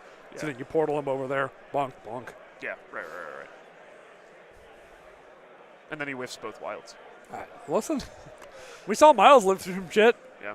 Anything could happen. Okay, now he's looking like he's considering our approved game plan.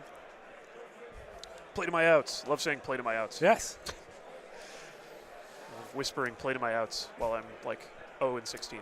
So how would you define playing to your ins? Just playing the game normally. DeLuca's been playing to his ends this entire game. Okay, so she's doing a slightly different but same mathematical outcome. Walk, walk, pull. Yeah. But that leaves her in danger. Like, the good thing about Yeah. our plan is it kept Gwen very far away. Yeah, I guess the thing that if he was considering our plan at all, the thing he probably didn't like is making Red Skull closer to the fight. Sure. Because he would have to pull him like southwest from our perspective. Yep. But yeah, this is like Gwen is time to die. Bob is hiding up behind the tropical building that's in like the top middle of the screen. Yeah, you He's, can like, you can actually exactly- see a piece of his base at the top of the screen. Oh yeah, coming around like yeah. that right side of the Yeah. building. Yeah. That black mark is his base. Yeah. That's where Bob is with his scroll. Doing great. Doing great. He's definitely been a model that's held a point. Yeah. He's used none of the unique things that Bob brings yet. Well, Yeah, he's that's just true. been a super grunt. Yes. Yo. The Masked Menace. And then Frelinger groans while trying to decide where Mass Menace should go. Yeah, not feeling good about the game state. Don't blame him. So he braced already, right? Yes. I can't remember. I'm stupid. I can't remember if he braced. Because I think don't- Black Cat might be okay if he braced. Yeah, once. Brace is still here. If he can brace one of the two Abomination landing I on don't her think things, he's but- used Brace. I can't think of what. Well, so he was definitely debating it when Miles was getting Yeah, destroyed like in the turn turn- 1, but yeah. I think he decided not to. But I don't see it sitting there by that all whipped up, which makes me a little nervous. Yeah. Oh, his card pile got. Okay. Yeah. He's Yeah. still got a Brace. Let's go. So there's a Mass Menace token also by the Bob building. The little red pixel you can see up there You're right. is the Mass Menace token. You're right. And then there's one down right next to Abominations. Yeah. I mean, those are the two models who love Mass Menace, right? The two gainer characters in Spectacular and A-Bomb. Yeah. They love Menace that are masked. The power generation is practically doubled. We did check and got sad if the radiation zone damage from A-Bomb, would he get a power for everyone? That would be crazy. Yeah, The model's already good. he does not. He gets one power for using the superpower. Yeah. DeLuca just tenderly said, "It feels bad, buddy, but you have to do this." I guess that's his best bud, Thanos. Wait.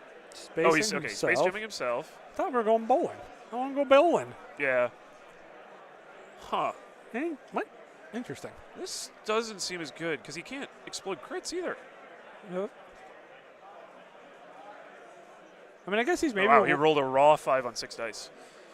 And she blocked nothing. Well, Holy crap. I guess he was worried about powering up Abomination and just wants to control him out of the game. Yeah, I mean now that I mean, if this Black works, Cat, now that Black Cat is dazed, he can just push Abomination away. Nice roll, and yeah, he's mind gemming A-Bomb away, and then he's probably gonna portal him too. Sounded like. Yeah. Mind first, keep him within 4. Yeah. Portal him. Gross. Well, and then spends an action to hang out. He's already done what he came here to do. Yeah. Well, he actually saving the action is good because he wants to pick up the scroll, right? Oh, and then if he so gets scroll pushed, he yeah, can walk back. Yeah. can correct shit. And heal Zemo, because we love healing Zemo. We do love healing Zemo. Scroll check. Got pushed. Okay, so yeah. Extra value for one-shotting his Black Cat. Damn. That's brutal. Yeah, doing that in one action is rough. I mean, if he did it at all, it's really good for DeLuca, but doing it in one action is extra good. Yeah. I don't feel like we're getting the best Masked Menace turn here. Yeah. So I guess the only shine of light here that I'm immediately seeing for Frelinger is that he's been given tempo for Gwen to go over to Bob, because I think you like having Gwen's actions go into finishing off Bob if she's able to, and then picking up this thing, and that also gets her out of range of Red Skull, who is right now very scary. I'm kind of tempted to see if Gwen just kill Red Skull, though. Is he even close? Like He's taking 3. oh, he's taking 3. How Yeah. much? He's got 6 on the front. Yeah, Okay. so only 3 health. You got the iPad. I don't know how to use computers.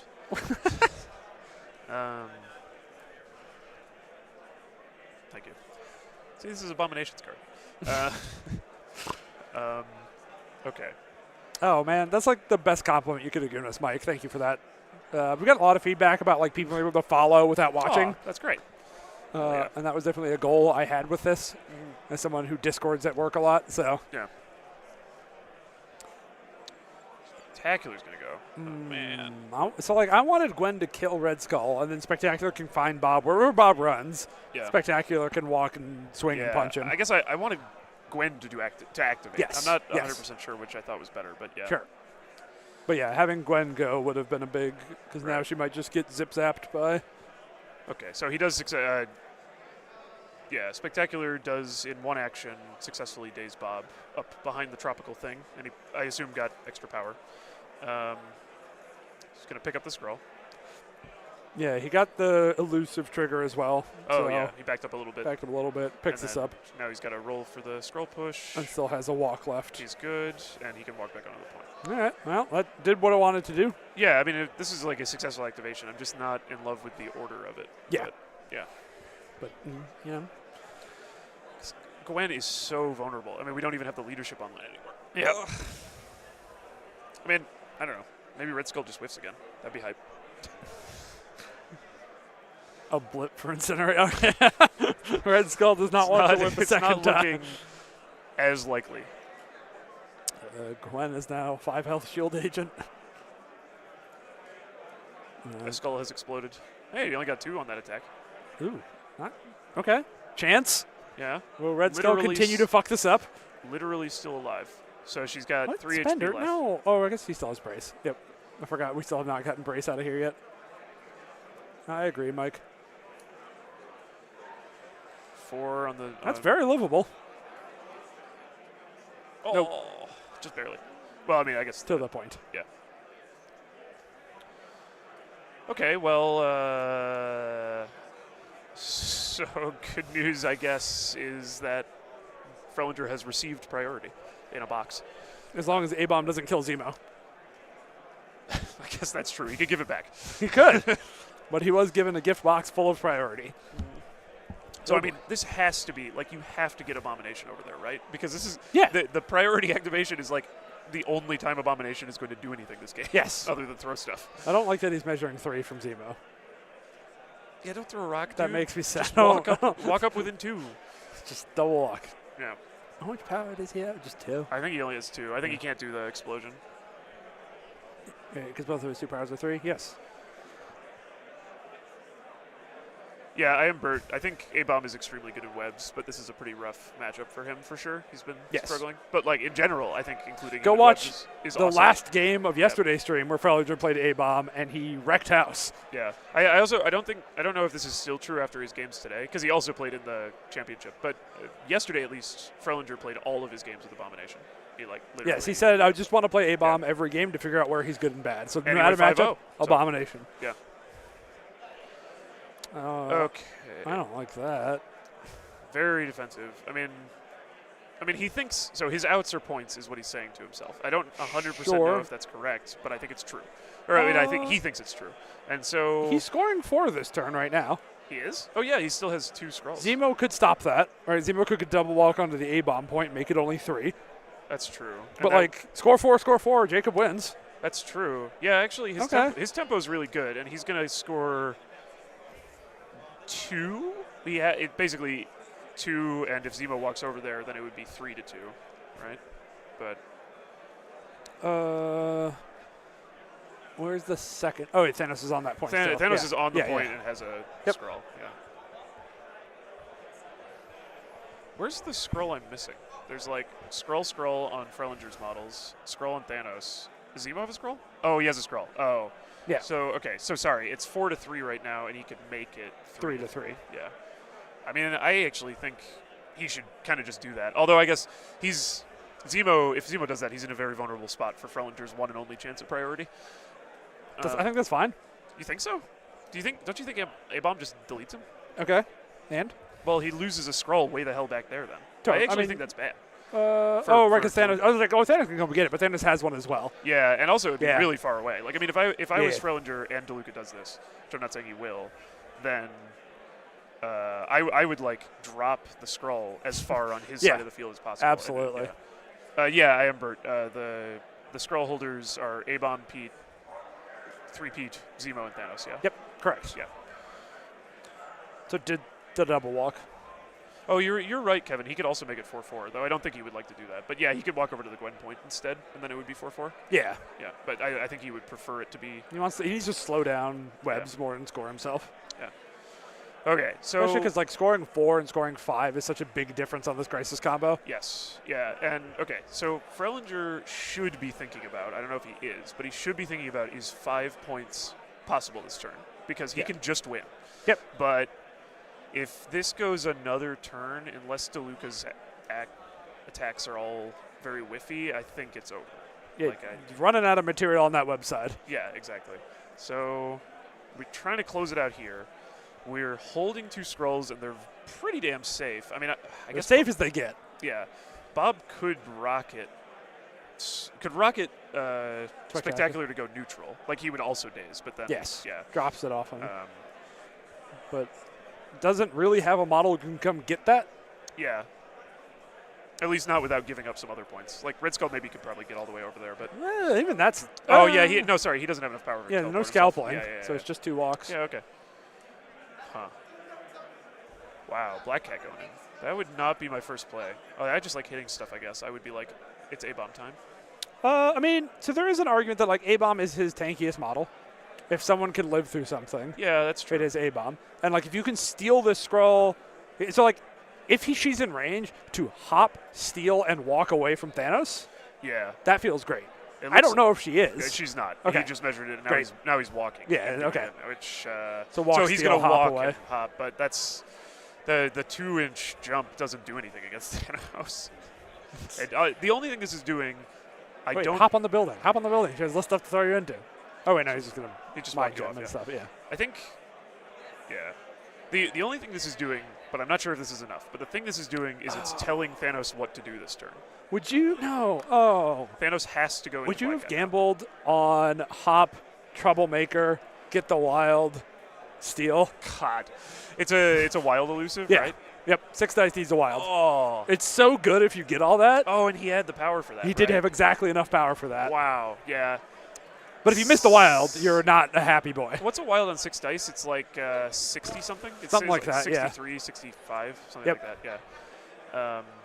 No, Gwen is not dead. She's injured. She dazed. She should Yeah, be on her she- injured she side. flipped, yeah. Yeah, the card didn't get flipped, but Yeah. the I'm players sure, know. I'm sure they'll catch it. Yeah. Wow, we're letting Gwen live. Or maybe he thinks he can make Thanos goes back to Gwen now. I don't know about this.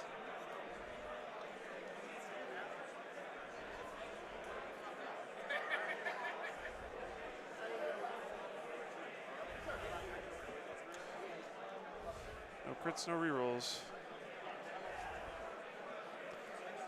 6? Man, Black Cat is really. 6 on 7 dice. It's over. It's never After been getting more one over. shot by Thanos last round, this Black Yeah. Cat is having a rough Yeah, life. for real. What the hell? Wow. Huh.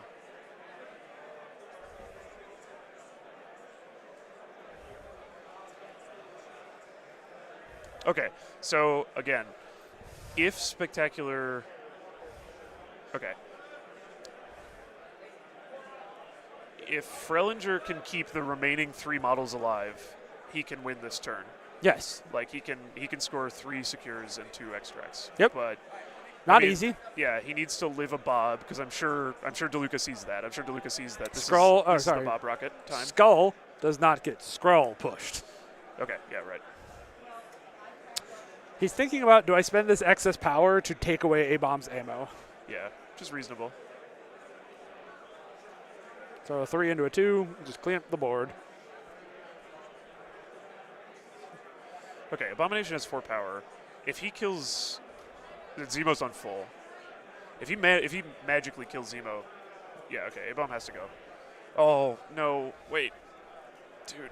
If A-Bomb goes now, that means that Thanos can just walk over and pull him off the point and stop the win, even if he kills Zemo here. Well, I think regardless of who of the 3, like Yeah, all I the guess 3 you're wars kind of need to stand on a point. I think he needed to go, in my opinion, he needed to go with Spectacular here, and he needs to kill Bob and jump back on the point. I agree. That's what I would be doing. Because that's the only one that Thanos can't fuck with, basically. Yeah. So he has to do that one first. And then he just has to hope that Gwen lives. And Abomination is more likely to live than Spectacular. Yeah.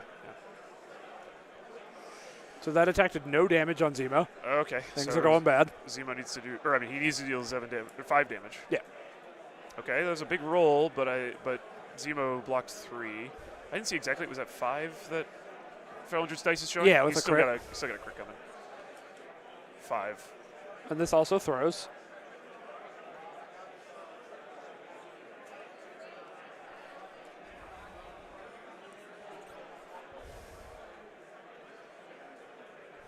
but he doesn't have enough power to then do the explosion. Yeah, so no cloud to finish him so off. It's done. Yeah.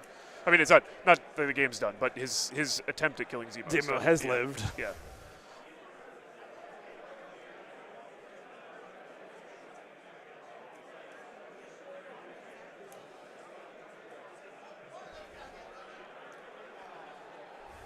Yeah.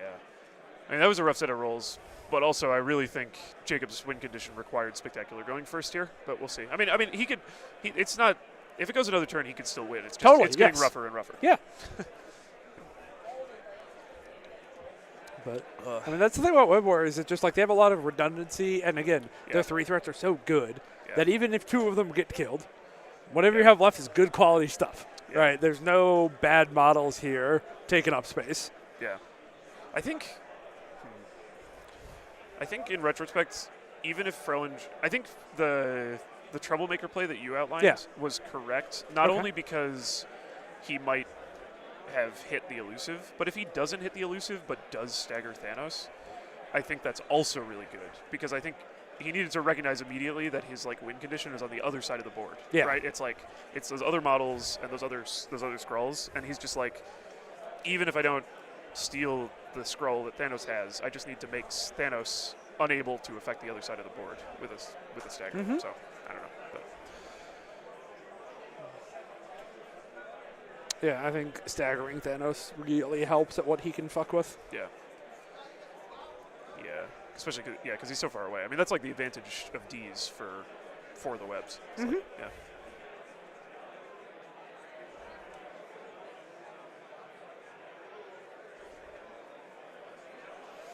Confirming if Zemo is or is not on the point.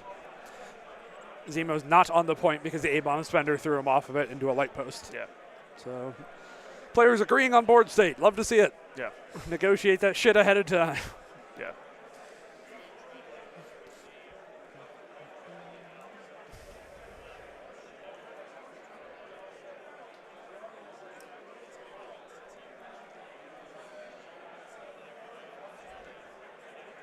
DeLuca can't. Yeah, he doesn't have a way to actually 16 here. He's just playing for taking it over next turn, I think. I guess Thanos could It would require some pretty good spikes, but yeah. Thanos could just evaporate Abomination, I guess, but that's pretty much it. Do you like the Zemo activation, or are you going with Bob? I kind of would go with Bob. I think, so, okay, if Frelinger doesn't daze Bob, Frelinger would have priority next turn, right? Yeah, he would. Because it would go Spectacular Bob, Gwen, Thanos. Okay, I kind of understand holding Bob here then, yeah. Yeah. But it's just, I guess I think I would still try to daze Bob on this activation, just because, man, Spectacular is so threatened. And I think if he drops that scroll, then it's over, I think. This gets real bad in a hurry. It's 1, 2, 3, 4. Oh, well, right. If Bob does that, he probably can't pick it up, unless he does it with 2 builders, which would be insane. But yeah. The 2 pistols.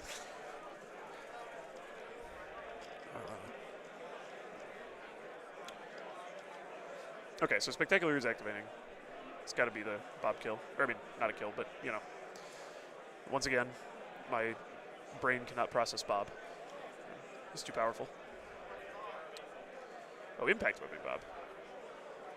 Okay. That kind of makes it sound like he doesn't want to go for the kill. He's just trying to push him away. Get your power, Frelinger.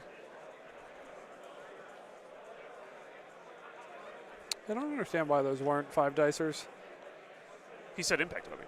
Yeah, but no, why weren't they the swinging Oh, shots? no, I agree with you. He should have been actually hitting him.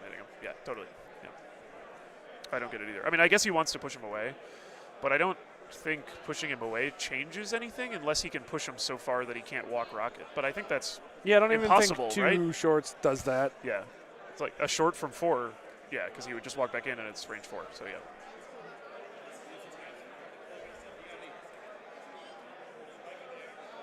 No, dude, why? Don't spec tracker? He may be able to break line of sight. Okay. and not get rocketed. That's what he wants. I guess that's what he wants to do. Yeah, it seems like that was the Okay, play. okay. Is so that you do the pushes to force Bob to have to walk, Yeah. so you can have an option for Spider Tracker. I guess that's true. He still wins the point because Bob is Injured. Yeah. Right. Okay. I see the vision. Okay. Yeah, it's a very late Spider Tracker. Amazing that it's still in the game. Bob walks again and heals because Extremis is cool and fun. Yeah. But he's not. I mean, he's not stopping No. Frelinger from scoring that point. So But still, so Frelinger, I don't think can win. this turn, you mean? Yes. Yeah, it's Yes, done. this I mean, specific- yeah. Even even if Thanos passes, he doesn't win.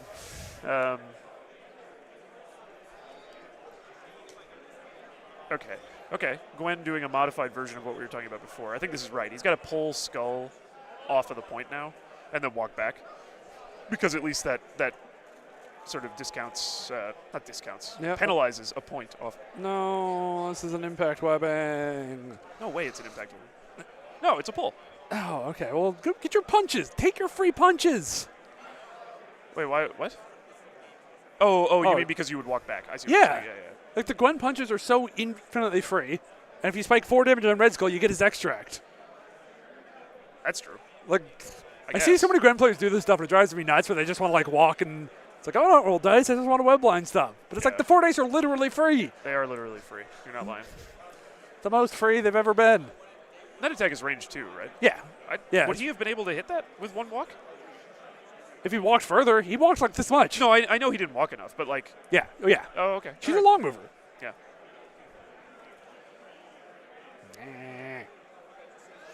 Angry. Angry.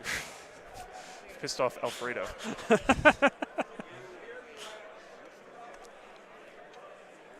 Walking as far as way she can by being long. Gentlemanly DeLuca putting Gwen back on the point because she slipped off. Yep. Players should agree on board state. It's great for everyone. Nah, I just make stuff up.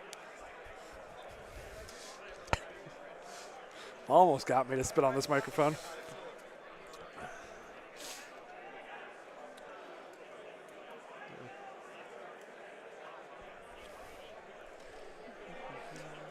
So I think he's looking to see if he can get both A-Bomb and Gwen off points. Yeah, I think he can with 2 walks. He wouldn't make any attacks then. Yeah, that's like that's fine. Chewie said in the chat. He's like, Oh, yeah. Yeah. Right there. Yep. so, okay, so that, assuming he does that, and he could probably, I think he could actually, well, He should be able to get on Gwen's point. that might actually be out. So I Well, think but he has space. Walks, He has space. Yeah, space walk. Oh, but he wants to do it without spacing so he can space Red Skull, Red on the Skull point. back on the point. Yeah. Does he win if that happens? Wait, so it would be Red Skull gives him 2 points, Zemo No. gives him 2 points, Thanos gives him 1 point. No, he doesn't win. He gets No, to, but it's real good. He gets to 14, and Frelinger gets to 1, 2, 3. So also 14. That would be a tie game at Wait, 14. he would get more than 14. Who? He's on 10 points right now. DeLuca. It Oh, would be sorry, I 5. misread that. Yeah. So it would be 15. Yeah. Wait, yeah, because it would. Yeah, I don't see a way. I think luckily for Frelinger, he can't do all of that. Like Yes. he's got to sacrifice something. Yeah, he's going to get. Very likely he'll get 4 points here, but I don't. Getting 5, I think they're just out of range, and that's what DeLuca was looking at originally. He's So trying that to get the full 5. It looks like we will actually be at a tie at 14. Yeah. Assuming. I don't know. Assuming he doesn't fuck something up somehow. I don't know how. But okay. So Cosmic Portal. Red Skull is being Cosmic Portaled back onto the south from our point of view. Point. Man, if only that model was dead to the one Gwen punch. Definitely would have killed him. Yeah. It would have been 2 Gwen punches. 2 missed Gwen punches on that man. That's true. He'd be dead, confirmed, guaranteed. So space himself, walk, mind. Walk. Oh, because Gwen's injured. So you don't have to get Gwen off the point. Oh, Gwen's injured. Oh, yeah, huge. Yeah. I So forgot this about is that. So he doesn't have to move Gwen at all.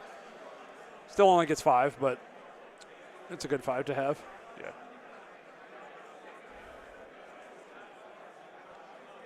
So I'm sorry. That makes him get to 15 points Yep. to Frelinger's 14. Yeah. Okay. I mean, I kind of don't see Frelinger winning now. It's but grim. it's grim.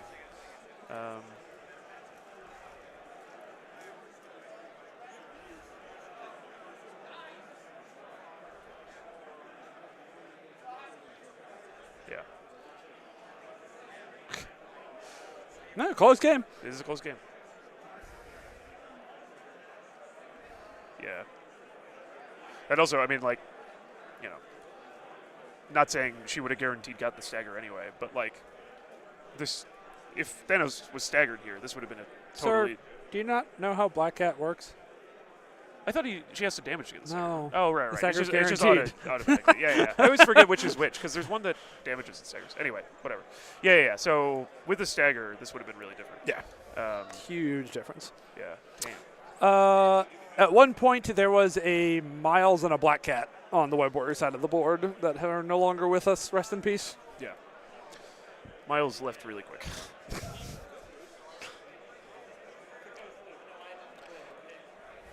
Yeah. The other rough thing, DeLuca has done a really good job here protecting his extracts too. Yeah. Like his Frelinger's only opportunity to pick up an extract or to like flop an extract is Abomination onto Zemo, but Abomination can't even pick that up. So. Yep.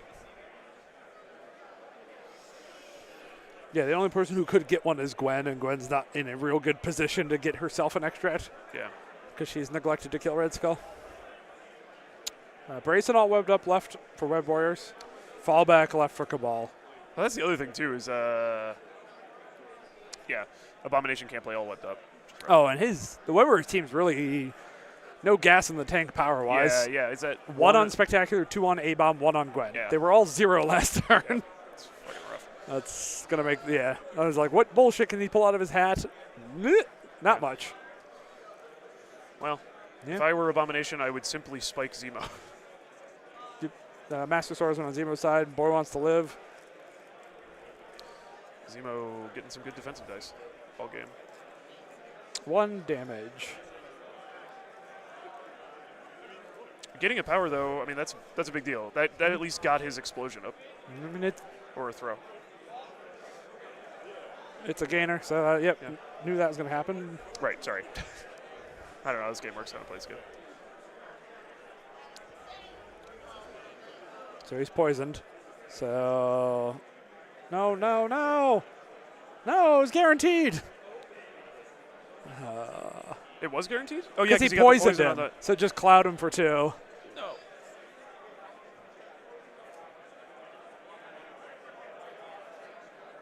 I think Frelinger just realized he could have clouded.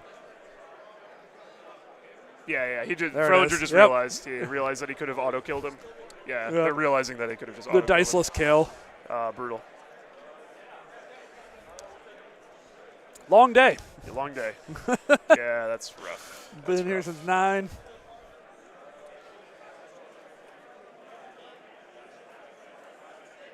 Oh, yeah. And so Yeah. DeLuca also didn't see it because he's now mentioning he could have fallen back out of the cloud Yeah, and then make the throw have to make the happen, throw and we're happen, still yeah. here.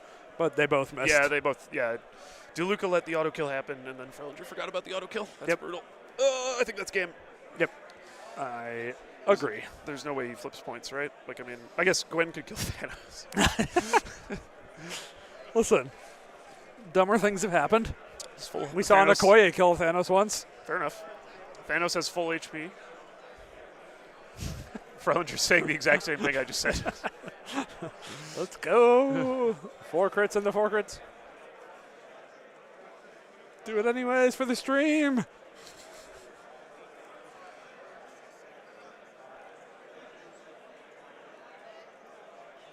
Okay, he's playing it out. He has sort of admitted defeat verbally, but not actually. But he's not conceded. doing the fun one. He's not doing. He's the fun killing one. Bob with killing Robert. Spectacular. Bob finally blocks nothing. Bob is dead. Bob explodes. Or is Well, I mean, KO'd. he does his cool thing. Yes. Where he's immortal. I want to see the Gwen kill Thanos. Yeah. Frelinger just doesn't believe in Gwen punches. He refuses. Yeah, I guess so.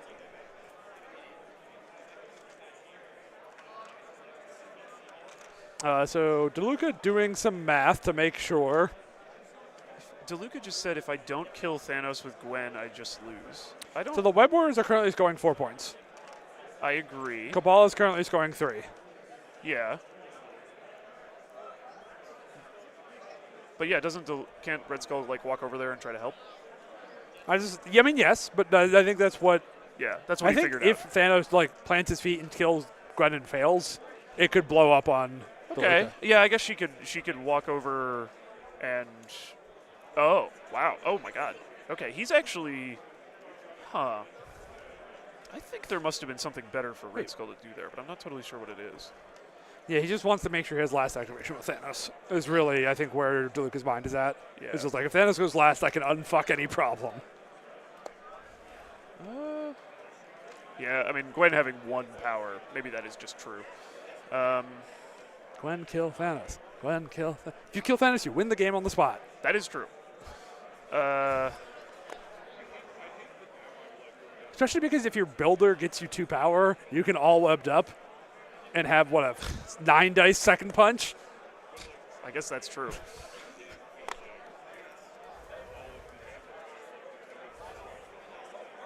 Okay. Frellinger's doing the math and realizing if he kills a Thanos. Come on, Gwen. Come on, Gwen. Come on, Gwen. I mean, the odds of this has to be like 1% or like sub 1%. Yeah, it's not high. Like, don't get too excited, stream. But 0 blocks. Important start. Thanos can also fall back here. Shut up. She can web line him back in. That's a good, well, okay, she's got 2, so she's guaranteed doing 1 damage. Yeah, 1 damage. Okay. Not ideal. Yep, It falls it is a back. fallback. Not. So Not he enough has- for all webbed up. So now it's over, right? He has none. No, web line him back and punch him a second time. Okay. No, he did a really good job with that fallback. She can't be web blind. Ooh, that is a really good He can't fallback. go web blind. Really good fallback. Yeah. Yep. Yeah. His barrels have been clutch this game. Some good barrels. 0.9% says Zach on the kill. So. Yeah, that's higher than I thought, honestly. All right, Frellinger's looking. Might as well. Me personally, I would bump in the night to the side here, and then Siege of Darkness. God, please don't give Web Warrior Siege of Darkness. Web of Darkness. Yo, if you get all webbed up, it's 4%. Wow. That's And he doesn't fall back and all this nonsense. You don't know. better than the lottery. Well, we tried our best to will that. Well, Yeah. I tried my best. I don't think you tried your best to will that into existence. I think it's funny when kaijus win. No, totally. Also, There's a kaiju right there. I guess that's true. No, it's that Kaiju's on both he's sides. 5 points. Yeah, but look how big he is. That's true. He's very big. By mass, the Web Warriors had way more. Yes, by plastic. I agree with you.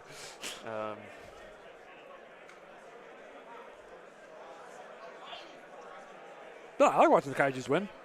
We had DeLuca on stream last round because I was like, give me a Thor. We haven't had a Yeah. Thor all weekend yet. Give me. Oh, no, we had one, but I wanted an Asgard Thor. Yeah. And we got a fun Thor into iHulk. Kaiju Showdown.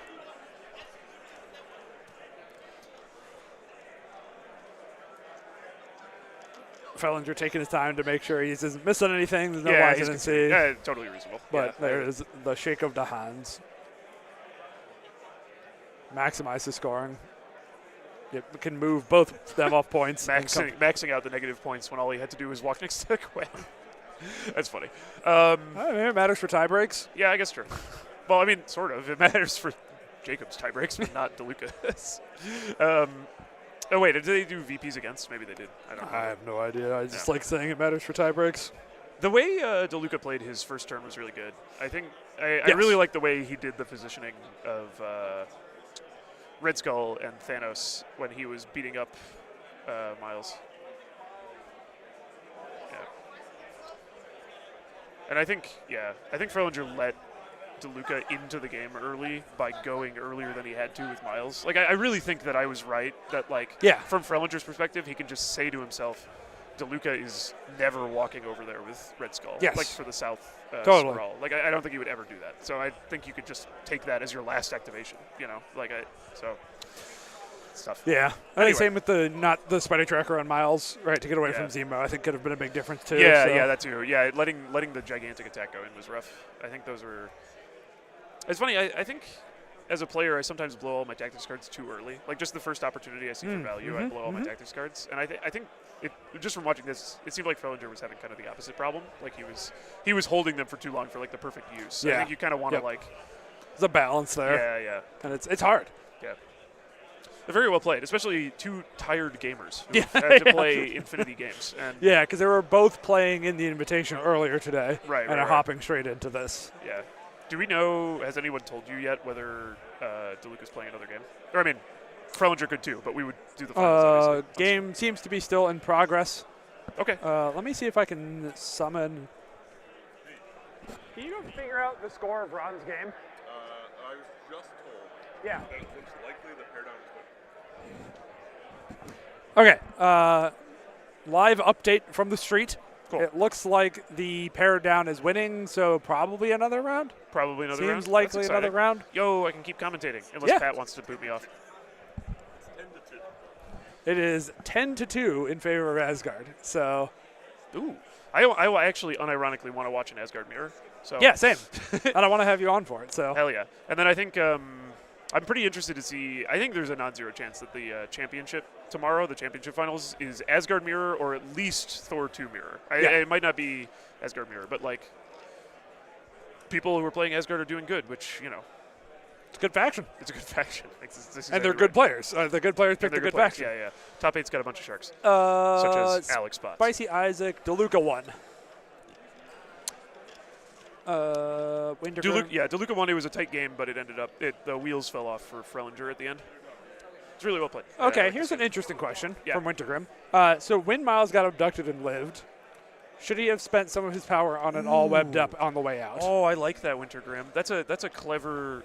People don't really think about that because it's not taking advantage of the attack dice at all. You might literally get no bonus dice from that all webbed up. But now that you've mentioned it, I think that's sick. I think that's a nice play. Yeah, I'd have to go back in the footage to see Yeah. if it's like the official seal of approval, but I think that's really interesting. And I think, like you said, here's the play. If We made a fake news. we may have Wintergrim. just lied to stream chat what? about the next round or not. Okay. So stay with us. We'll hang out until we have a definitive answer on if we're doing another round or not. Wow, Pat can't read a scoreboard. Oh, I was going to say, Wintergrim. Okay, so you would have to really check back, but the juice would be if after Miles jumped, he was within 3 of Zemo briefly. Oh, there so you he go. could jump, Yeah. all webbed up all 3, and There then we're run away. talking. But that Yep. might be too much power because he wanted to spend her to get the scroll out, which I think is also good. But either way, I think all webbing up is there. Yeah. Go check the tapes to see if that Yeah, was. I think that's a nice call. I think that would be Totally. really good. Yeah. Because I don't really think in this matchup, at least once you see the list, I don't think you're expecting to get like big all webbed up damage. Like you could use it to hit somebody, but also Abomination is like your hitter and he doesn't benefit from it. So, No, and like the AoE slow is so strong on D shapes. and you know that the way you're going to win is by running around D shapes like a goofball. So, yeah. I like that idea a lot. Are we staying on until we know about next round? Or are we, we're okay. just gonna hang out and chat Cool. and then let people know if there's another round and when it is. Cool. Or if we're done for the day. Yeah. Let me triple check for tomorrow. I believe we start at 9 a.m. again. I'm so tired. I don't want to play a game at 9 a.m.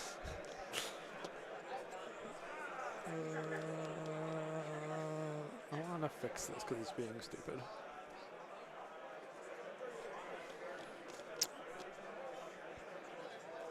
Oh, that's not what I wanted either. Well, this is better.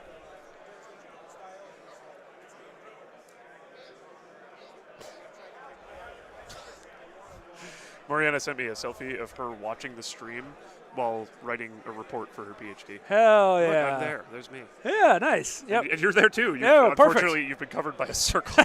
But, I'm just flattered to be included at all.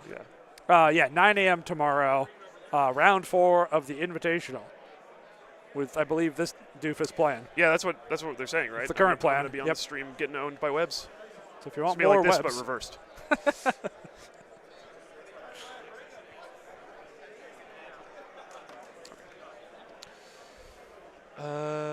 What else is there to talk about? You checked in on Valorant. I actually haven't. Yeah, I haven't either. Because there's not really a lot of dead. I mean, there's dead time between games. Right, where yeah. I'm going. You probably have had way fewer breaks than I have, even though I've been playing. Ooh, Sentinels and 100 Thieves are 1-1 right now, and they're going into the third game. I hope they both lose. That seems unlikely. But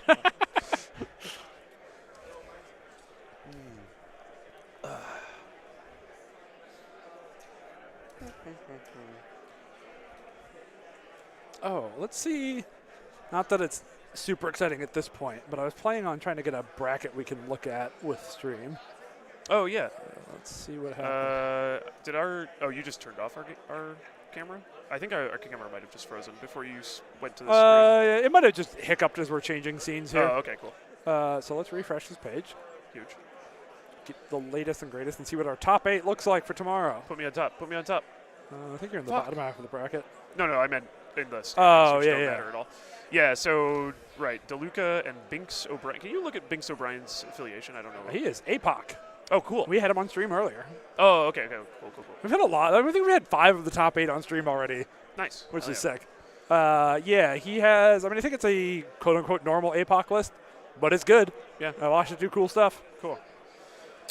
So, APOC versus DeLuca's sort of mixed thing. Hyper Viper versus Greg. Greg is on Cabal. We had him on stream earlier today. Hyper Viper has Oh my a God. Asgard Defenders pile. Do you think he actually plays? So he's played Asgard Avengers Asgard. I think the Defenders is fake. Yeah. He has 0 Defenders cards. It's fake. If you don't have a single TTC, it's he fake. can make an affiliated but tactics cards list. And and leaderless. also leaderless? Yeah. So he it's doesn't- unaffiliated. I mean, Yeah, I it's guess you're right. technically- Yeah, it's unaffiliated. Yeah, but it can play Defenders. Okay, so Avengers Asgard. Cool. Eric Wong Playing playing Asgard. Asgard, yep. He Gave up on Portals. Yeah, joined- yesterday he rage quit Defenders and switched to Asgard. So he played 5 games, 3 of them into Asgard, Yeah. and lost 2 of them. Yeah, So didn't feel good about Defenders in that matchup. It's like valid. You know what I mean? Like if you Yeah. lose the same matchup twice in a row, yeah, totally. mix it up. One of which was against DeLuca, not on stream. Oh, but it was yeah. DeLuca in the GT, the GT. tournament that they were playing right now. So this is Cabal on Yeah, Chad just here. all Cabal. Looks like all Red What's on the Skull list 3. we got? Ooh, hey, that's kind of. I mean, so it's got Thanos and it's got Red Skull 3. Well, so it's that got is- clocks, so you love it. But it's got clocks and it's got. Oh, Wrecking Crew? Wrecking Crew, yeah. Oh, I haven't seen a Wrecking Crew all weekend. Yeah, they should put Wrecking Crew on stream. Yeah. Well, Eric And refuses to be Dracula. on stream, so. Yeah. And then And Web then me Warriors against Quebec Danigo. versus. Web Warriors and my Midnight Suns. Is he doing anything cool on his list? I was looking at it and it seemed pretty bog standard Amazing to Black me. Cat, Ghost Spider Miles, Spectacular, Zemo. Yeah, It had Shang-Chi, which Shang-Chi and Bill is kind of interesting. Usually you see them Yeah. like pick between those two. I played against Johnny a few months ago where he actually played both in the same list. We got to get Frelinger to take his mic off. Oh, yeah. Let me go. I'm going to charge those two. So you Vamp? Okay, keep I'll the vamp. stream entertained. I'll let them see your face.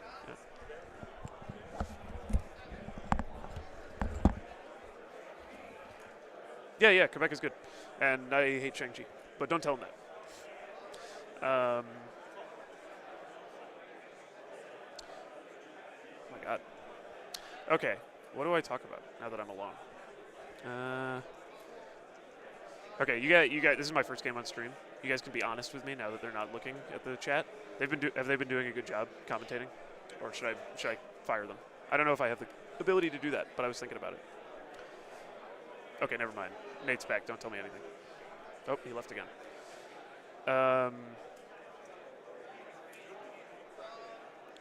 What are your thoughts on Brotherhood these days, bots? I'm probably gonna switch back to Brotherhood after this event. I'm probably gonna take a little break from Marvel, just like a month or something like that, where I'm probably not gonna play any games because I've been playing a ton. But when I come back, I'm gonna do some Brotherhood. I definitely think Brotherhood is weaker than they were before the nerfs that happened last summer. Like, I think it's pretty rough to. Thanks. I think the loss of deception is huge. But I want to try Brotherhood with Red Skull 2 some, and then I also want to kind of get some reps in for when the Brotherhood box comes, because I'm hoping that will have some interesting models.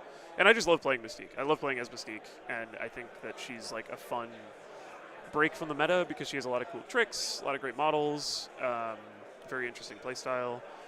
And yeah, I don't know. I've been having a really good time with Midnight Suns, but I've kind of, even if I scrub out tomorrow, getting top 8 at LVO is pretty great. And then I think I've kind of juiced the Midnight Suns list I've been playing for all I've wanted out of it for a bit. So I still really like them, and I might come back to the affiliation. But I want to do Brotherhood for a while.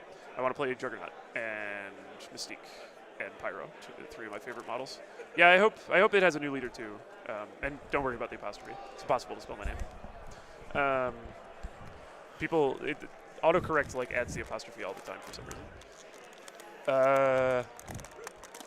So no update on the next round yet. We're still be waiting. It's still playing. Yeah. Oh yeah, we had no idea what's going on there. I was just asked how I felt about Brotherhood, and I was telling them too much information about how Brotherhood is cool and fun.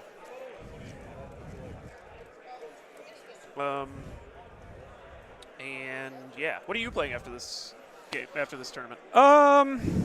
What am I playing after this tournament? There's a couple things that I'm interested in. Obviously X-Men. I think I saw Joe Manji won the Mutant Weekender playing X-Men with a Dracula in there for Storm. Oh, that's cool. As the that seems Ultron sick. Replacement kind of model, just a big bruiser guy. I think that's really interesting. I have a gorgeously painted Dracula because I got Vince's. Oh, nice. I don't know if you're so because Vince was like, man, I can't decide if I want to paint traditional spooky vampire Dracula like his Blood Bowl team. That's all vampires. Or if I want to do Beach Dracula for the Beach Cabal. Right. And he's like, I don't know what to do. He's like, well, buddy, I'll buy you a second Dracula, make the first one traditional. Yeah. Then I get that one and some money. Pay him some money for his time and effort. Yeah. And then here's the second Dracula to make into Beach Dracula. Yeah, so I have a gorgeous Dracula now. That's awesome. Yeah. That seems like a cool include. Yeah. Yeah, it's super interesting. It's he's very similar to Ultra. It's a 5 threat with the bow and big attacks, but then the specifics are very different. Yeah. So I'm interested in that. I might get baited into playing Cyclops again. Okay. That seems rough. How well do you know how Wrecking Crew's card works? I don't know. Probably not very well. Okay, we'll pull it up while I tell you about this. Okay. So Wrecking Crew and Cyclops looks like the coolest shit. Okay. So one, they have a beam that they like using a lot. True. And beams are really good for Cyclops' leadership. Right. Because you get an extra power or move a power every time. Yes, you give a friend a power every time an attack deals damage. Okay.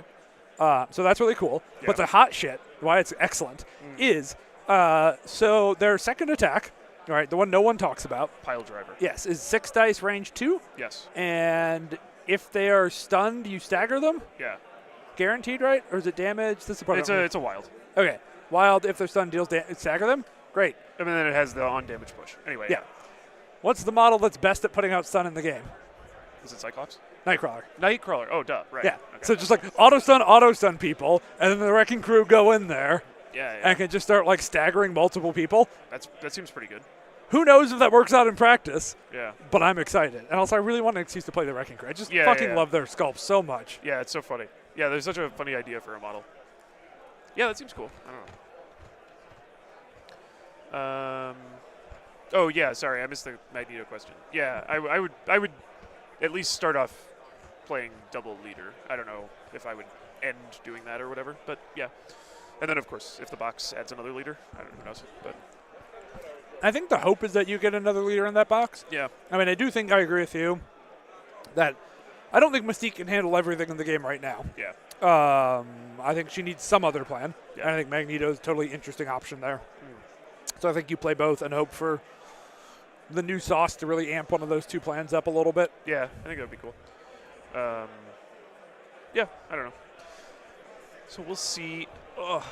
Oh, yeah, that's the other thing I like about Wrecking Crew is with the Storm Hops, since they're a 2-power turn model, they can do Right. some dumb safe grab shit. True, yeah, and they're huge too. Yeah, yep. They move short, yeah. I also might play Thralls. I I think play- that shit's so bad. Fuck you. I played one game as Thralls, and it went great. Okay, well, that's confirmed. So I think people are playing the wrong shit in Thralls.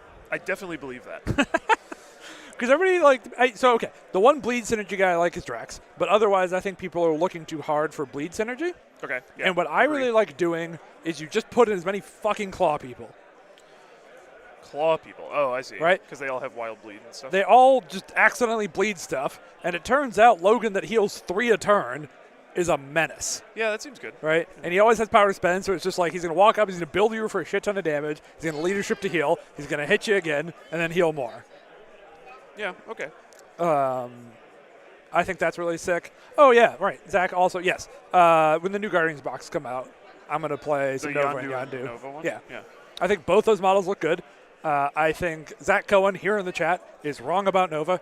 I'm going to call him out to his face online where I can't see his face. That's fucked up. And he can't do anything about it.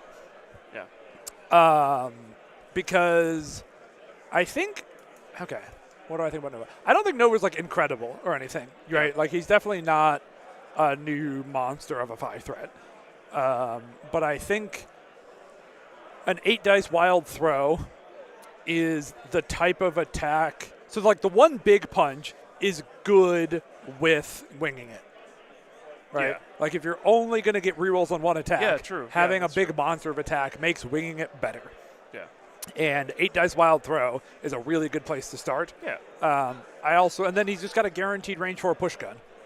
That's true. All right, so like he can switch between So these he's a web control warrior. and sort of murder models in different ways. Yeah. I do wish his judgment was easier to hit. Judgment's a really strong condition. Yeah, that's on which attack is you that got on? the iPad. Yeah, I'll look it up. Fine. It's on the gun, Okay. and it's 2 faces. I don't remember if it's crit shield or crit wild or wild hit. I think it's definitely a shield, right? Yeah, it's a wild shield. Okay, so the 2 1 and 8s is really rough on that. Yeah. But judgment is a ball buster condition. Yes, it's extremely good. And then just the beam's really good. Like I think you figure out I think if anything bad can be said about Nova is that the current meta is not where he wants to rock. Like I think if we start widening out a little bit, and you can because the beam is so strong. Yeah, the And beam it's is so really easy good, for him to afford that, even with just his gators because of his walking and gaining power. Yeah. Like if you don't have to use his hop that often, he can really get that beam going. And against wider teams, that beam starts to really print money. Yeah. Okay. It's but- nice that the push is not any direction. It's any size. Any Yes. size on the, yeah, that's pretty cool. Just in the words, then come to the well enough. Well, you're probably just doing it wrong, Zach. I don't know. I mean, I probably will be less high on him. I'm more excited about Yondu, right? If we're picking one of those 2 models to be hyped about, Yeah. Yondu's the fucking man. That makes sense to me. But I think Nova's better than he gets credit for. And also, everybody's like asking Zach, is Nova and Yondu good? And Zach with his 2 games of experience is like, Nova sucks. And I was like, no, hold on now. There's no way we know that this early. Yeah. So I think there's got to be a home for Nova somewhere. Schmidt is mad at you. What? Well, he asked Boots if they're ready for tomorrow. He was trying to say. I don't know who that he's is. not mad at me. He misspoke. No, Schmidt, I'm never ready for anything. I'm just incredibly lucky. And I like it that way. Keeps things exciting.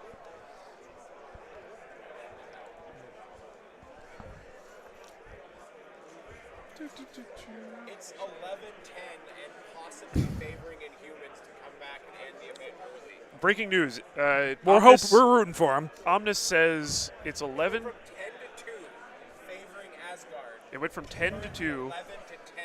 favoring Asgard, to be Asgard 11-10. shaking its head in disappointment. Wait, so Asgard is the 11 or the 10? It looks very, Yeah. they're still 11. They're ahead. Okay, so Asgard is now 11 to 10 over Inhumans, and Inhumans are looking like they might end the event early. Yep. And Humans also, mounting a wild comeback. you can't see it off screen, but Omnis is very excited about this. Chewie, we don't know. So the game we were just talking about, the Asgard Inhumans game, is the decider because there's one more undefeated who got the pair down. So if Asgard wins, we get another round. If Inhumans win, we are done. And you all just watched the finals, even though you didn't realize it at the time. But I'm rooting for Ron. He's my bro. He's from Sacramento, or at least NorCal. Yeah. So I hope he wins so I can sleep. What were we just talking about before that? I had something interesting to say. Oh, no, I didn't. Guardians? Sorry, I didn't have anything interesting to say. Schmidt was just heckling me. Yes. You told Ron. Oh, fuck off. Fuck off, Schmidt. You did not tell Ron to throw the game. He tried hard, and it was a good game, and I won. Fuck you. Oh, Ron's the Inhumans player. Oh, Ron, wait. What? Yeah. That's the guy I played. Yeah, Oh, he's I think playing right now? Yes. Oh, he's in He's the title- Inhumans oh, player. let's go, Mounting Ron. yeah. He's a really nice guy. This is the first time I talked to him. I think once I met him, I realized I'm pretty sure he and I had been in like rooms together a few times, but I never like talked to him or introduced myself to him. Sorry, Schmidt. I thought you were saying that you told him to throw against me and I was going to kill you. No, I think Schmid wants more GT. Yeah, he wants more GT. That's reasonable. But now that I know it's that Ron, I want him to win. Yeah, I got it, Schmidt. Sorry. I think there's like a little delay with the chat There is, where I'm at least a minute. We haven't really figured it. I guess I should turn on timestamps. I think I saw that button somewhere, but I'm too lazy. Yeah. Is there a view count over here? No. You have to go on the app yourself. Oh, fine. See how many viewers. So I have at one point somebody mentioned we had like 92 viewers, and that was early in the morning, and that's all I know. Gotcha. Well, that's hype. 92 people looking at me, look at my phone to see if there's 92 people. Hey, all right, listen, Chewy, if DeLuca wants to watch the Lions game, he could have just thrown against Frelinger and gone home. That's also true.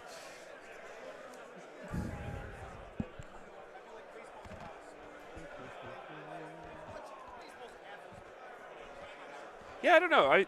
I mean, I haven't played any games with or against Nova, but just reading the card, it seems good. It's not like amazing, but yeah, I agree with you that it's like not a great meta for him. Somebody should play him in webs. Why? He's a web warrior. With the push gun? Yeah, it's a push gun, but it's energy attacks. I think it's actually a nice difference. He's got good throws. He's got a beam. I don't know. I'd try him in webs. Although maybe Abomination is just better. It's be kind of silly to have 2 splash 5s. Yeah, he doesn't really have the durability that they want in their Splash 5, I don't think. Like, Nova is not a durable model. Yeah, no, I understand. He's 4/4/4/7 with no defensive tech, right? His defensive reroll bubble, it sucks, but it's there. Right, It's fine. And he's immune to Incinerate, but yeah. We currently have 72 Zupa Troopas. Huge.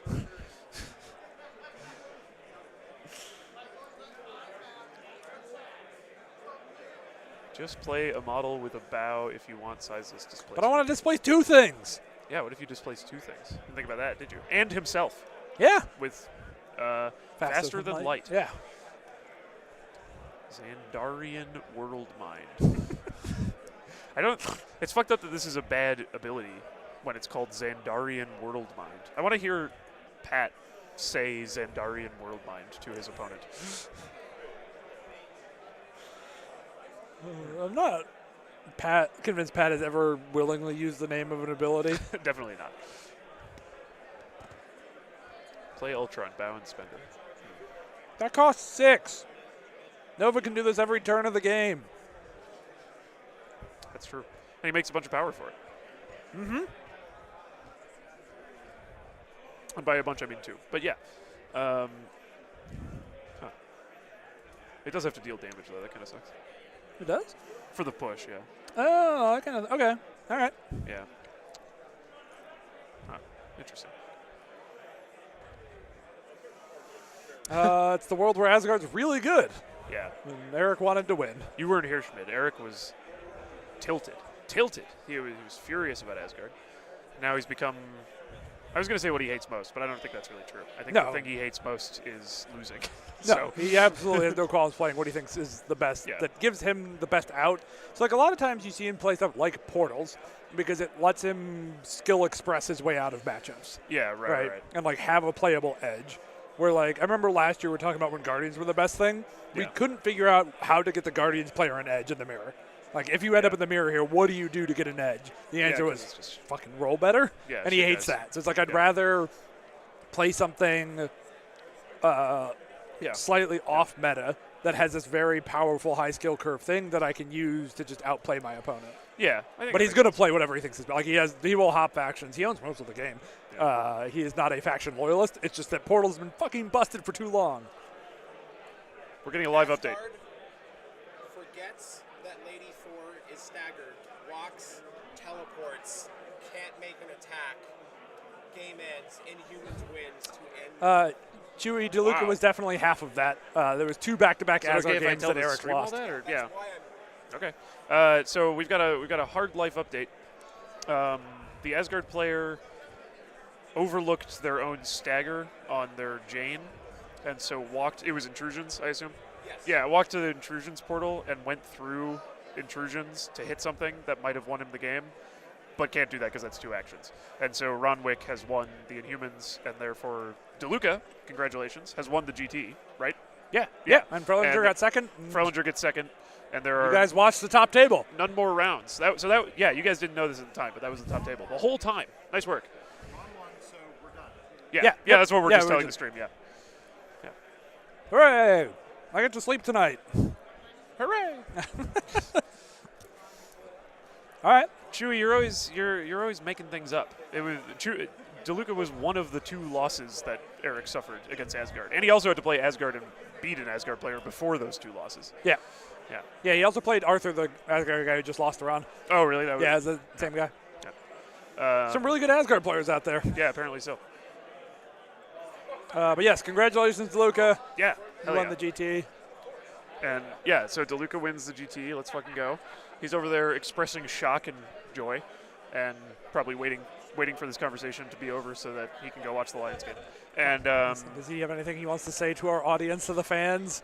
should I ask him? Yeah, so Bert, that was the grand finals of the GT. Tomorrow we have 3 rounds of the Invitational. So there's still a lot of games tomorrow. Yeah. The Invitational is the big event. This was just the parallel event that was going on. So 9 a.m. tomorrow. We have 3 more rounds of Invitational. That's the good shit.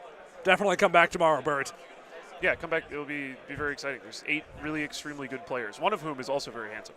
And Bots is also there. and I'm also there. Should I talk to him? If he wants to be on, we can, but if he doesn't, that's fine too. Yeah, It's been a long day. I can ask him if he wants Yeah. to talk.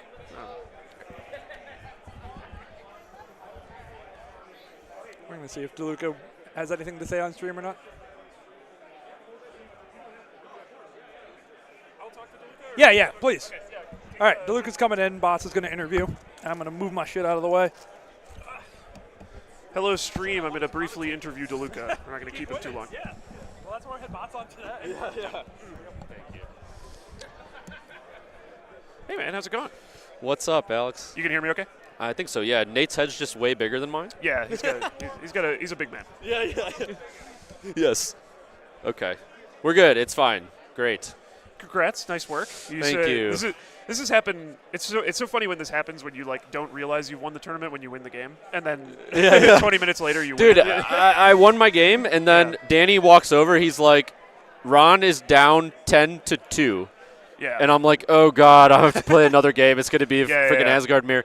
Yeah. But no, Ron had insane comeback, so props to him, and I owe him a beer. Yeah. Hell yeah.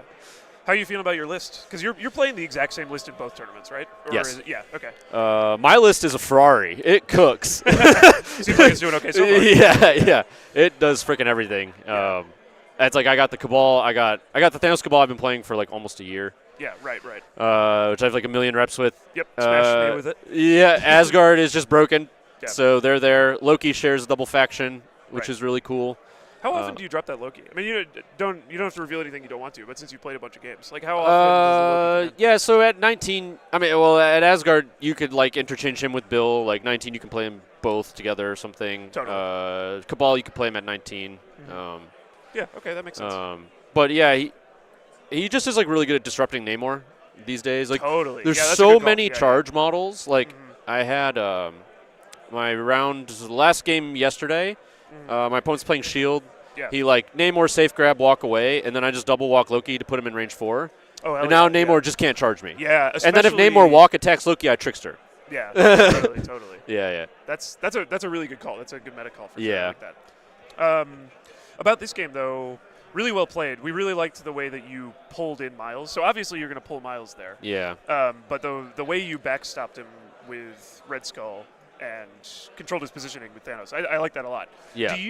Okay, so just out of curiosity, if you were never going to walk Red Skull down to the side scroll if If he didn't grab it, I was totally going to get it. You were Yes, go get it if yes, he didn't do it. That 100%, activation? yes, Really? yes. Oh, I'm totally wrong. Yeah. Because I was thinking that like Frelinger could have waited because you wouldn't take it immediately. I would You're 100% go grab it. You're yes. willing to have Red Skull Yes. out there? Oh, Yes. okay. All right. That's cool. Because Thanos can then not have a Thanos activation. If I get pushed off or something, the chances he kills me are pretty bad.